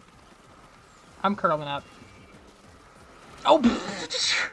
I made a decision. I made a decision to shoot the guy in the corner. They made a decision to pull out the bazooka on me.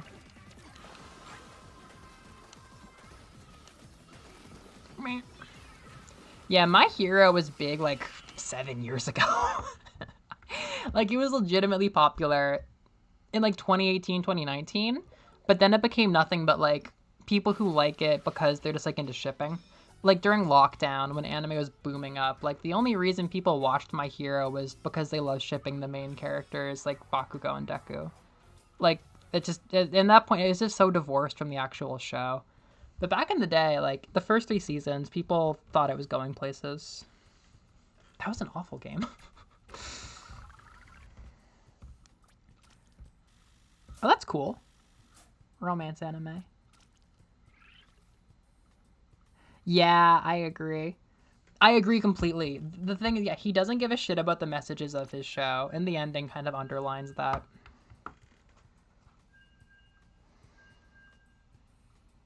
Oran Host Club.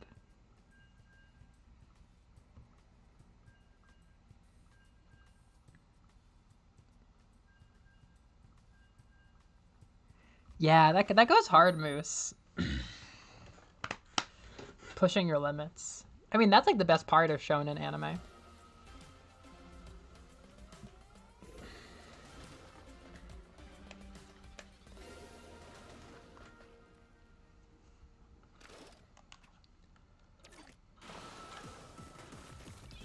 Ba ba ba. Where am I gonna go and fight? I could be a pit fighter like Megatron over here.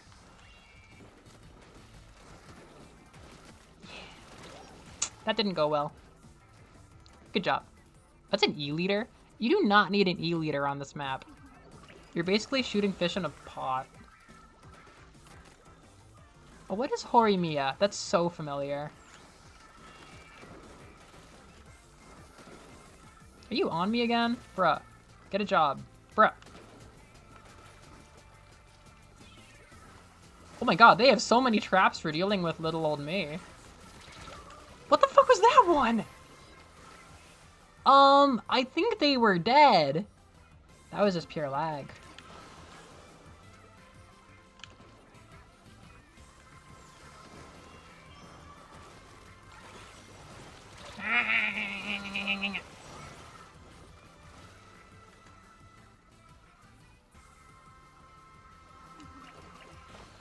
Ha. Anime having creepy elements intrusively? Huh. So surprising. Goodbye, E-liter.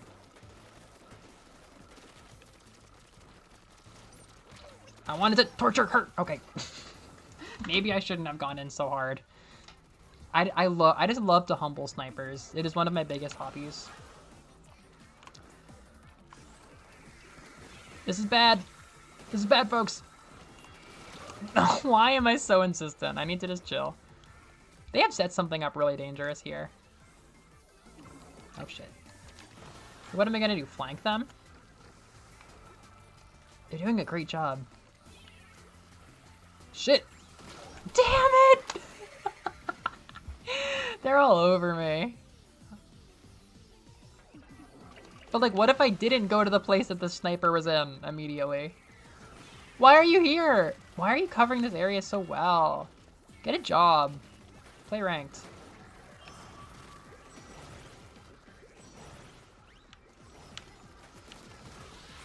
It's good. You're not gonna brush me from down there.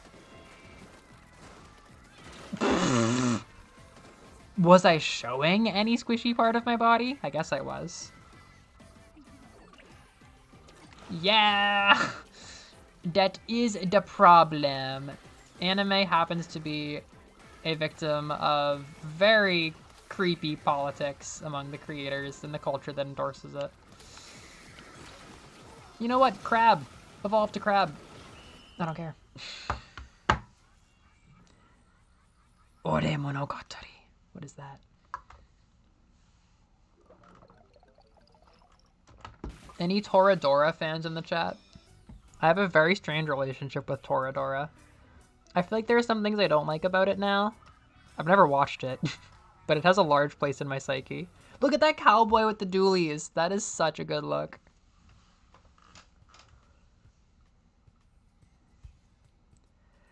I really I really wanted to get into the mystery anime, Hyoka,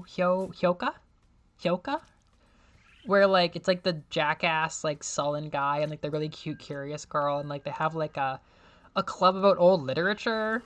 It's like, I think it's KyoAni. I enjoyed the beginning, but like the romance is starting to develop, and this guy was like, "You're so annoying, stop talking," and she's like, "Oh, I don't know, you're just so funny, boy kun, you're just so funny." It's like, I don't like this. I didn't like her super genuine feelings getting like swatted down with a fly swatter every time she said them. I'm like, this is the romance. I'm sure it gets better, but I didn't really get very far. Haha, I nailed it.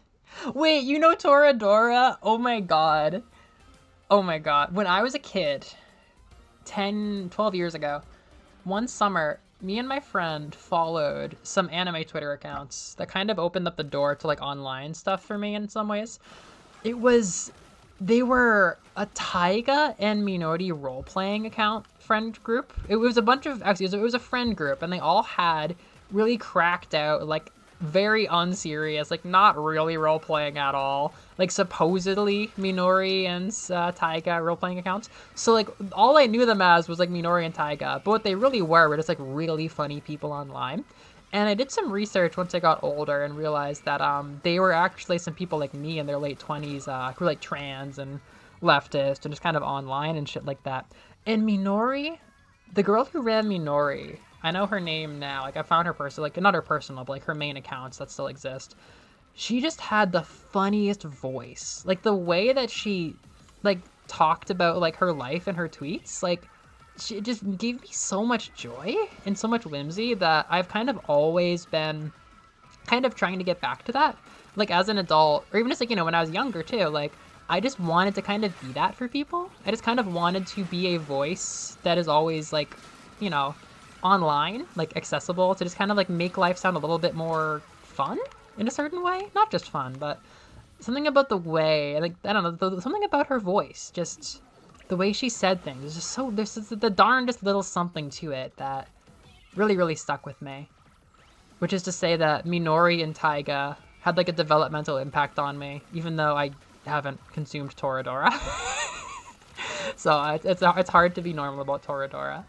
It's like Minori was like a mythical figure in my life.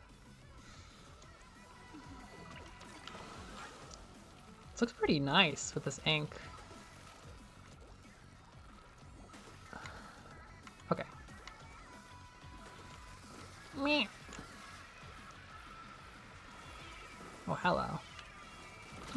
This is a whole farm of auto bombs. There were like 3 waltzing around. Me.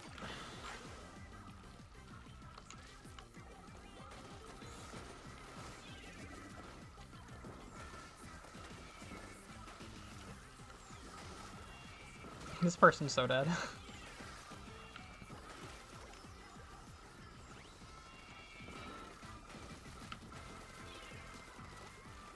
I'm not here, this isn't happening. I'm not here, this isn't happening. This is just ass kicking. It's hard to break out.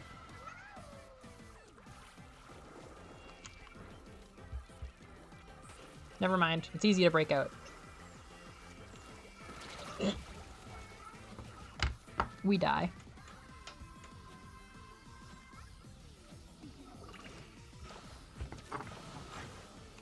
You drew an octopus? That's so cool. Slay.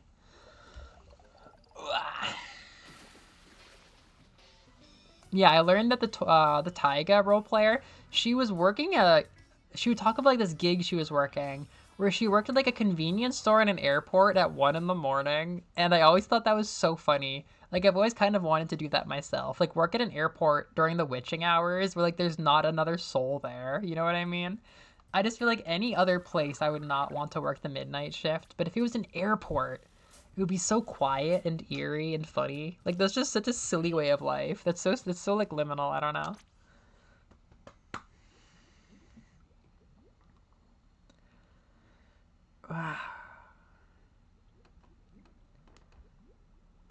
Ba-ba-ba.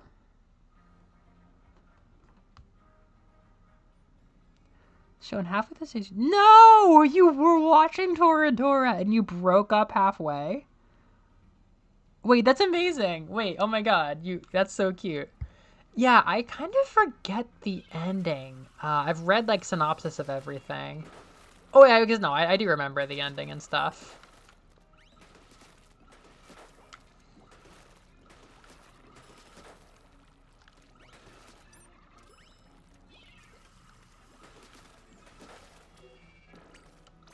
Okay, I think it's time to go to war. We got Hammerhead and Manta Maria for Tricolor. Wait, we have a rotation for Tricolor? I didn't realize we could have that. I have a friend who did that. Muse, they would prep, like, I think Japanese-style sandwiches at, like, 4 in the morning.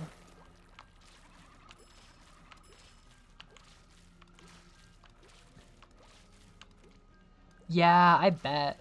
It can be kind of dangerous. A lot of times, like, if my friends from Japan are flying home to America, we'll talk about, like, don't stay at LAX too late or whatever. Like, some people just don't know. And a lot of us are from a different parts of the country, so we kind of know what to say.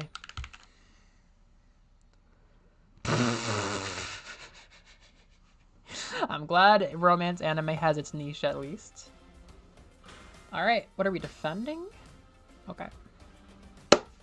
I think I can do this. Yes! Yeah, Manta Maria can be really nice for bows. It's nice to have a bow player around. It's rare. Let's see how this goes.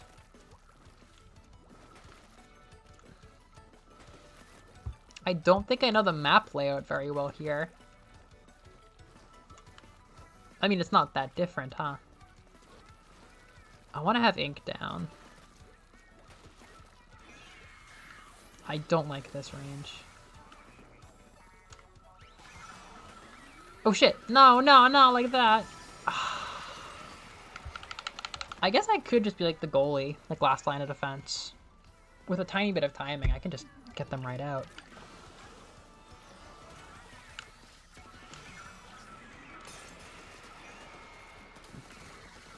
Oh shit! I'm not safe.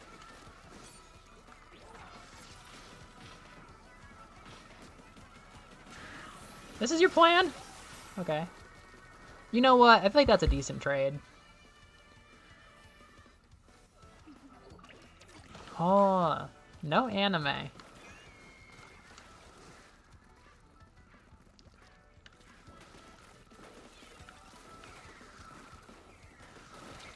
See, I have it easy. Just no relationships, all anime. That's my strategy.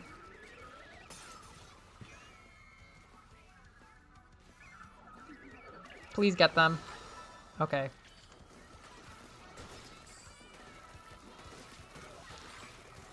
This is how politics feels. Like, can we stop that? Can someone stop that? No. Okay.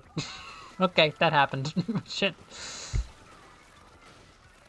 Someone's on that, right? Someone's job is to stop that? No? Oh, you don't care? Oh, okay. Oh, no. Well, they got it. That's not good. That's not good. Oh, this is bad. Asshole! Perish! Okay.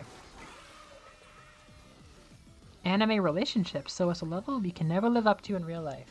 I suppose so. What, you don't slap your partner and say, Baka! That's so ecchi! You never slap your partner?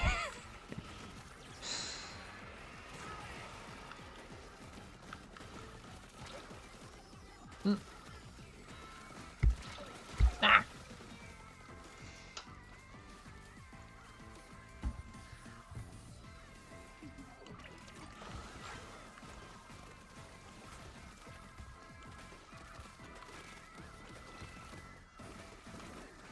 Who is charting who here? We just have tabs on like everybody. I don't know about this one. I thought I might have more fun with my bucket and tricolor, but I'm just kind of flopping. Maybe I could bring out the Bloblobber again. All reliable. Not that I've played very much Splatoon 3 Bloblobber. I think it's good though. All the maps are really narrow.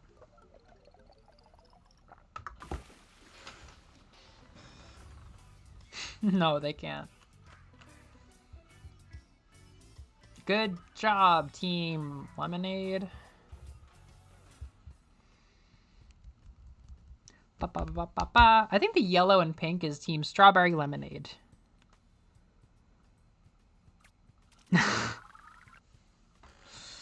Yeah, where is the real demand for height here? I'm not seeing it.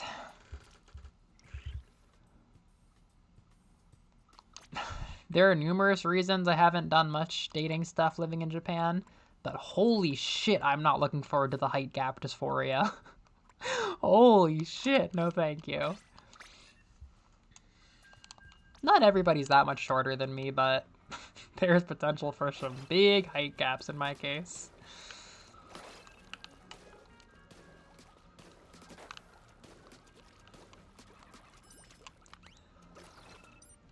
To be real, I've been having an absolutely horrible month at work because all of the children, now that I've been at these schools for over a year now, they've all slowly started to notice things about me and my body that don't quite add up for a cisgender woman.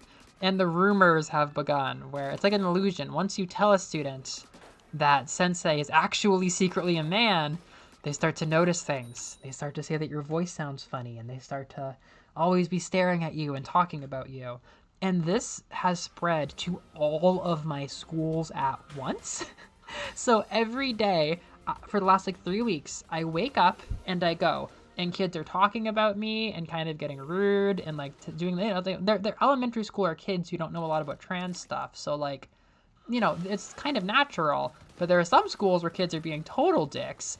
And luckily, I have found support at all of my schools where co-teachers seem to think that I'm a cisgender woman, which is helping.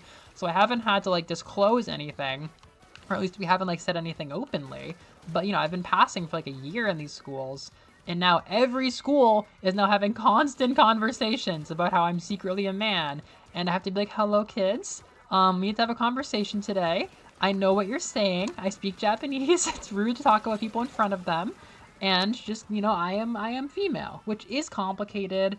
I do feel a little bit bad about that because like they're not wrong to be keying into stuff about my body, but I don't need to disclose the fact that 10 years ago I was legally X, Y, or Z. It's just complicated. Like if the teachers that I'm working with are like just kind of like already seeing me as a woman, like can we like don't just let it kind of function, just let it keep going like this. Like it's kind of just fine. I don't know, like most of the time, just nothing really comes up, but lately the kids have been like super locked in, and like unless we're going to have a trans education thing and have this much more complicated thing, if I've already kind of slotted into woman world, it's like, how about we just kind of let that sit, actually? Yeah, it's been going pretty okay, for sure. Like, kids are chilling out, but something about the weather, the hot weather, has just made them super, super irritable. And they're just like looking for something mean to do, really. Just all the kids. That's how the psychology works. So it's just been like a constant battle every single day. It's been really hard. Which is to say, I'm not really feeling that good about my body right now. I'm just not, it's just when you hear kids talking about it all day long, you start to feel like you're weird. Absolutely they can be. This is so much less bad than it would be if the kids were meaner, or if I didn't pass as well as I do, or if I was in America, it'd be so much worse, but it is still really rough, because it's just new. I haven't had to deal with this before. Like, maybe I could handle, like, the trans coming out thing at some schools, maybe, but can we not do that? Can we avoid that? I don't, like, a lot of my friends, whenever I bring it up to them, they're like, I don't think you have to disclose this stuff, like, I feel weird. I feel a little morally gray. I feel like I'm not fully telling the truth. But it's like if I'm legally female, like, and everyone seems to think that I'm like cis or whatever, like I don't think that was embarrassing. That was embarrassing. That was embarrassing. I missed him straight up. I had the shot. Rough. Oh my god, no, I do say that. I'm sorry, I do say that. But the thing is, there is a big race factor. There's a big race factor. I always tell the kids, like, I am female, which is like, you know, I'm as female as I can get, but I am female, you know, I use my words carefully, and like, don't talk about people in front of them, even if they're foreign, and lots of people look lots of ways, because my cis sister has just about exactly the same face as me. Like, that's just true. And a lot of what makes them like sus about my face is honestly just Italian. And it's a little bit of a cop-out, and like you can see where testosterone had a different impact on my face versus my sister's face, but we largely look the same.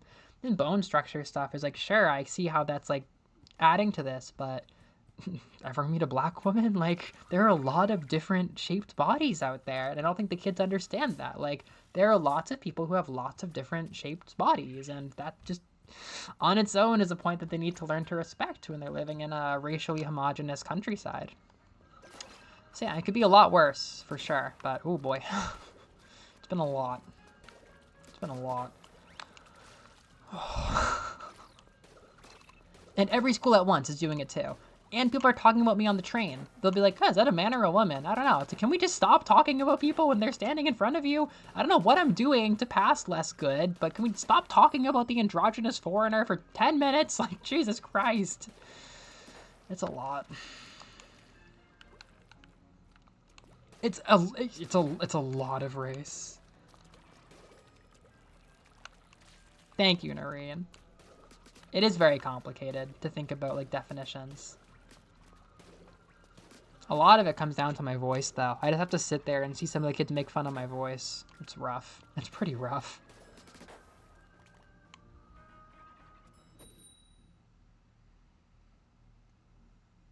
Because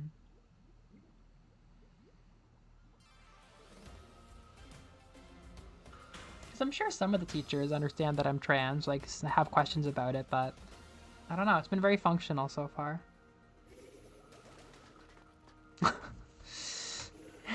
It's a very specific place you would be in.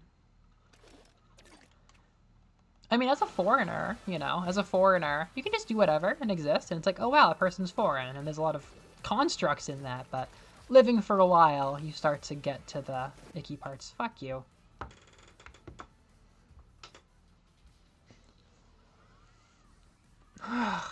Thank y'all for being chill and hearing me out. Though it seems like a lot of people left chat. The exact average. Yeah.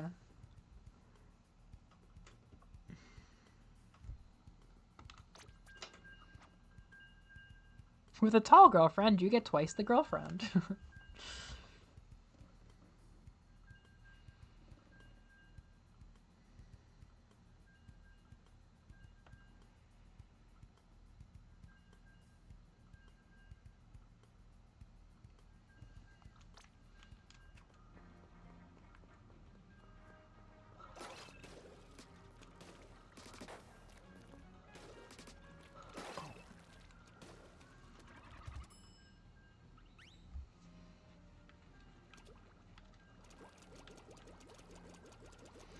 Yeah, they definitely think I don't know Japanese, so that is a whole other lesson. Like, y'all, there is so much. There is so much race and ethnicity stuff baked into language in this country. If you change languages on a significant amount of websites, if you say that you would rather read the website in English than Japanese, they will sometimes switch you to an entirely different website with different content that is specifically made for foreigners. There is like an infrastructure assumption that people who don't speak Japanese don't live here. It is crazy. Like the Nintendo Switch, where like they give a discount to people who only speak Japanese. Like, you already could have stopped it with just like, don't use any eShops besides the Japanese eShop. You didn't have to go and say that only people who speak Japanese can use your console. Oh, it really got me, just thinking about foreigner kids and stuff. They have to spend so much more than other kids, when they could have seriously gotten away with just like locking the eShop, and that would have detracted importers enough.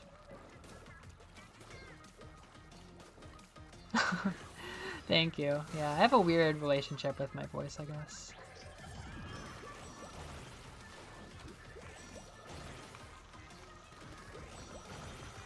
It's hard, man. I want to live in a world where... I mean, I've said this before, and it's very, like, not the full picture, but in broad strokes, as, like, a step away from this binary society, I just think I would like in my lifetime to see a shift to just understanding that some women are really big and have testosterone bodies. Some men are really small and have estrogen bodies. Some men are really big and have testosterone bodies. some women are really small and have estrogen bodies. And that is a huge generalization. There's so many issues. It doesn't account for non-binary people, doesn't account for what hormones do to different bodies at different times, different races. Super reductive. But this fundamental sense of like, this type of body is that type of gender. Ooh, wow, that was good. That alone, it just could change. I just don't want people to have to make it look like their bodies are something that they're not in order to be respected for who they are, you know? It is literally as simple as, if most people end up identifying in a binary way, and most people don't get on hormone blockers, like, then there's gonna be some big women, and there's gonna be some small men. And that was already true. And there's already a huge spectrum of bodies, but people act like, I don't know. Yeah. It is the smallest step towards progress would be an acknowledgement of that. So people don't have to keep changing their whole bodies. Hell yeah. This is kind of a rad drawing. What is this? Am I really keeping the sniper at bay? Hell yeah. Oh, you're going down. I love Recycled Brella. You're going down. My turn. That was so goofy. No shit. That is mortifying. I sat there, I stared him down, I shot in to kill him, and he killed me like touching the tip of the nose of a shark as soon as I detransitioned back to a normal squid.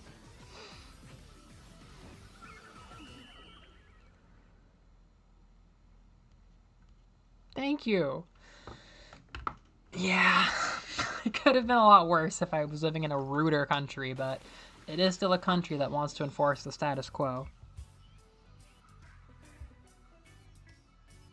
Yeah, Ufu, that is actually super interesting. When I listen to my voice, I sometimes hear something much more mask than I think most people actually hear. And that's why I'm trying not to stress out, because children are trying to pretend there's like this checklist of boxes they can investigate my body for. But in reality, like, those traits are complicated, you know?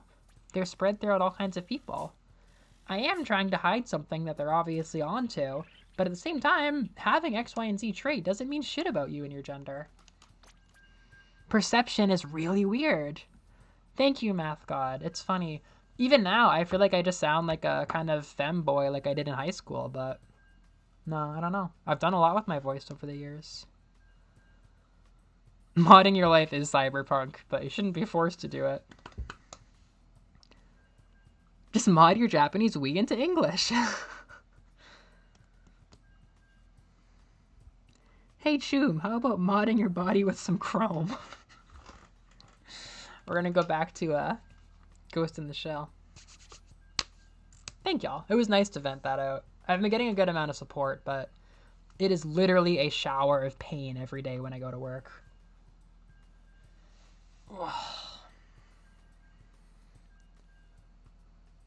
Yeah, it's very weird, Ufu. And family has been weird. In a way, I'm lucky that I've been away from my family for a bit, so I can kind of reassess things, I guess. But to be honest, having children kind of like just casually mess up and be like, you know, not knowing much about trans issues, like hearing them like innocently say things that really hurt me has made me a lot stronger, because I'm realizing like how much stuff people do that makes me uncomfortable isn't necessarily hostile. Whereas before, if it hurt, I was like, stop doing that, it hurts, you know? But now it's like, no, like they're genuinely, maybe even sweetly trying to figure things out. They're just being rude about their timing, more or less. Like, I don't know. Yeah, I don't know. With family, it's a lot of that too.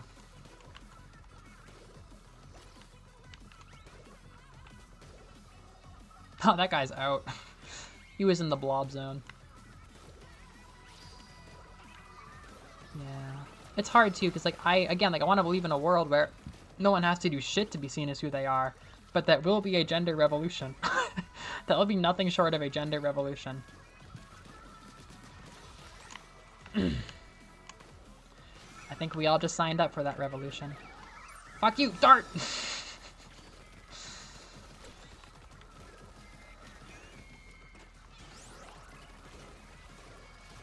Yikes!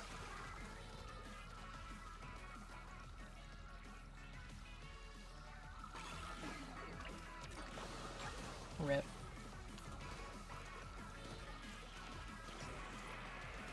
Da, da, da, da.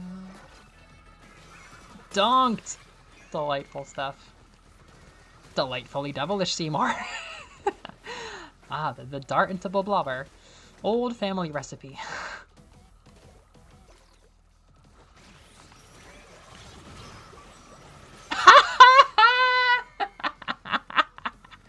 Ah, that was elegant, if I might say.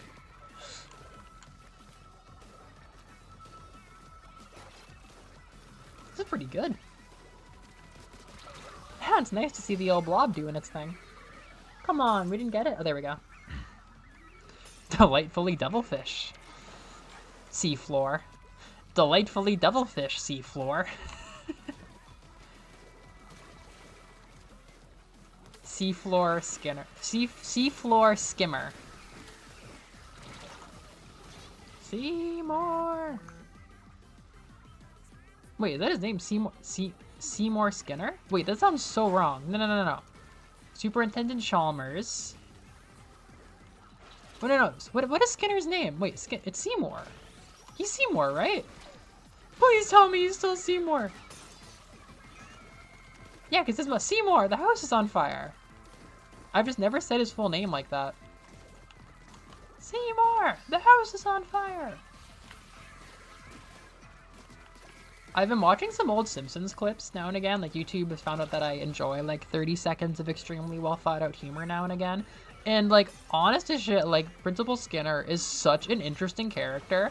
And all they did was make an extremely realistic American man who is just a war veteran that is now a like very apathetic principal. Like, there are many people like that in America, and yet seeing it play out in The Simpsons, it's like, that's a very funny character. Like, everything about him, all of the nuances, like, that's just a guy. Like, there's so many people who live that way. Yeah, Seymour Skinner.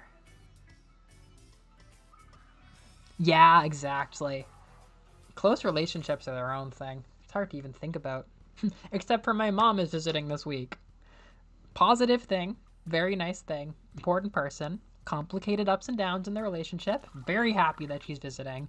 But it will be a very crazy experience having her visit in this whole other life I've been living out here.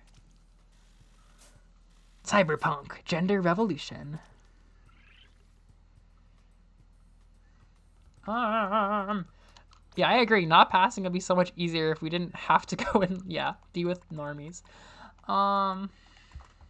You know what? Let's just do the vanilla.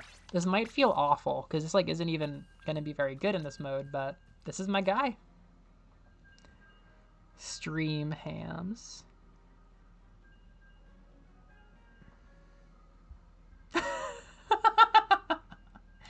Damn, that's a crazy thought.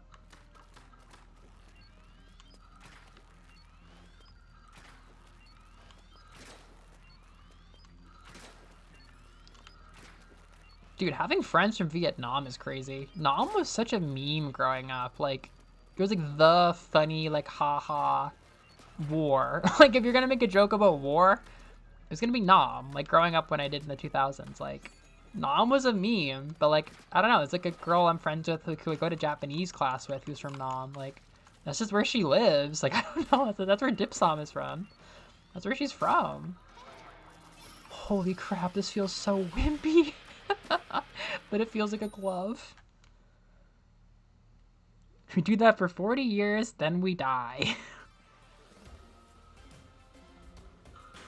You don't? Yeah, exactly. Just like Benson and Squidward. Yeah, you nailed that. Maybe you also don't understand why Mr. Krabs is fucking nuts till you're an adult. Or maybe everybody understands it, but it just gets worse. I basically already am Squidward. It's kind of hard to admit, but... And yet, is Squidward not limitless? I think the SpongeBob musical gave him like a super in-depth musical number where he got to finally shine and do like his Squidward things he always talks about doing. But I think the theme was like, I'm not a loser or something.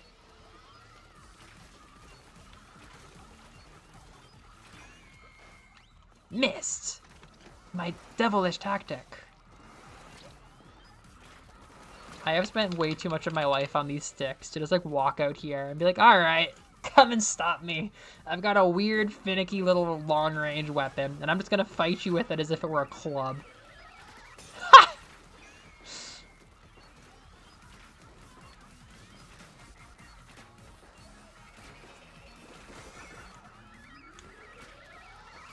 Ah, damn it, that was close.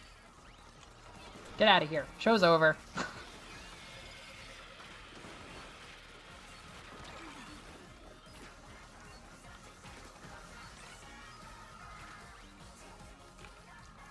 Math God, I don't know if you follow Comp Splatoon at all, but we finally have a top player who uses Vibo, Arito.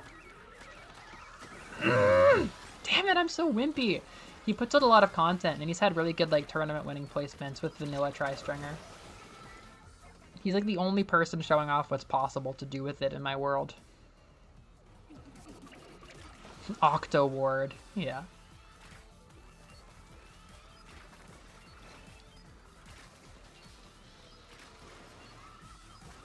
Squidward. One thing at a time, Tricolor. One thing at a time. Powerful.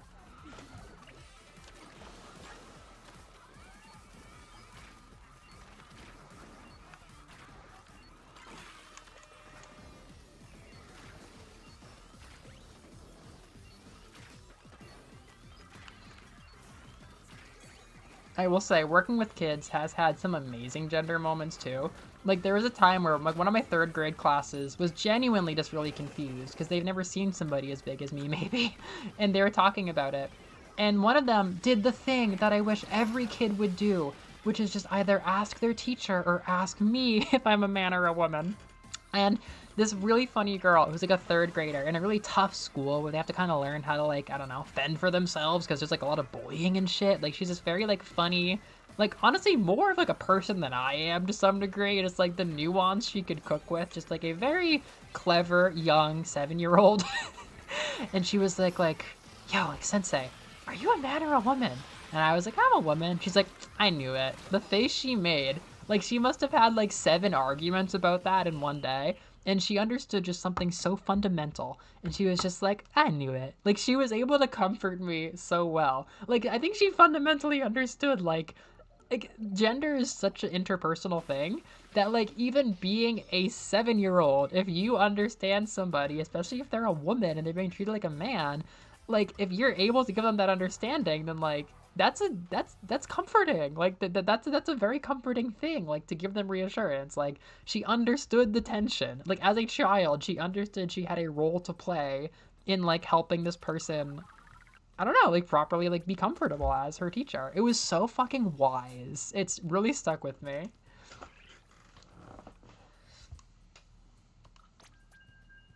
Arito. I don't know much about his personality, but now and again I'll look at his gameplay and be like, wow, look at the sticks.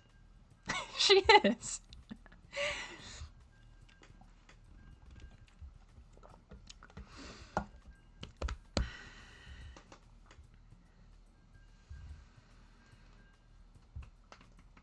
Oh. Yeah, wait a second. Yeah, why is the octopus called Squidward? That never actually crossed my mind. Maybe they were trying to design a squid, but they didn't want to make a pointy head. And they didn't want to let go of the name either, because they knew they had a good one. Or maybe he's trans.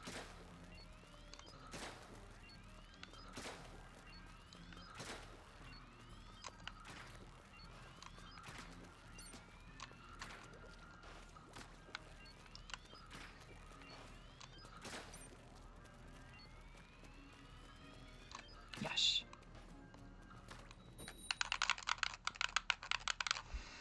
Math God, you were the one who commented about Narrow. You got my comment. What was it, like the gamer god with like the big dick or whatever? I think you were the one who got that joke and was like, ah, a Narrow fan. Did you watch his Switch 2 video? There's new Narrow. Some people were shitting on Arlo in the comments, and like he has been kind of annoyingly like not willing to entertain some Nintendo Discourse stuff. You're dead. Wellstring, you're dead. He's been a little bit like Nintendo apologetic and like not reading the room super well in the Switch 2 like hype era. But I don't know. People said some really fucking mean stuff.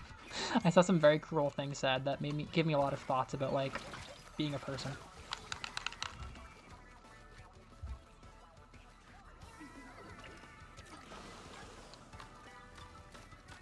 That's amazing, Evie. That's exactly it.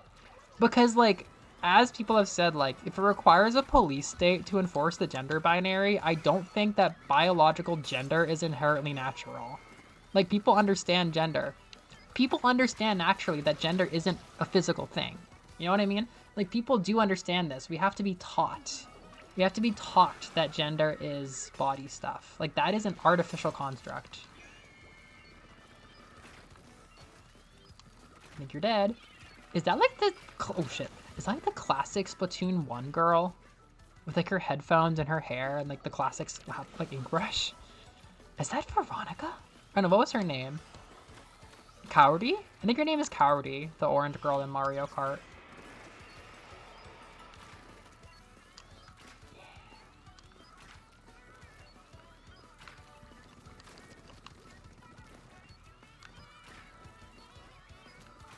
We should get that maybe. Oh!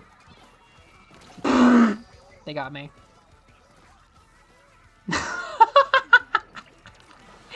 I'm glad you also watch narrow videos an obscene amount of times.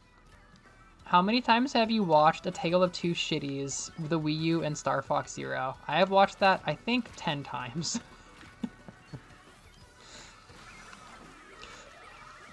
Oh, shit. I just tried to attack my ally. I was very shocked. Damn.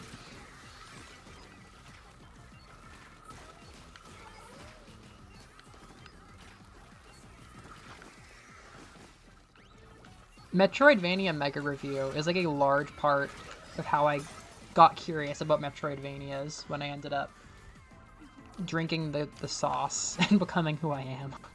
Metroidvania Mega Review was like a big inspiration.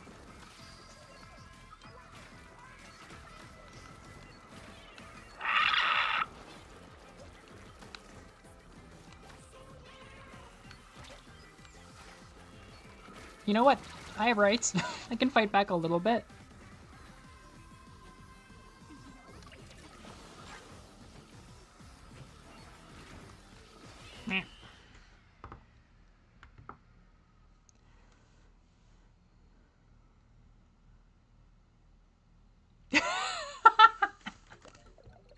That goes hard.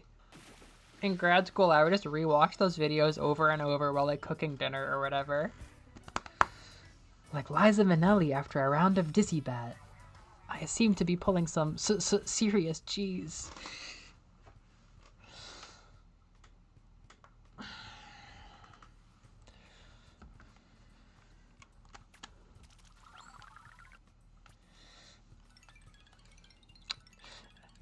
It's been said that Nintendo fans would even buy a piece of cardboard if it had Mario stapled on it. It's a really unfair and hurtful statement. And no, fuck, god damn it, I'm done. I'm done doing this. I'm done. That's one of my absolute favorite bits. Oh, god damn it, I'm done. I'm done doing this. Yo! Yo! Axiom Verge? One of the videos I've been wanting to make is about Axiom Verge. I've been ready to talk about it for like 3 months, but I've been so busy. I'm glad you said that. Axiom Verge. I've been a little bit burned out on Metroidvanias for the first time, which is why I'm expanding into like trying more things with the channel to make the channel survive, even if my interests like get tired sometimes. But Axiom Verge, like the world and the music and even the series itself and like Tom Happ have been interesting to me lately. A lot of times if I'm burned out, I'll like listen to the music, like think about it and stuff.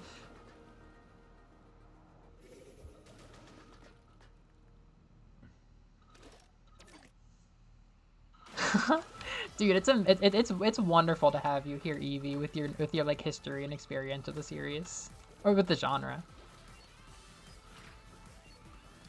I've been thinking lately that like my final boss form will probably be like a rave DJ at gaming conventions playing Metroidvania themed sets.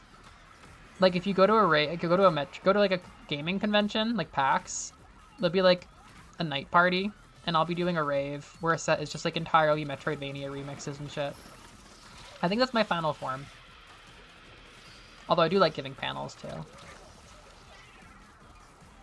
Yo! Glad to have you. Yeah, I am pretty hard on Axiom Verge too. I was very disappointed in Indra because I don't like tech billionaires. I thought that she was gonna like be tormented for her sins. I don't know, not to be super political, but I'm playing as a tech billionaire.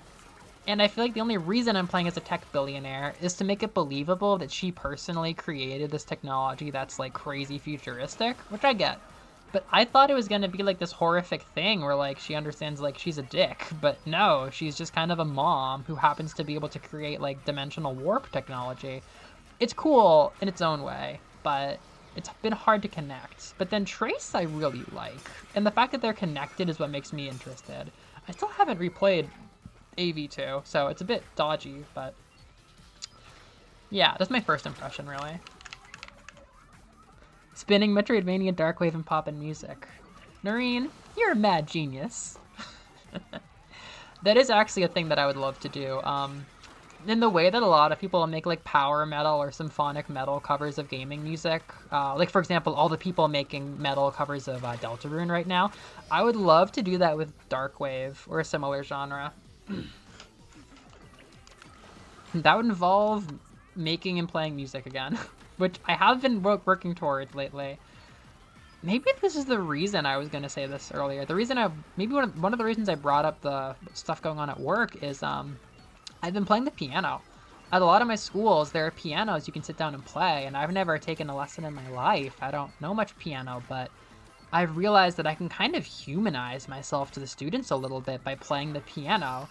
And especially at my tougher schools where they really respect like guts and like doing shit and like putting yourself out there versus just like talk and chatter and like intellectual stuff, I've been kind of like showing my stuff by like practicing piano where they can see and improving every week and using my knowledge of music to make something that's fun. And I don't know, I've been playing a lot of piano in the hallways, even if it means like hearing the kids saying really mean shit as they're going home and the rumors get flared up.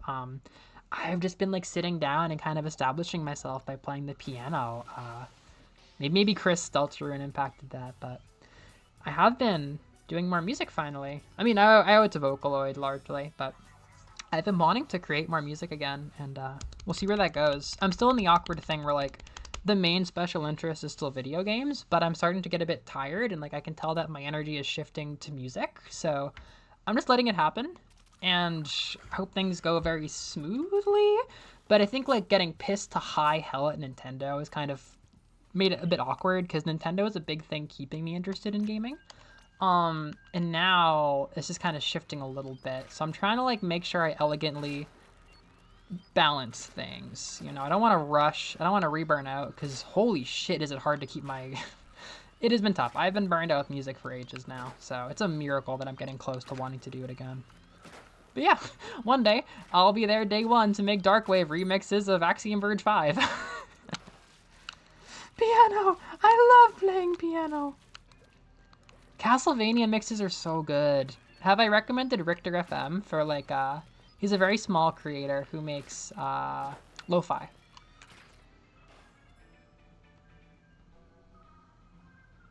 A lot of media has identity shifting discomfort, but AV feels unique. That seriously makes me want to replay them.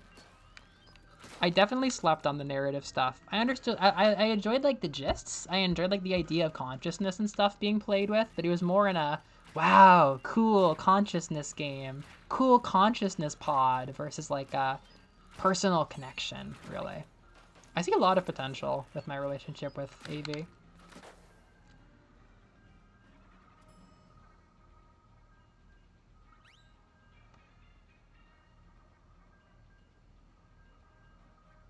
Oh, that's very sweet, Noreen. Yo, this is weird. Maki set a trap like 8 years ago. That's crazy, actually. Who is this Squiffer? Who is this Squiffer Zipcaster player? Do they have their Squiffer out? Oh yeah, there's the Squiffcaster. That's an interesting read.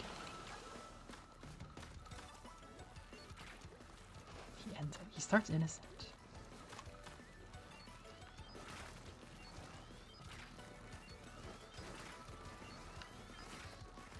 I love that there are Trace and Indra opinions being shared. This is like, how many years have I waited for this kind of conversation? Who's around here? Stop being around here. Yada! Takes two to play.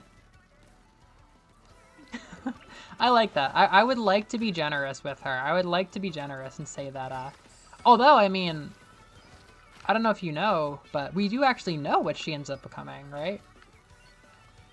I'm excited for Axiom Verge 3. I've heard that it is, what is it? It's a little bit different again, but it's going to make Axiom Verge 2 and 1 connect in retrospect, which I'm very excited for. I don't want to give it away, but there's just enough interview stuff out there that I am like maybe more excited and optimistic about AV as a franchise than maybe any other Metroidvania series right now. I mean, I am getting excited about Bloodstained again because I'm starting to really get excited about Scarlet Engagement, but I don't know, AV seems very special and Tom Happ's commitment to it. You know what? Get smoked.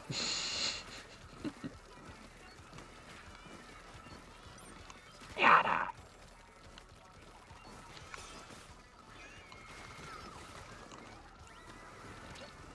No.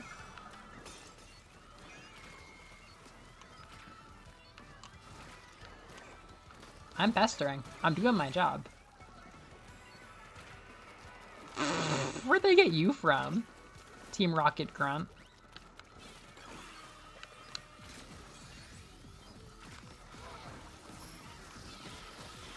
You know what? It's my time. Let's just do this shit.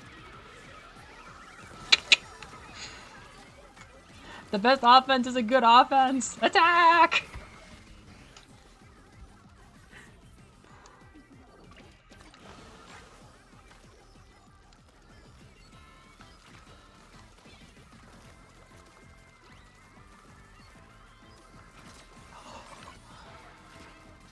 They have not solved. We need to do something about her. We need to do something about the vanilla tri-stringer.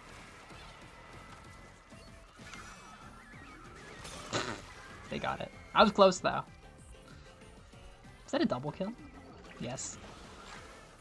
We need to do something about that vanilla tri.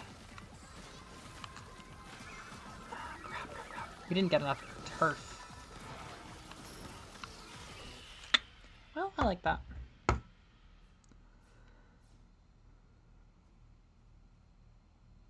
That's a very sweet question. I do not know. I do not know, but I don't know. I suppose one could imagine that if two people meet, there would be piano involved, if there were a piano. Though I am but a distant, disembodied voice.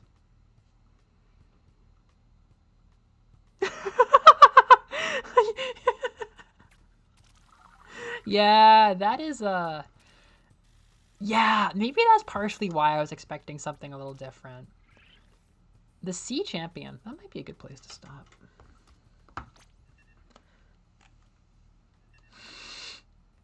Yeah, you know what? Maybe there is plenty like anti-billionaire narrative in there, and it's like wasn't expecting the subtlety. But like she becomes Ophelia. She becomes one of the whatchamacallums from Axiom Verge 1. Not that she has much personality in that game, but she doesn't seem like an asshole.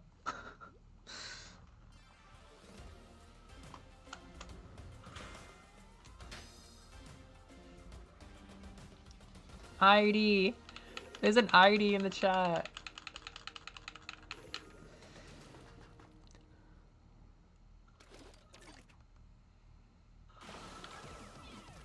My entire goal for today is just like vibe and feel summery.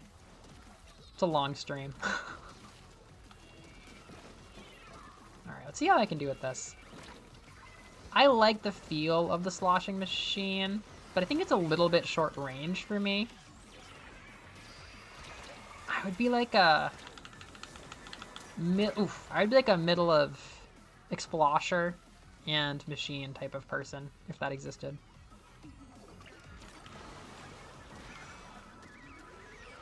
Yes, good job. Uh-oh, that's not fast enough. No, yay, okay.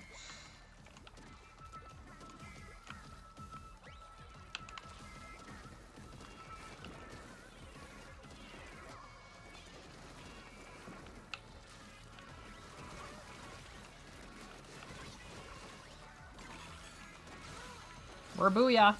We're booyah. This person knew what they wanted. I don't usually have that kind of persistence. Yeah, I didn't think Ophelia was like a dick or anything.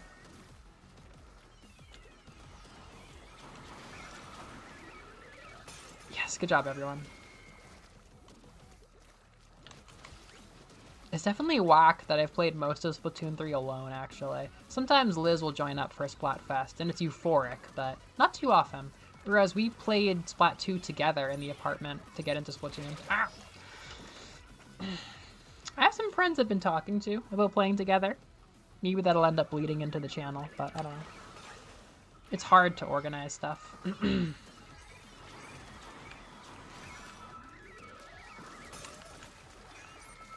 Yeah. That was a hit. That was a hit and a half. Oh, Splatoon is a killer summer game. Splatoon is the summer game of the year. I love it. Yes.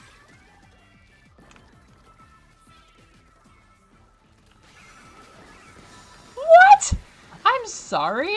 That was not a normal countdown. That was so fast. I was no. That was lag. That was lag. Unless it was left like half finished. Which might be how it works. I don't know.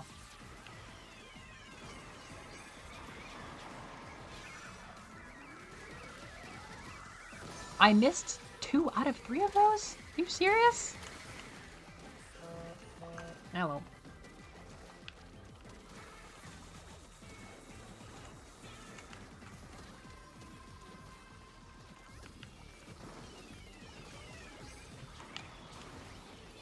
You know what?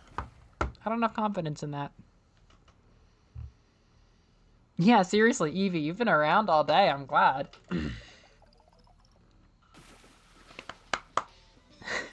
Thanks, Moose.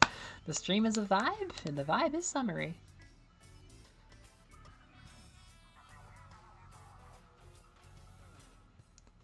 Wait. What is the secret ending? I thought the secret ending was just Trace killing himself or something. What do the creatures have to do with that? Ooh, I don't know. I have a lot of holes in my knowledge. I'm glad we stayed out of the pocket. I look kind of epic with the machine and the fish bone.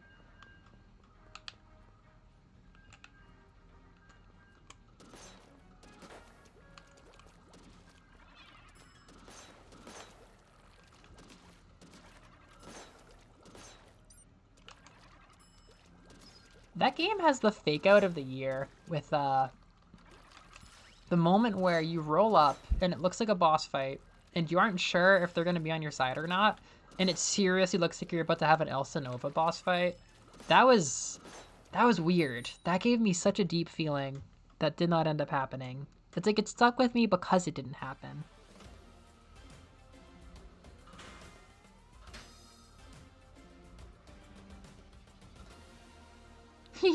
Thank you. I also got my my Super Mario Sunshine party I wanted so badly yesterday. It's been the perfect little summery break between the crazies. I think that I'm gonna stream after I get home from Tokyo, after I see my mom off, and stream on the 27th? Sunday the 27th, which is Saturday the 26th in America. I want to do that, even if it's a bit crazy. I'd like to do that, but I will be out of commission next weekend. I'll be with my mom in Tokyo. A place where lots of New England Irish Americans hang out with their moms is Tokyo, usually. Oh, the Dream Loop. Oh, did they trap him in the Dream Loop? Oh yeah, maybe to stop him from becoming what's-his-face. I don't know. It's been a while.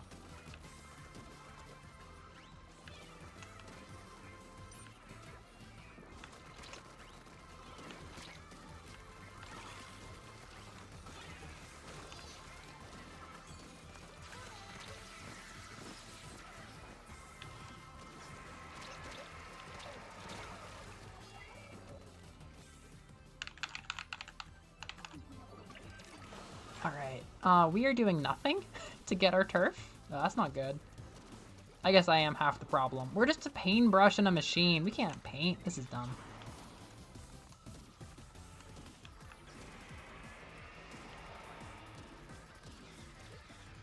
Damn, I kind of eat ink. Yes!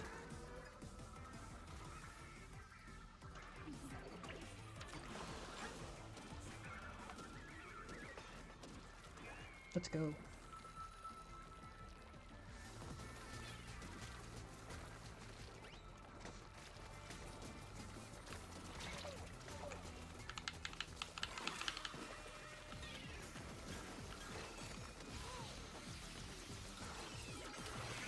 There we go. Nice!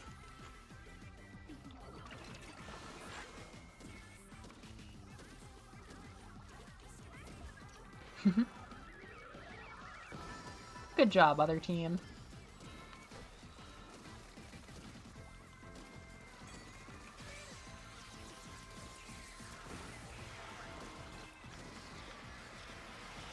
Yes.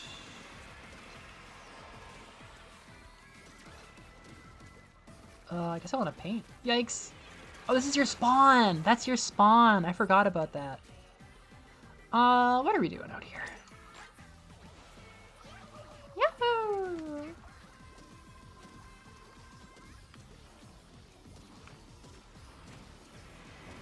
I don't know about this one. Evie the Ripper Duck? Evie the Ripper?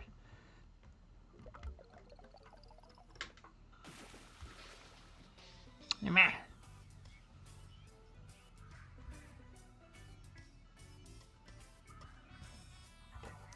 Womp womp womp. Cool.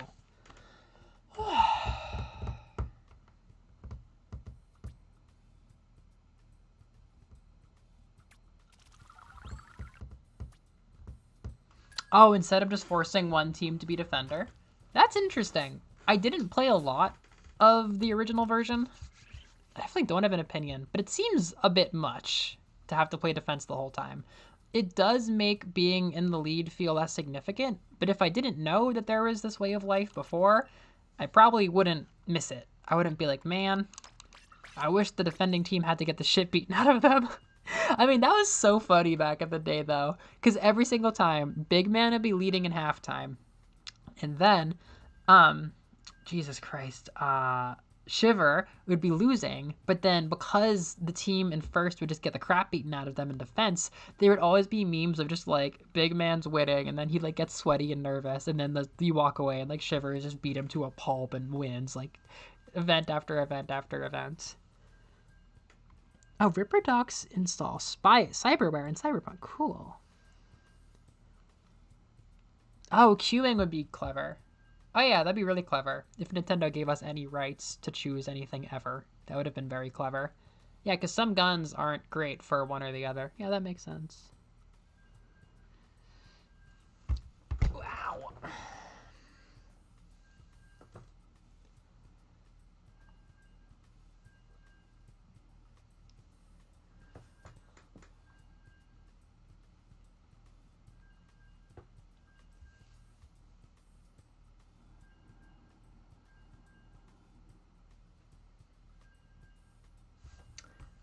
time is it for y'all? Is it only midnight?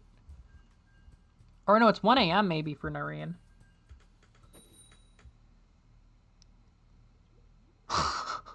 Okay, that's kind of fun. I do like that. I've always kind of been like, isn't Splatoon kind of like too small in scope?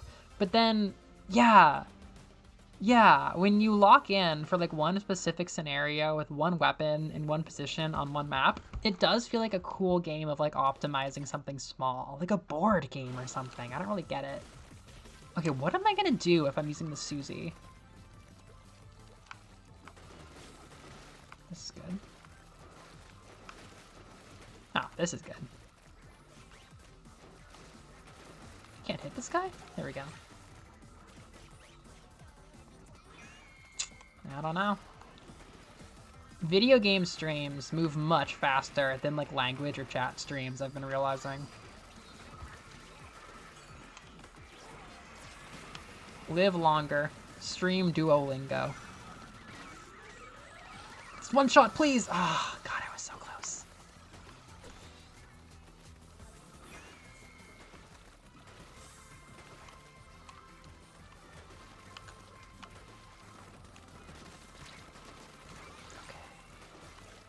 I guess I'll just stay right on the thing.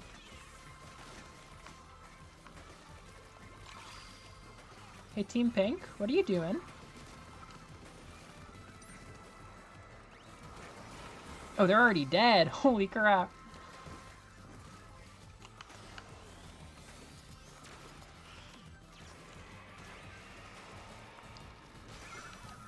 No.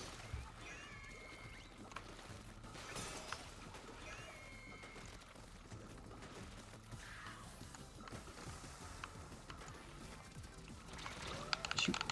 I have not done the challenges almost at all. I do not know why I never did. I just didn't make a habit out of them.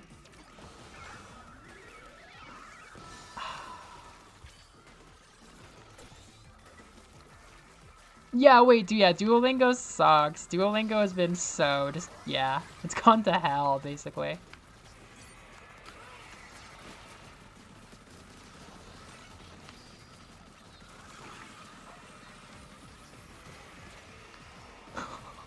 I love rolling with Crab. Very slowly, very elegantly, just ducking out.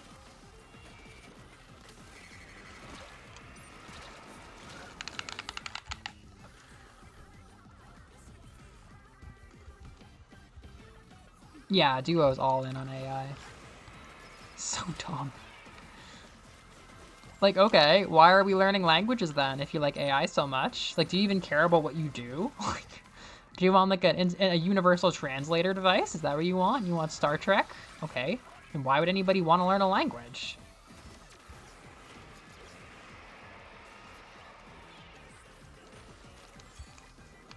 Universal translator device is like a slur to me. Like I have sacrificed so much to become a Japanese interpreter. Goodbye. Crab out.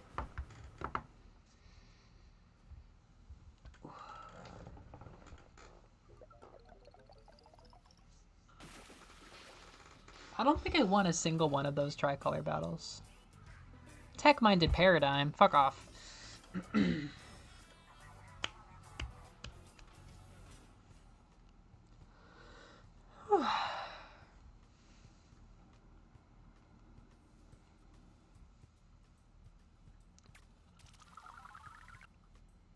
Yes, I agree. Language is not math. Language is not... Yeah, I agree completely. There is no perfect a machine can't ever do it. I just don't think it can. Ooh, I should stop.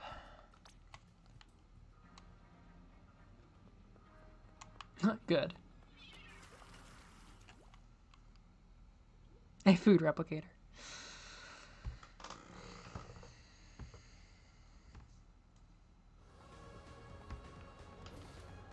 Wow, that is really pretty. The lobby looks really good.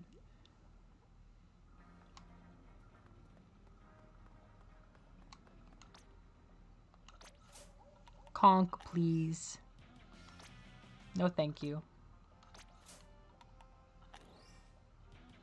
Yosh.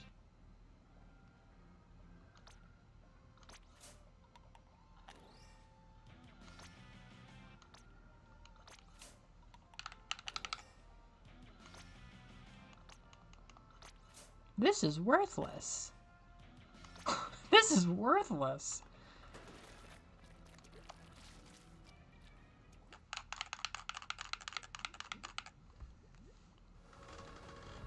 Ha.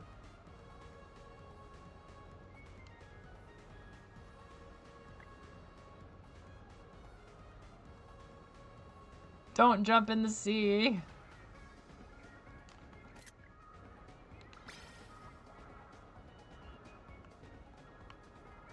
Alright, Deltarune spoilers incoming. There's Deltarune spoilers everywhere. People are gonna think that Des getting hit by the truck by Asgore is gonna be an actual spoiler at this point.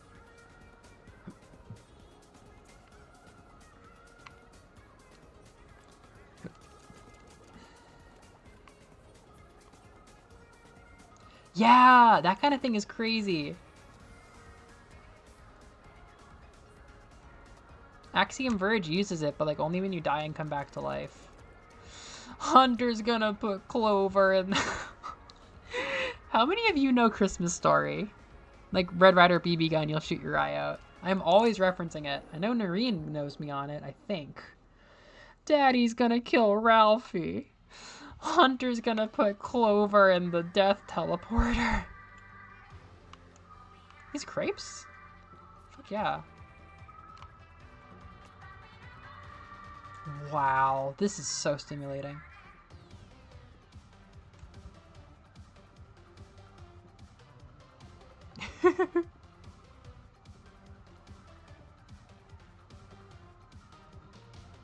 This is worthless.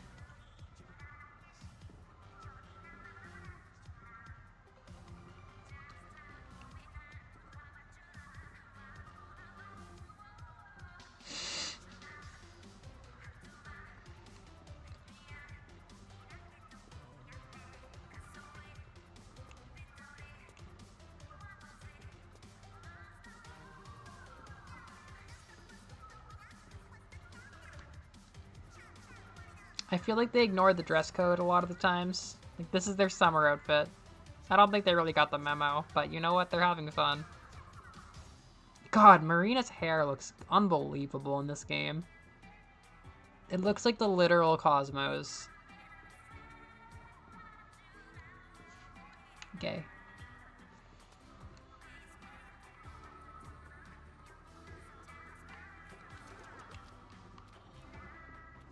Don't block the metro. This is the Splatoon 2 area. They added the Splatoon 2 and Splatoon 1 areas. It's just that you and I, we've never played a Splatfest in Splatoon 2. Oh my god, I remember this little fucker.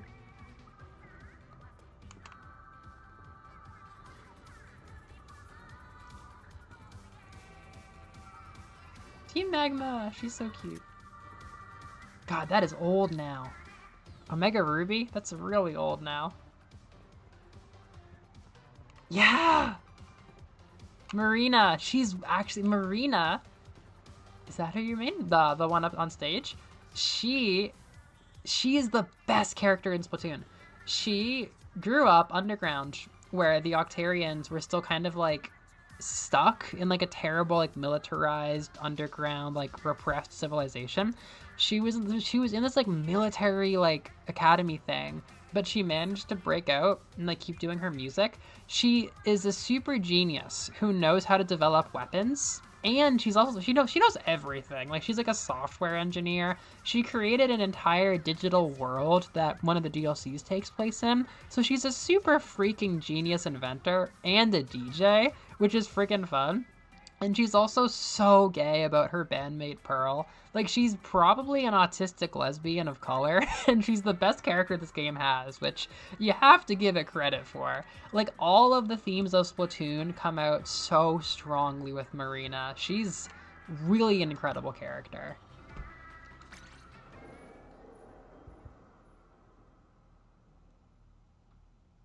Oh my gosh, that's so rough. Marina banned from religion. Seriously. She's pretty. I'm Eepy.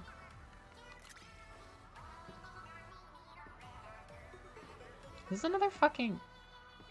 I know what this is. Oh no, it's land. I'm still mad at them. They made Team Past win. I used to be besties with them. Now I'm mad at them. Holy shit.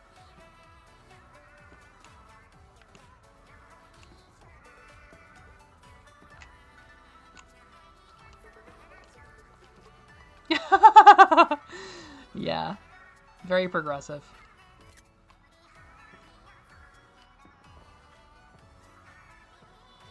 This really does feel like Tokyo. I really, really love this map. I didn't play Splatoon 1 very much, but it really does feel like Tokyo. I don't get how they did it. It's supposed to be Tokyo, and then we were just in Times Square a minute ago, and then I don't think there's anything as specific for Splatsville. This is Shibuya Scramble. Very small, but... It reminds me of Ueno Station. I love Tokyo. I know it's kind of like a... It's like my one, like, cringy, like, weeb thing is, like, I do really love Tokyo. I think it's a wonderful city. Partly because, like, half the trans healthcare in the country is there, but... Yes, do look up Nasty Majesty.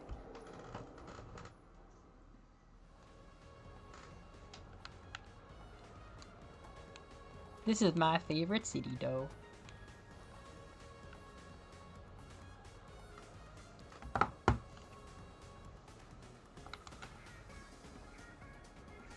It's good. I want to stream a little bit more. I might switch to something else for like 20 minutes and then call it at 2:30. What do?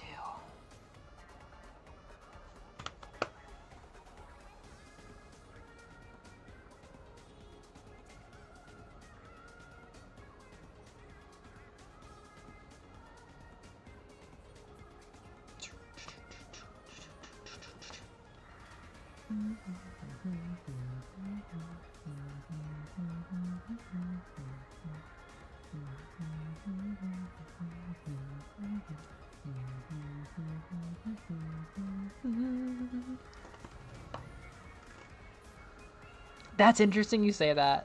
I feel like those are both very valid ones. People have looked to a lot of like kind of hotter areas and more like densely like populated areas for that. LA would go pretty hard.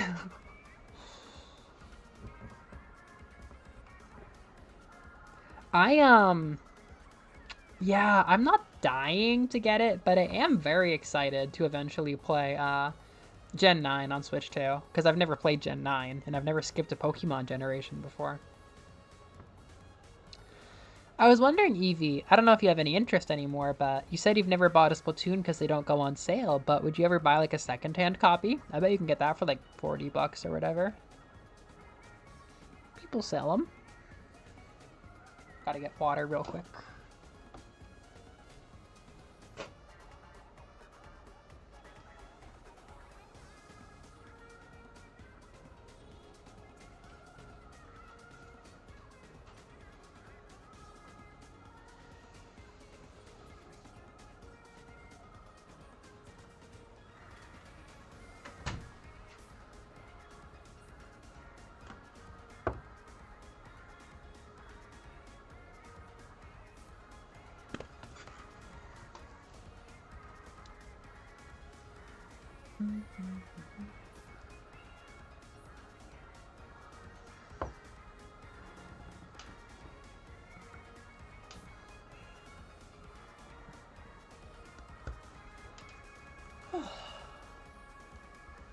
What do?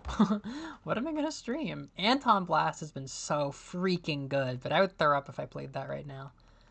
Oh, Taiko! I haven't played Drum and Fun in a while. Still seems like a lot right now.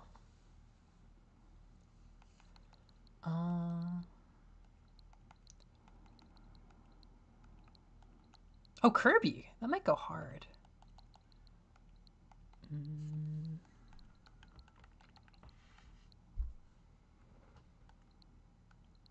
Maybe pop in music again?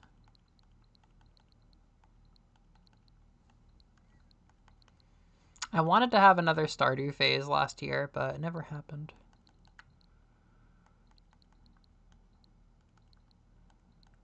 I could die in Mega Man Zero.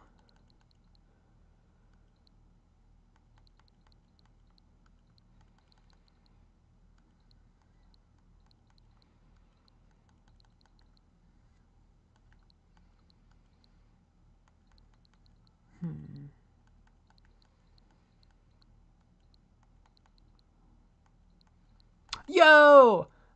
Definitely this. Definitely this. That's fair. I was lucky that in college I got to dump like 100+ hours into Splatoon to learn the basics. I haven't played Balatro yet. One day I will. I only recently played Vampire Survivors. I'm very slow to get to like the addicting games. Really? That's cool. I wasn't very happy that they chose Spain at first. I wish they would get out of Europe, to be honest, and go to like a more interesting country or region.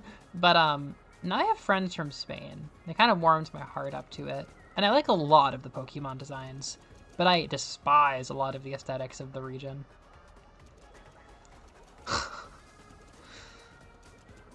Seriously. Alright, I think I'm gonna call it for Splatoon for today. Good fest. I will probably be back later. I am gonna play some of whatever the fuck this is. I bought it before my gold points expired. It's some indie 3D platformer series, but it's a spin-off of it. And it feels kind of Splatoon inspired. Demon Turf.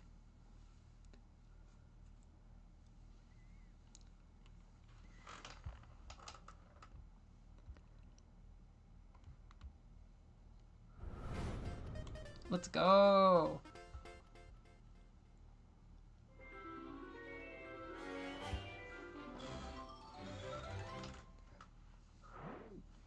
It's been pretty finicky, but I started to get the hang of it.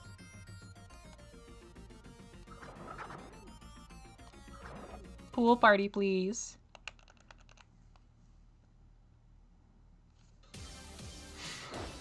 That's so Eevee. It's a cool Pokemon.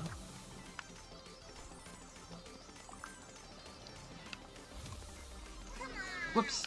No water. Yeah, this is totally Splatoon themed. So instead of like polygons, it's like sprites that move.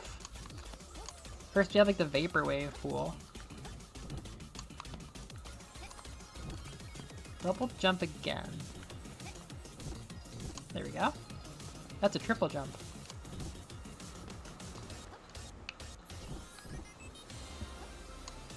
The super jump, move, hold. Yeah, I go into bat form. Nah, that's not it.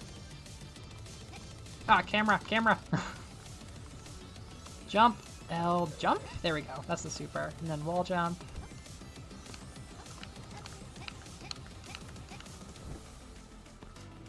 I'm sure this game is like the pride of a small community of very online neurodivergent queer people.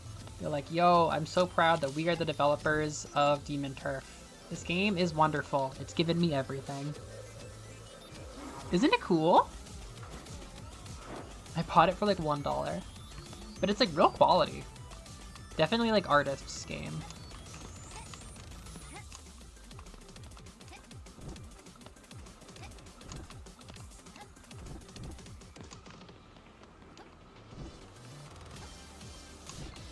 So then I jump, bat, jump. Shit. I don't know what I did there, but it worked.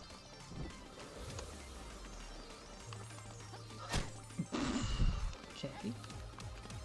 What are those? Those are hazards? I had no idea.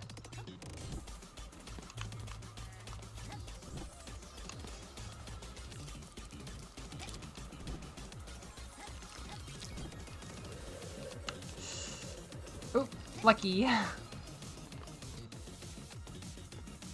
Wait, you can set your own... You can set your own save points. Hold up. How do I... Oh, shit, shit, shit. What was that? Okay, I lost it. Yay, yay, yay. Okay, okay. I set my own checkpoint. X. There we go. Sweet. Yeah, it's a little bit like Celeste 64. A vibe makeover? An icon boost. You mean like, to have more aura? Yeah, I mean, I love Deep Cut. I will talk about Deep Cut any day. I've thought about them. I feel like they have not landed on what level of nuance they want their idols to have yet. Squid Sisters, they are very vague characters. Like, they're not very clearly defined at all. They're almost like Mario tier, like Mario and Luigi. Like, they have very vague personalities that you can kind of project onto, but like, there's not a lot that is set in stone about them. Then Off the Hook is incredibly specific. They're incredibly rich and emotionally nuanced, and like, there is just so much going on there.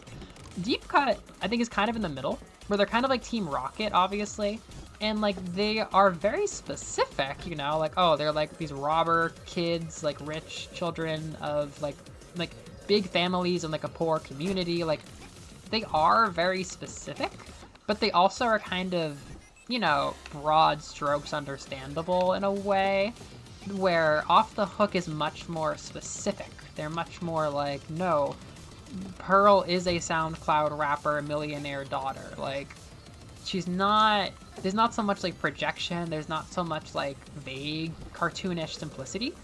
I actually like that they've toned it back a little bit. I do think making them more lovable and a little bit more interesting would be good, for sure.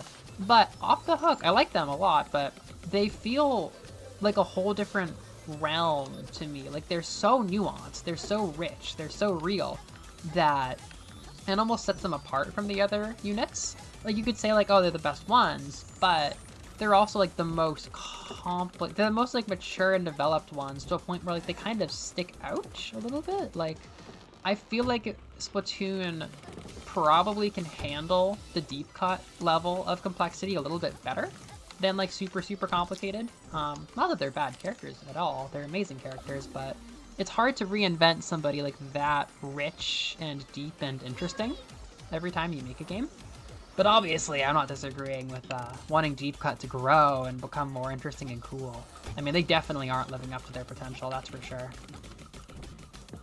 Like, they are a budget Team Rocket if they are to be compared to Team Rocket. Rest in peace.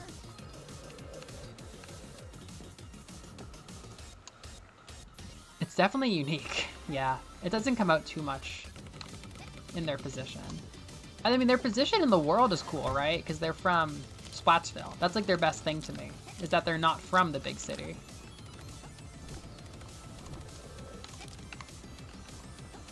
This will go fine. I will make this go fine.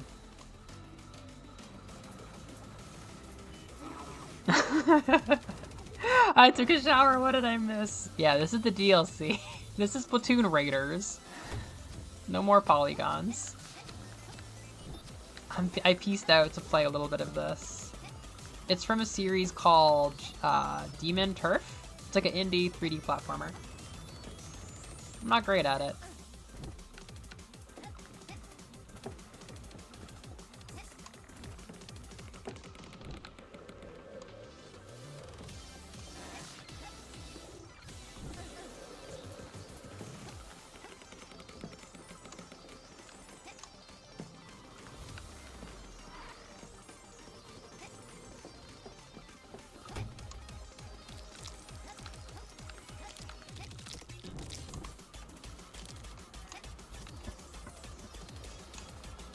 Okay. Yeah, I agree. Yeah. They are very much side characters, even in their own game.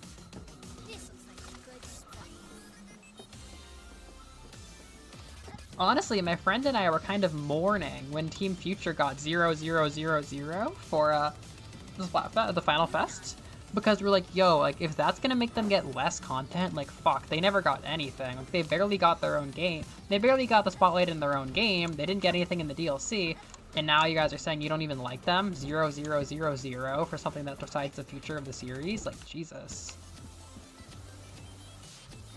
I am a proud Team Future member. I have a t-shirt.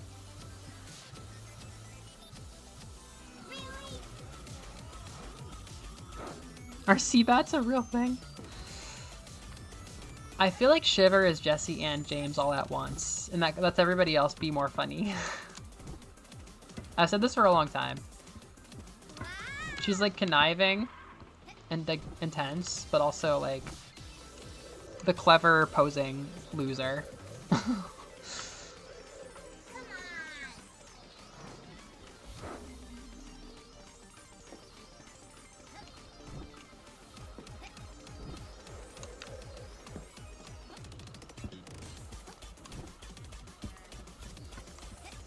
Yush.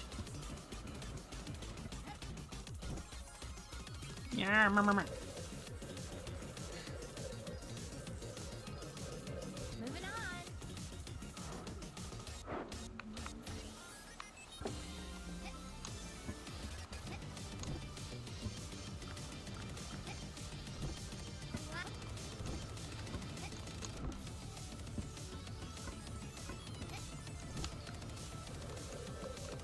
Ah, no jump?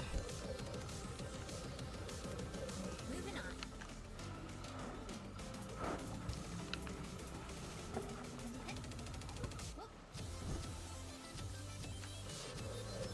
Moving on. I guess so. But at the same time, like... The art team... Maybe. But it's still a game about order, you know? I disagree with people who say that, like, chaos isn't a constant theme.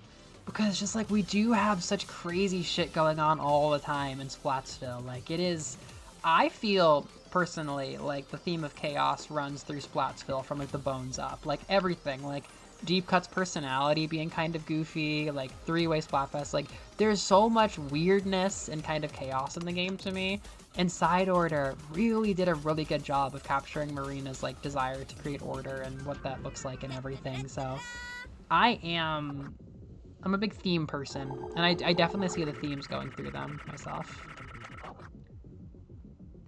Okay, see you, Moose.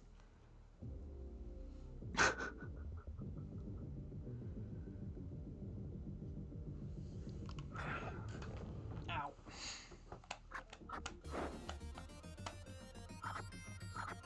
Vineyard. Have I even tried this?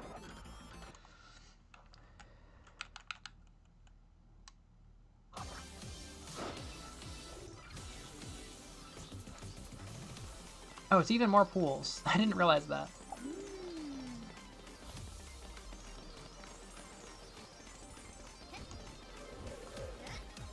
Heyo.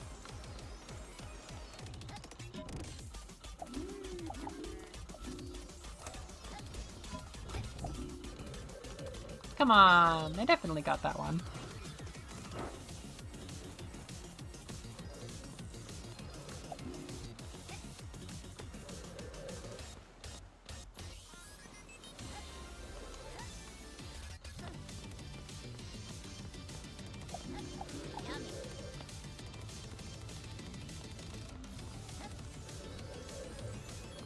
No.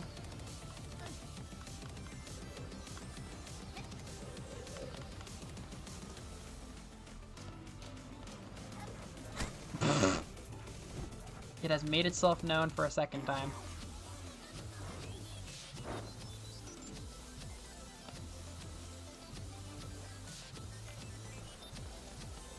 Ah, so you mean that even though even though the order side lost, they still gave it its time? I see what you mean. Yeah, some people say like, oh, there's not even that much chaos. Like, it doesn't matter. It's like, no, I think it does. But you're right, yeah, there is order and there is chaos.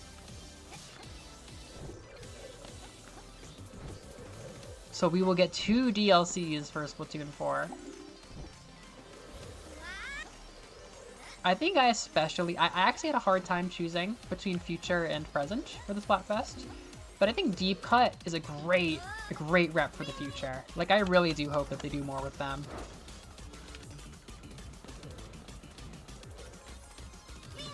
Yeah, seriously, it's all 2D sprites. It's very clever. I kind of want to play Crash Bandicoot now, but I don't really want to like bring in like Ooga Booga, like tribalist stereotype characters. I just don't like that about it. Kind of kills my vibes. Ow. Shit.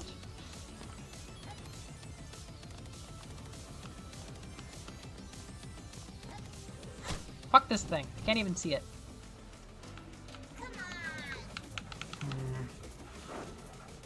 I've nearly had my fill, Demon Turf, Neon Splash.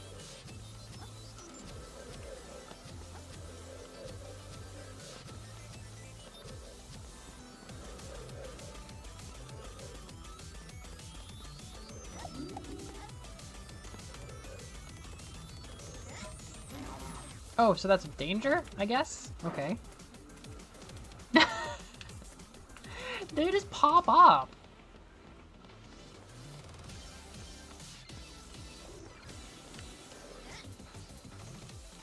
Honestly, if I don't care about danger, I will not address it, and I will just keep doing the same thing over and over again. If I'm just enjoying the game, like the game feel, I will just make the same mistake over and over again and accidentally force people to watch it.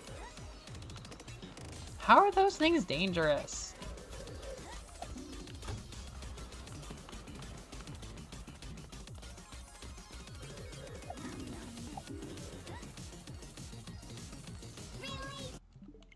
Really? I agree. I agree. Honest to shit, I still want to stream a little bit longer. Like, not much longer, but like a little bit longer. What does Alayla do? I have one idea. Y'all can chill while I record footage for a video. Sorry. I'm just thinking like that would actually be pretty practical. I need to get B-roll for a video.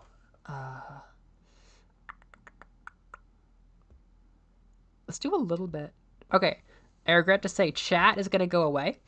We're gonna have it in YouTube obviously still, but for the next like 20 minutes or so, I'm gonna switch to my recording interface. I will still have my voice obviously, but it's gonna be full screen gameplay, and I'm gonna record a little bit of classic Vania gameplay for a video, just to kill two birds with one stone.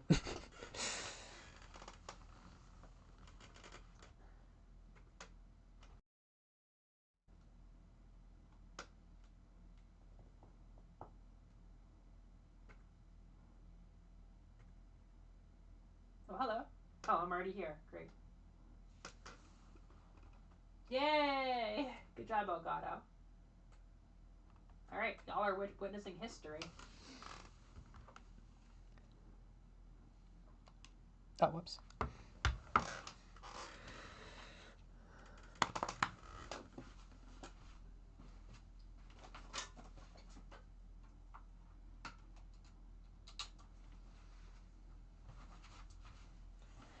I want to use one of my middle-of-the-road passwords.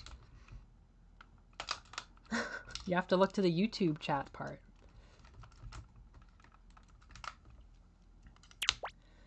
I will not be recording the first 2 or 3 levels of Classic Vania 1, as I so often have already done this year. B-roll gang! Yeah, 3D All-Stars is definitely nice. But low-key, yesterday, when I was playing Mario Sunshine all day, I kind of preferred the GameCube visuals, just personally.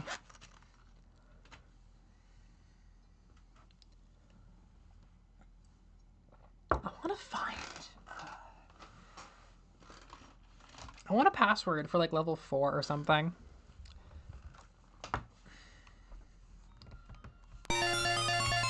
Someone tell me to buy a pre-order for the Castlevania Advanced Collection physical.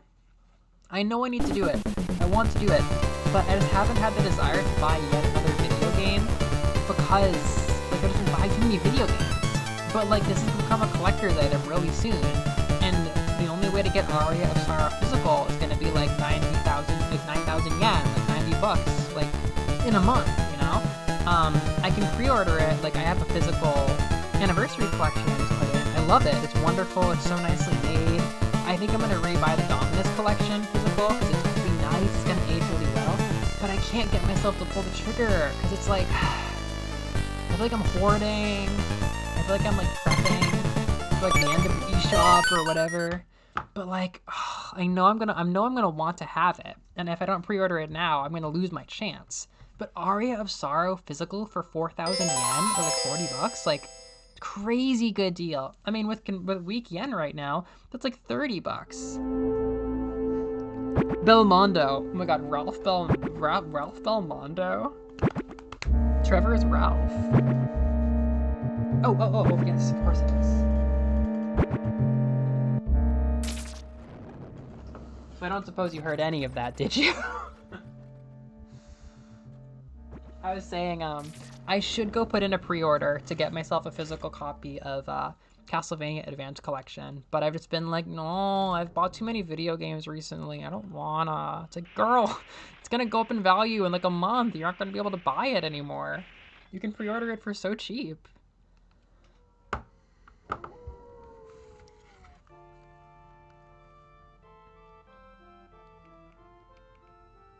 I think they were trilobites or something. Okay, let's try this password.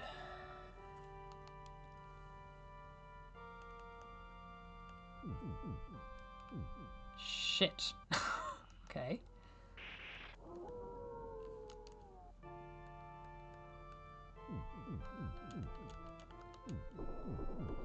I hope this isn't like the final boss. Ah, oh, this fucking level. This evil fucking level. Oh dear.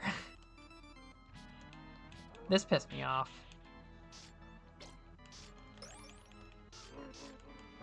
Do. Hey,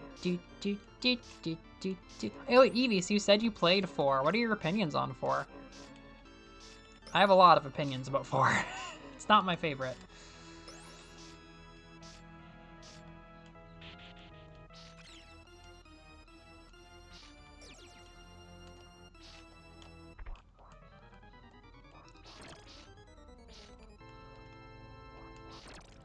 Oh, no, the bats are so strong. Ah, shit. Yes. Do. Fear not the big zombie man, fear only the bat. Fear not the axe knight, fear only the bat. Fear the rabid dog, the buddy of man.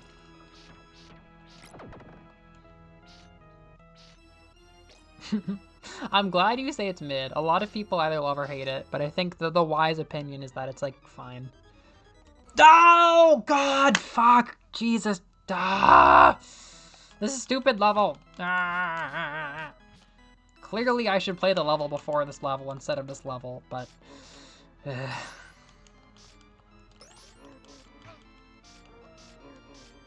yeah, I could see myself liking this the least out of Bloodlines, Rondo, and itself. Is this the Mario Sunshine of Classicvania? With an expanded moveset, but a lot of gimmicky junk? God damn it. God damn it. Now you can see the stories that go into my B-roll. For some reason, especially Classicvania, there's often so many stories hidden in the B-roll. Like when I got a pulse on Castlevania 1, I sat there and I grinded to get like a holy water for like 5 minutes in the B-roll. You can watch the story happen. I think I even pointed it out or something in the editing. It is so evil. It's so evil, and not in the cool way. Not in the Prince of Darkness, Lord of the Night kind of way. It's hard to get the downward swing.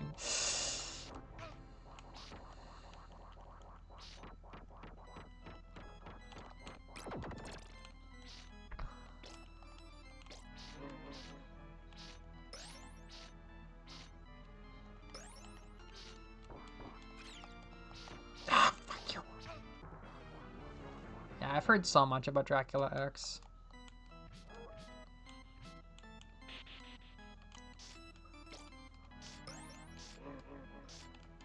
Bloodlines looks rad.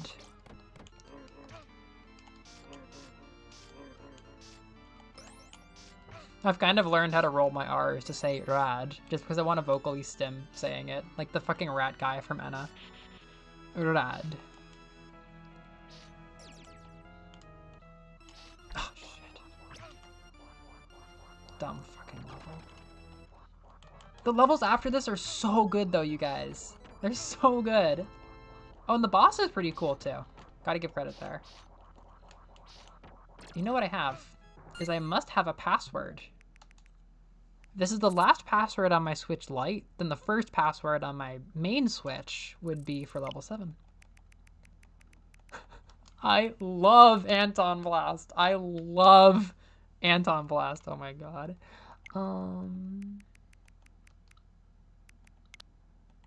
love it so much. Okay, wait. Sort. Advanced collection.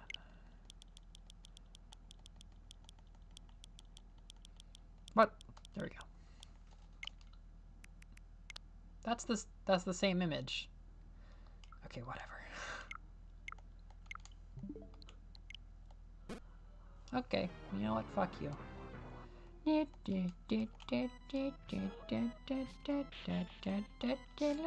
What is your favorite classic Castlevania then, Evie? And who is your favorite Belmont? Who is everyone's favorite Belmont? Hands in the air. Who are your favorite Belmonts? I need to know. I'll be making personal judgments about it.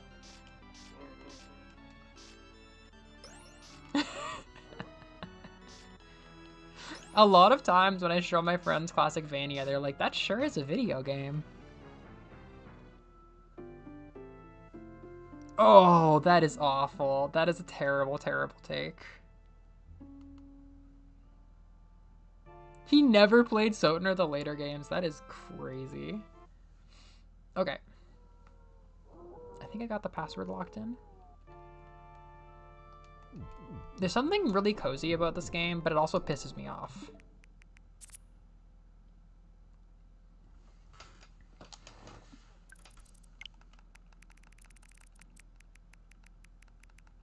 Noreen, did you see the sea slimes in the Vocaloid server in Kokorobo?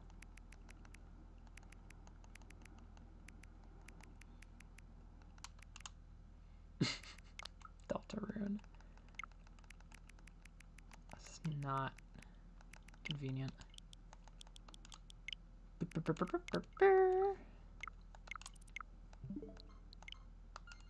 Part of the reason I ended up beating this game with save states is the save states, the UI is so snappy and it has such good sound design. It's like addictive to reload your game. I was mashing it. Oh, it's in oh no, this is after chapter 7. No.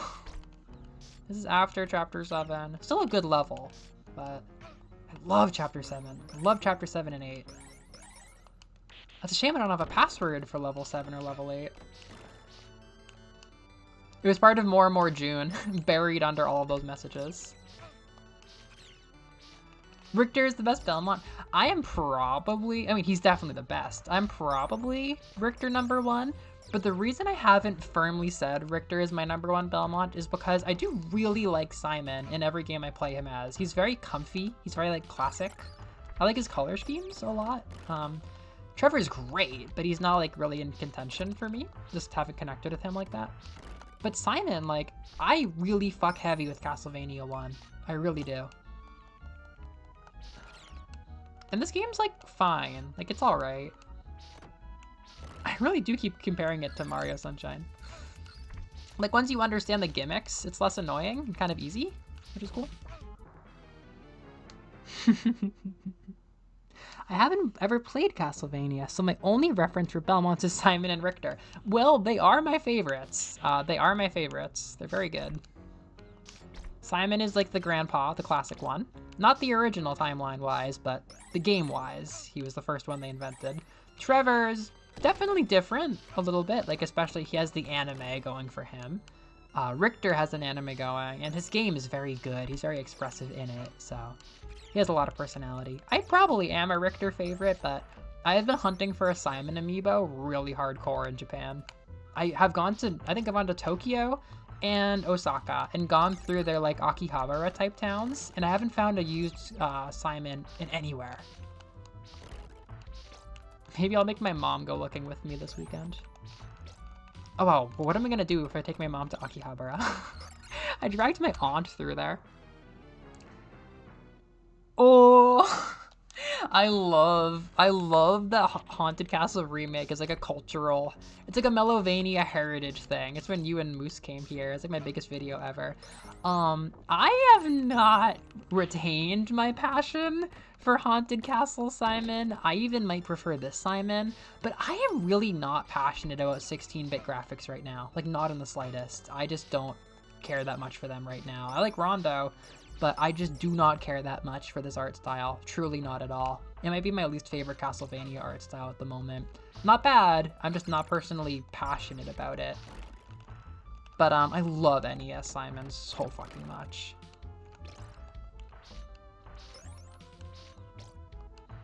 Girls like to hang out and talk about Classicvania. It's one of our traits. It's part of the socialization that trans women miss out on. Talking about Simon Belmont. Yes.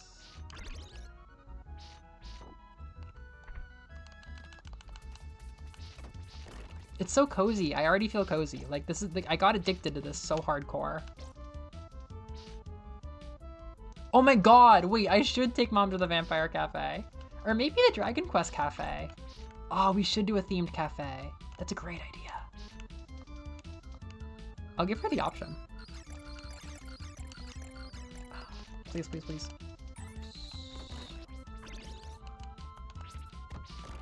And good times. Good times are had by all. Yes, I'm stuffed.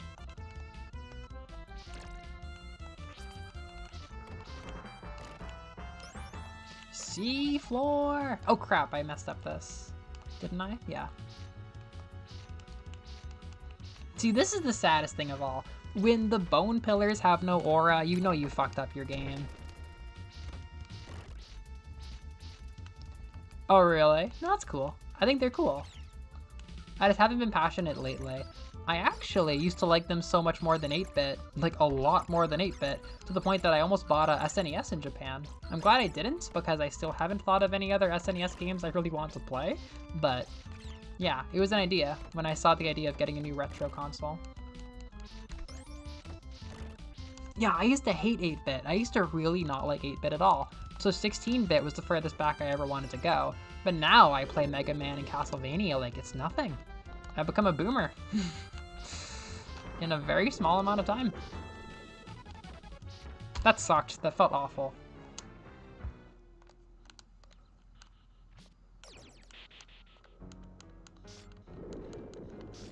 I find the boss for this level interesting.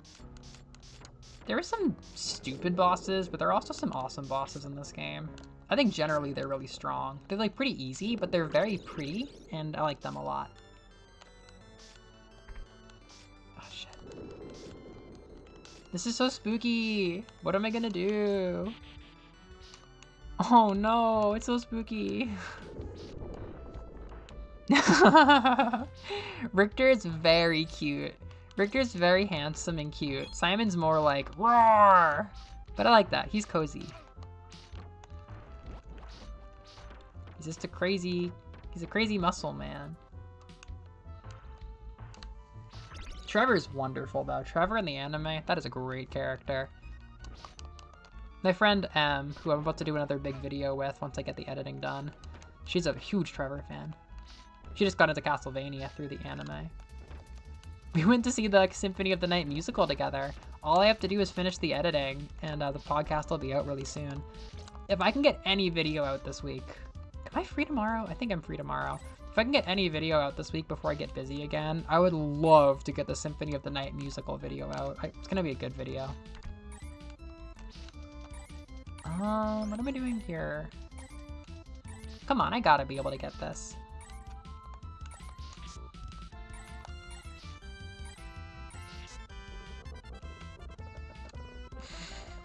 I am a boomer. I am a boomer.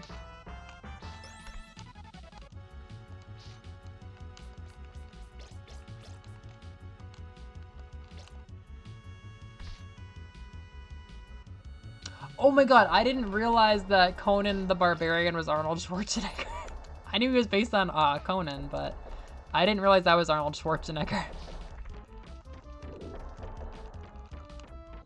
I love the cheesy movie. Obviously, I love like the sensitive, like visual K, pretty boy era too. Like that's great, but I really am pretty into like the corny movie, retro Castlevania too.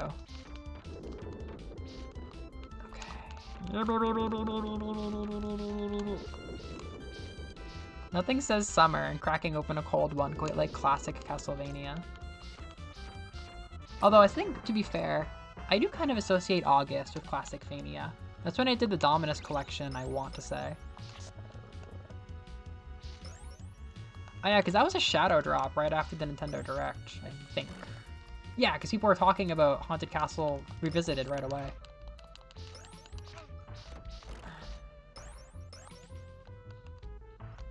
Best Belmont is Jonathan Morris.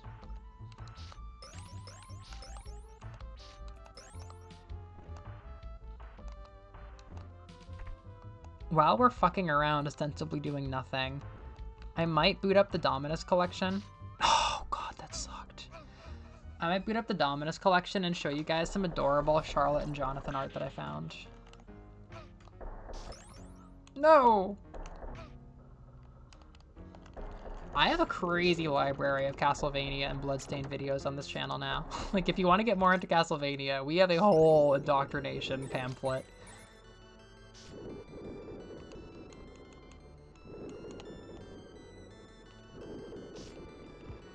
Yeah, even being in Gen Z, I feel old sometimes, just because there's such diversity of experiences.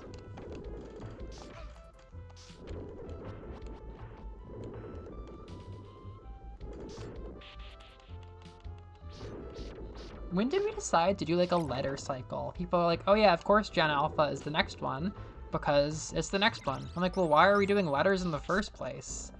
Like, was there a Gen W before X? Or like V? Or whatever letter it is? Like Gen Y didn't happen. When did we start? When did we start this?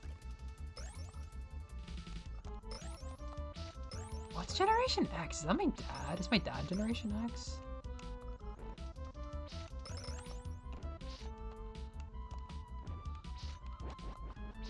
As if my mom wouldn't also be Generation X.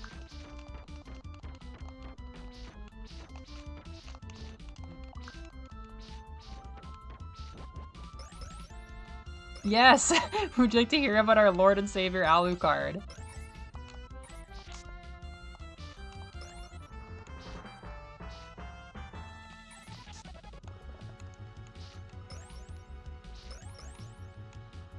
Yeah, level 7, 8, and 9 are fucking rad.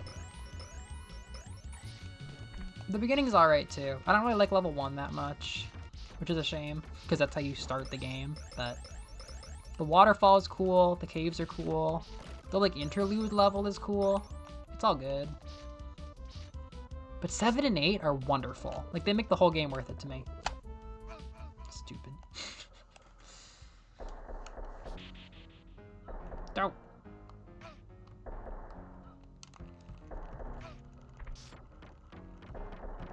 This is dumb. This is dumb. I should be afraid of these enemies.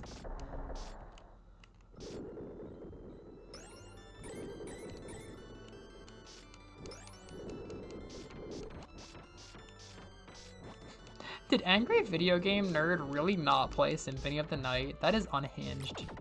I know his Castlevania 2 video is really famous.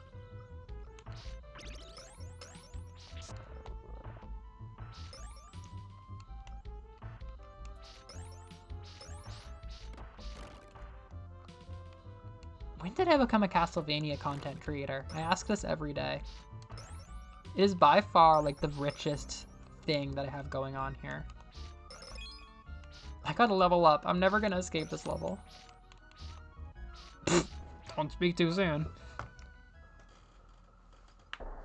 It's so pretty. This timing is not good. This timing is not good.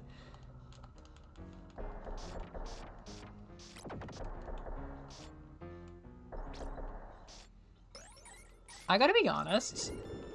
Maybe I just like old man, juiced a lot in the anime, but I feel like Juice could also become a beloved Belmont for me. I mean, Leon's also really pretty, but I don't know what he's like. And I don't know if his game is that good.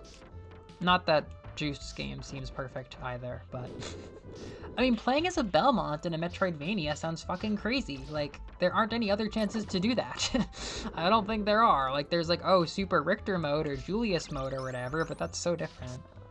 Julius is definitely not one of my favorite Belmonts. I like him in the story, but like, I don't know. I would have to get like a really nice Julius plushie to build that bond. Juice I'm kind of already sold on. I'm trying to savor the the remaining experiences I have of new classic Vanias. I don't want to rush. They're not exactly banging them out. But Evie, are you like pumped for Scarlet Engagement next year? I don't know if I can play it on release, like depending on like my PC strength, but the interviews are making it sound really good, like much better than when I made my video. It sounds really good. I think they've confirmed co-op too. They did it super awkwardly, but I think they did it.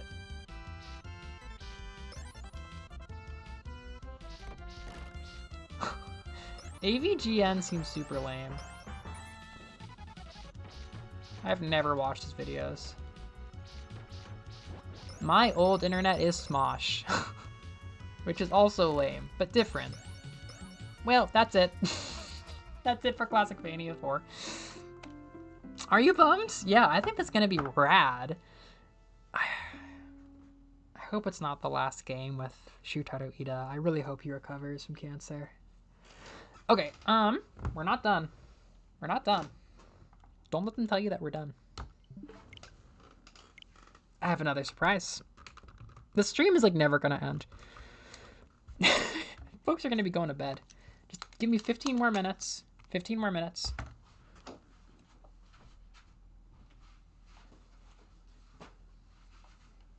Do you remember these sounds?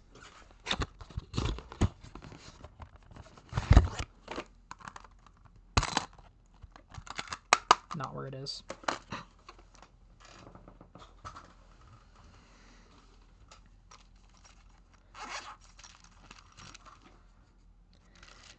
I would like to reveal to you my next Getting a Pulse video.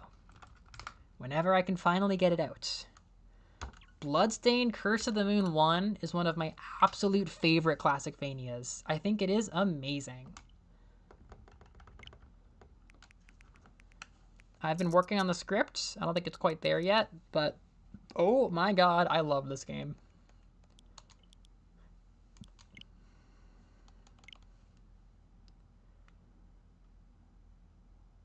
Oh my god, that's crazy. Whoa, way to go. Yeah, that's evil, right? That's a good job. That's a good kanji to know. It's evil magic or demon. The word for magic, the kanji is demon law or something. You wouldn't really see the second kanji that much in the wild, but you do see evil. Evil is used all the time. And together, Maho, magic, is pretty common. This is demon, or Magic Castle? Demon Castle, Magic Castle Dracula? Magic Castle Dracula. That's like the Castlevania series name. Yeah, what do we, exactly. It just means bad.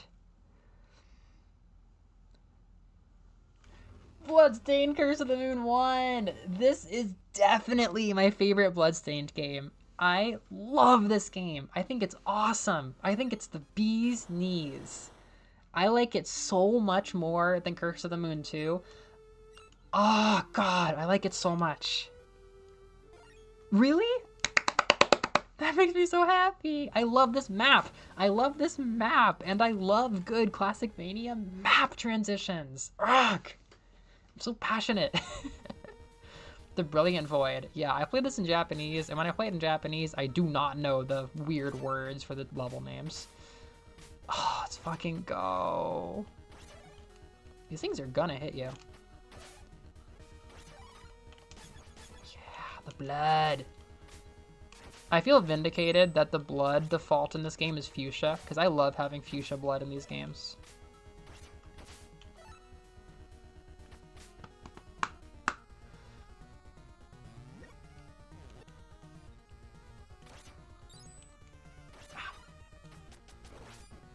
Let's go.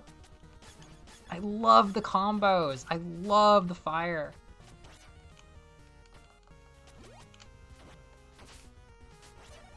Check it. Old man sets the fire. The other two do some damage. Oh! So cool.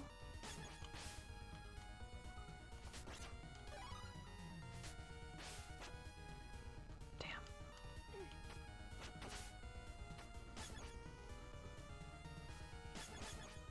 So he's telling me to go down?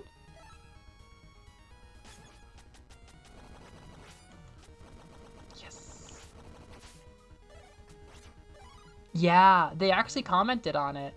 They said that it's going to be up to Inti Creates whether or not we get Curse of the Moon 3. I really, as I said in the video, I think that era, the era of what's their face, Alexandra, Alexander. I think that whole era is going to make a lot more sense to me once I see it in this style.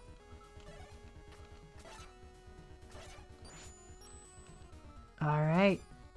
You're welcome. Have a good night, Noreen. Late night, huh? I've like never streamed this long recently.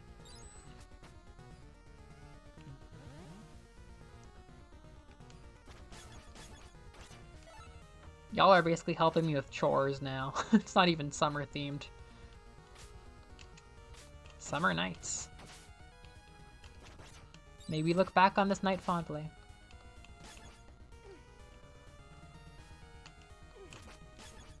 Hello? Hello? My least favorite thing. Wow, I nailed that. That was perfect.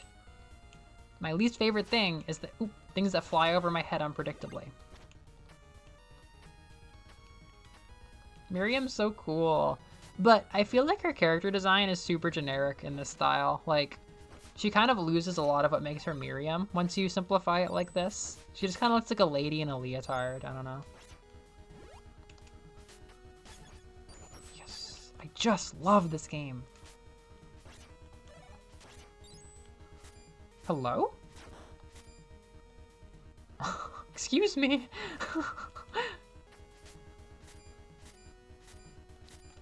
That's fair. Yeah, that is fair, because these are like imaginary spin-offs, and the new ones are very disconnected. That's a good point. But they said that there will be something that really brings it all together. Ah, shit. There'll be something that like ties... There's gonna be some element, or maybe something that only ties into one specific character, maybe Dominique, from Scarlet Engagement, that will bring it back to Roten. But yeah, I get that. I definitely do want more from Miriam and Zangetsu. And of course, this is fun, but it's not story. It's not, like, real. Pretty room. Oh, crap. Ah. These monkeys, they get what they want. Ah, crap. Miriam's down.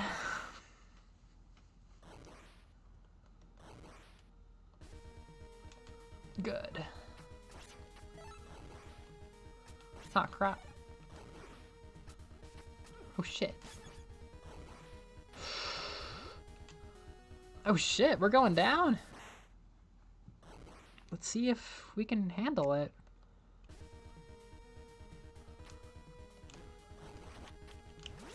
Oh, bro cannot handle it.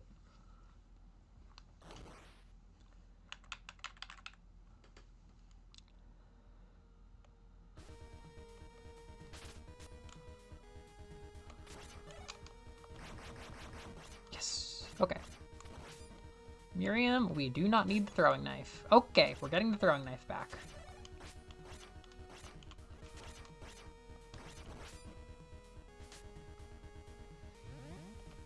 Oh, really? I know that Roten 1 and 2 are kind of like a fan fiction, like Fake World. Like, it's not really the same characters, which makes sense. But the idea of, like, separating Roten, or Curse of the Moon 1 and 2 is kind of weird.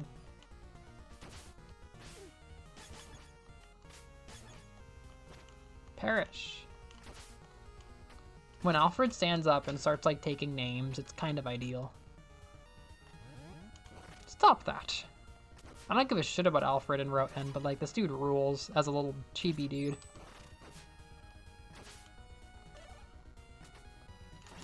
You won't stop me. I shall pass. Trans. Yes.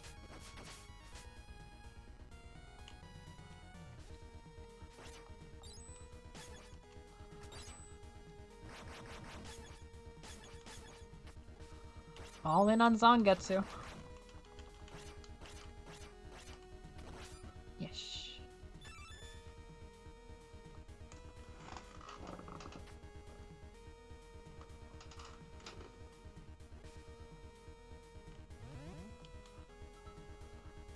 I don't think I needed that. I think I was better off with the whip.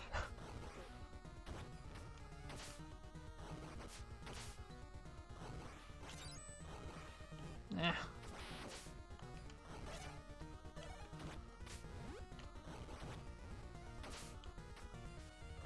Ah, jeez. Ooh, that went terribly. I haven't met Sypha yet. I haven't met Sypha in her game yet. This might be good.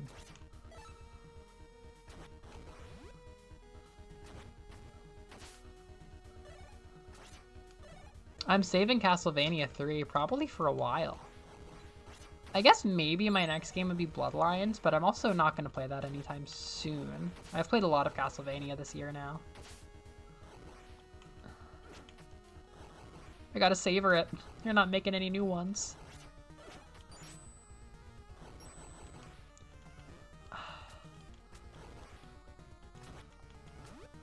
Shit. This is going pretty badly, actually.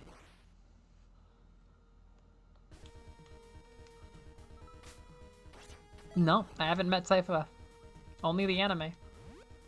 I've never as much as opened Castlevania 3. Or maybe that's all I've done.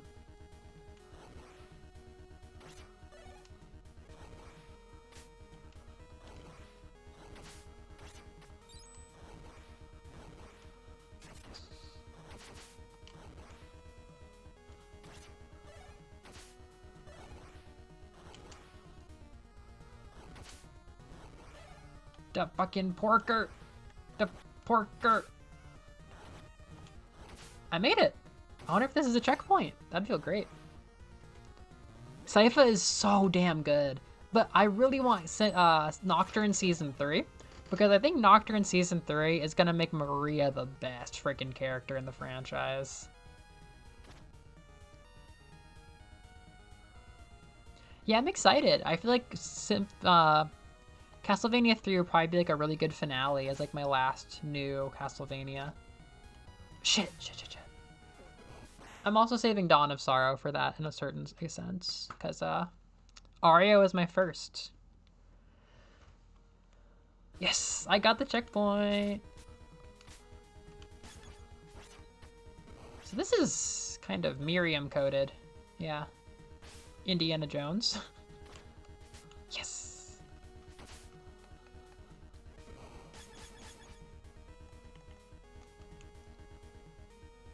Yeah, I seriously hope we do. I Google it like weekly. Every week I Google if they've gotten renewed.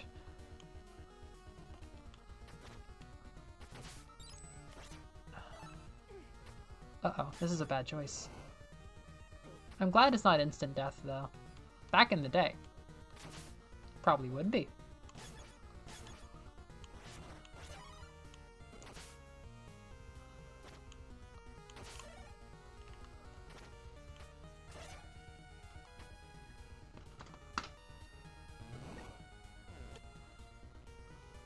I don't know if that was the best use of that. Then again, let's see. Yeah, it's always the same shit. It's always the same, like, tweets.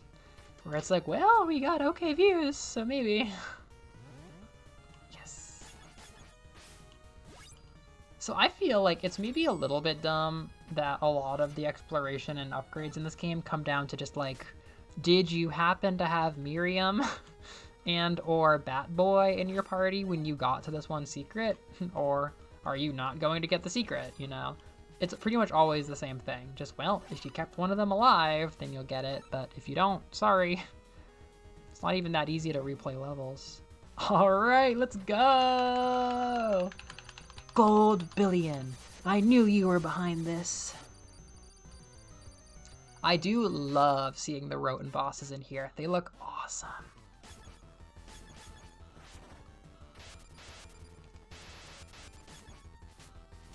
Is this what we're doing? I fight the coins first?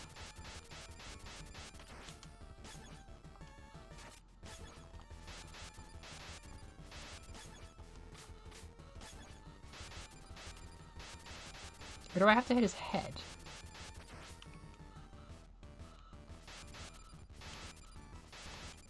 Oh, there we go. Yeah, I want to hit his head. Oh my goodness, I would like to see a Soma anime. Yeah, seriously. That'd be so different. That'd be a good way to keep it fresh. Netflix just doesn't value Castlevania anime as much as it should.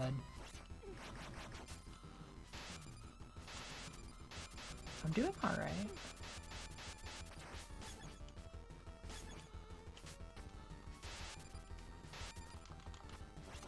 Oh good, no contact damage. I really appreciate that.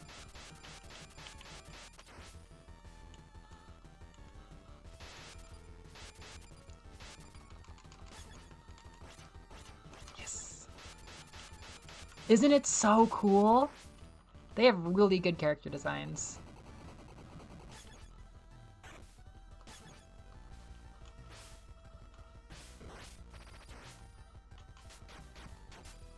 I learned.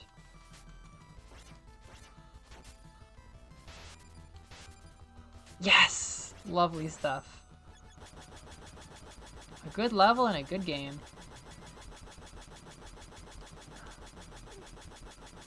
Oh, we're getting hit. We're good.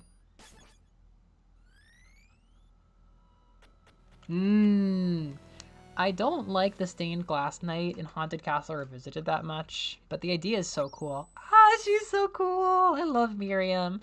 I really hope we see her again someday, even if she's just like a silly, optional, like, non-canon route playable character for a Scarlet Engagement. Oh yeah, because they could do Miriam and Zangetsu, or Miriam and Jeeble. I've like never read this dialogue outside of cryptic Japanese. Cursed Shardbinder. Yeah, I don't know how to say that in Japanese. You carry the power of numerous demons. Very perceptive of you. I require the demon's power to achieve my revenge. At this moment, our objectives align. Cooperation would be fruitful for us both.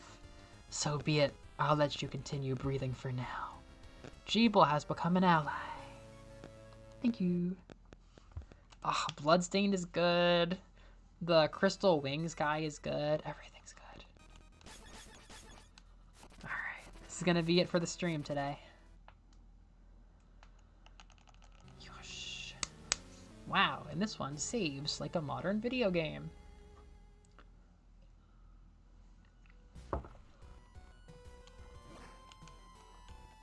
Blasphemy unto heaven. Oh ho ho ho. So evil. Alright, everybody.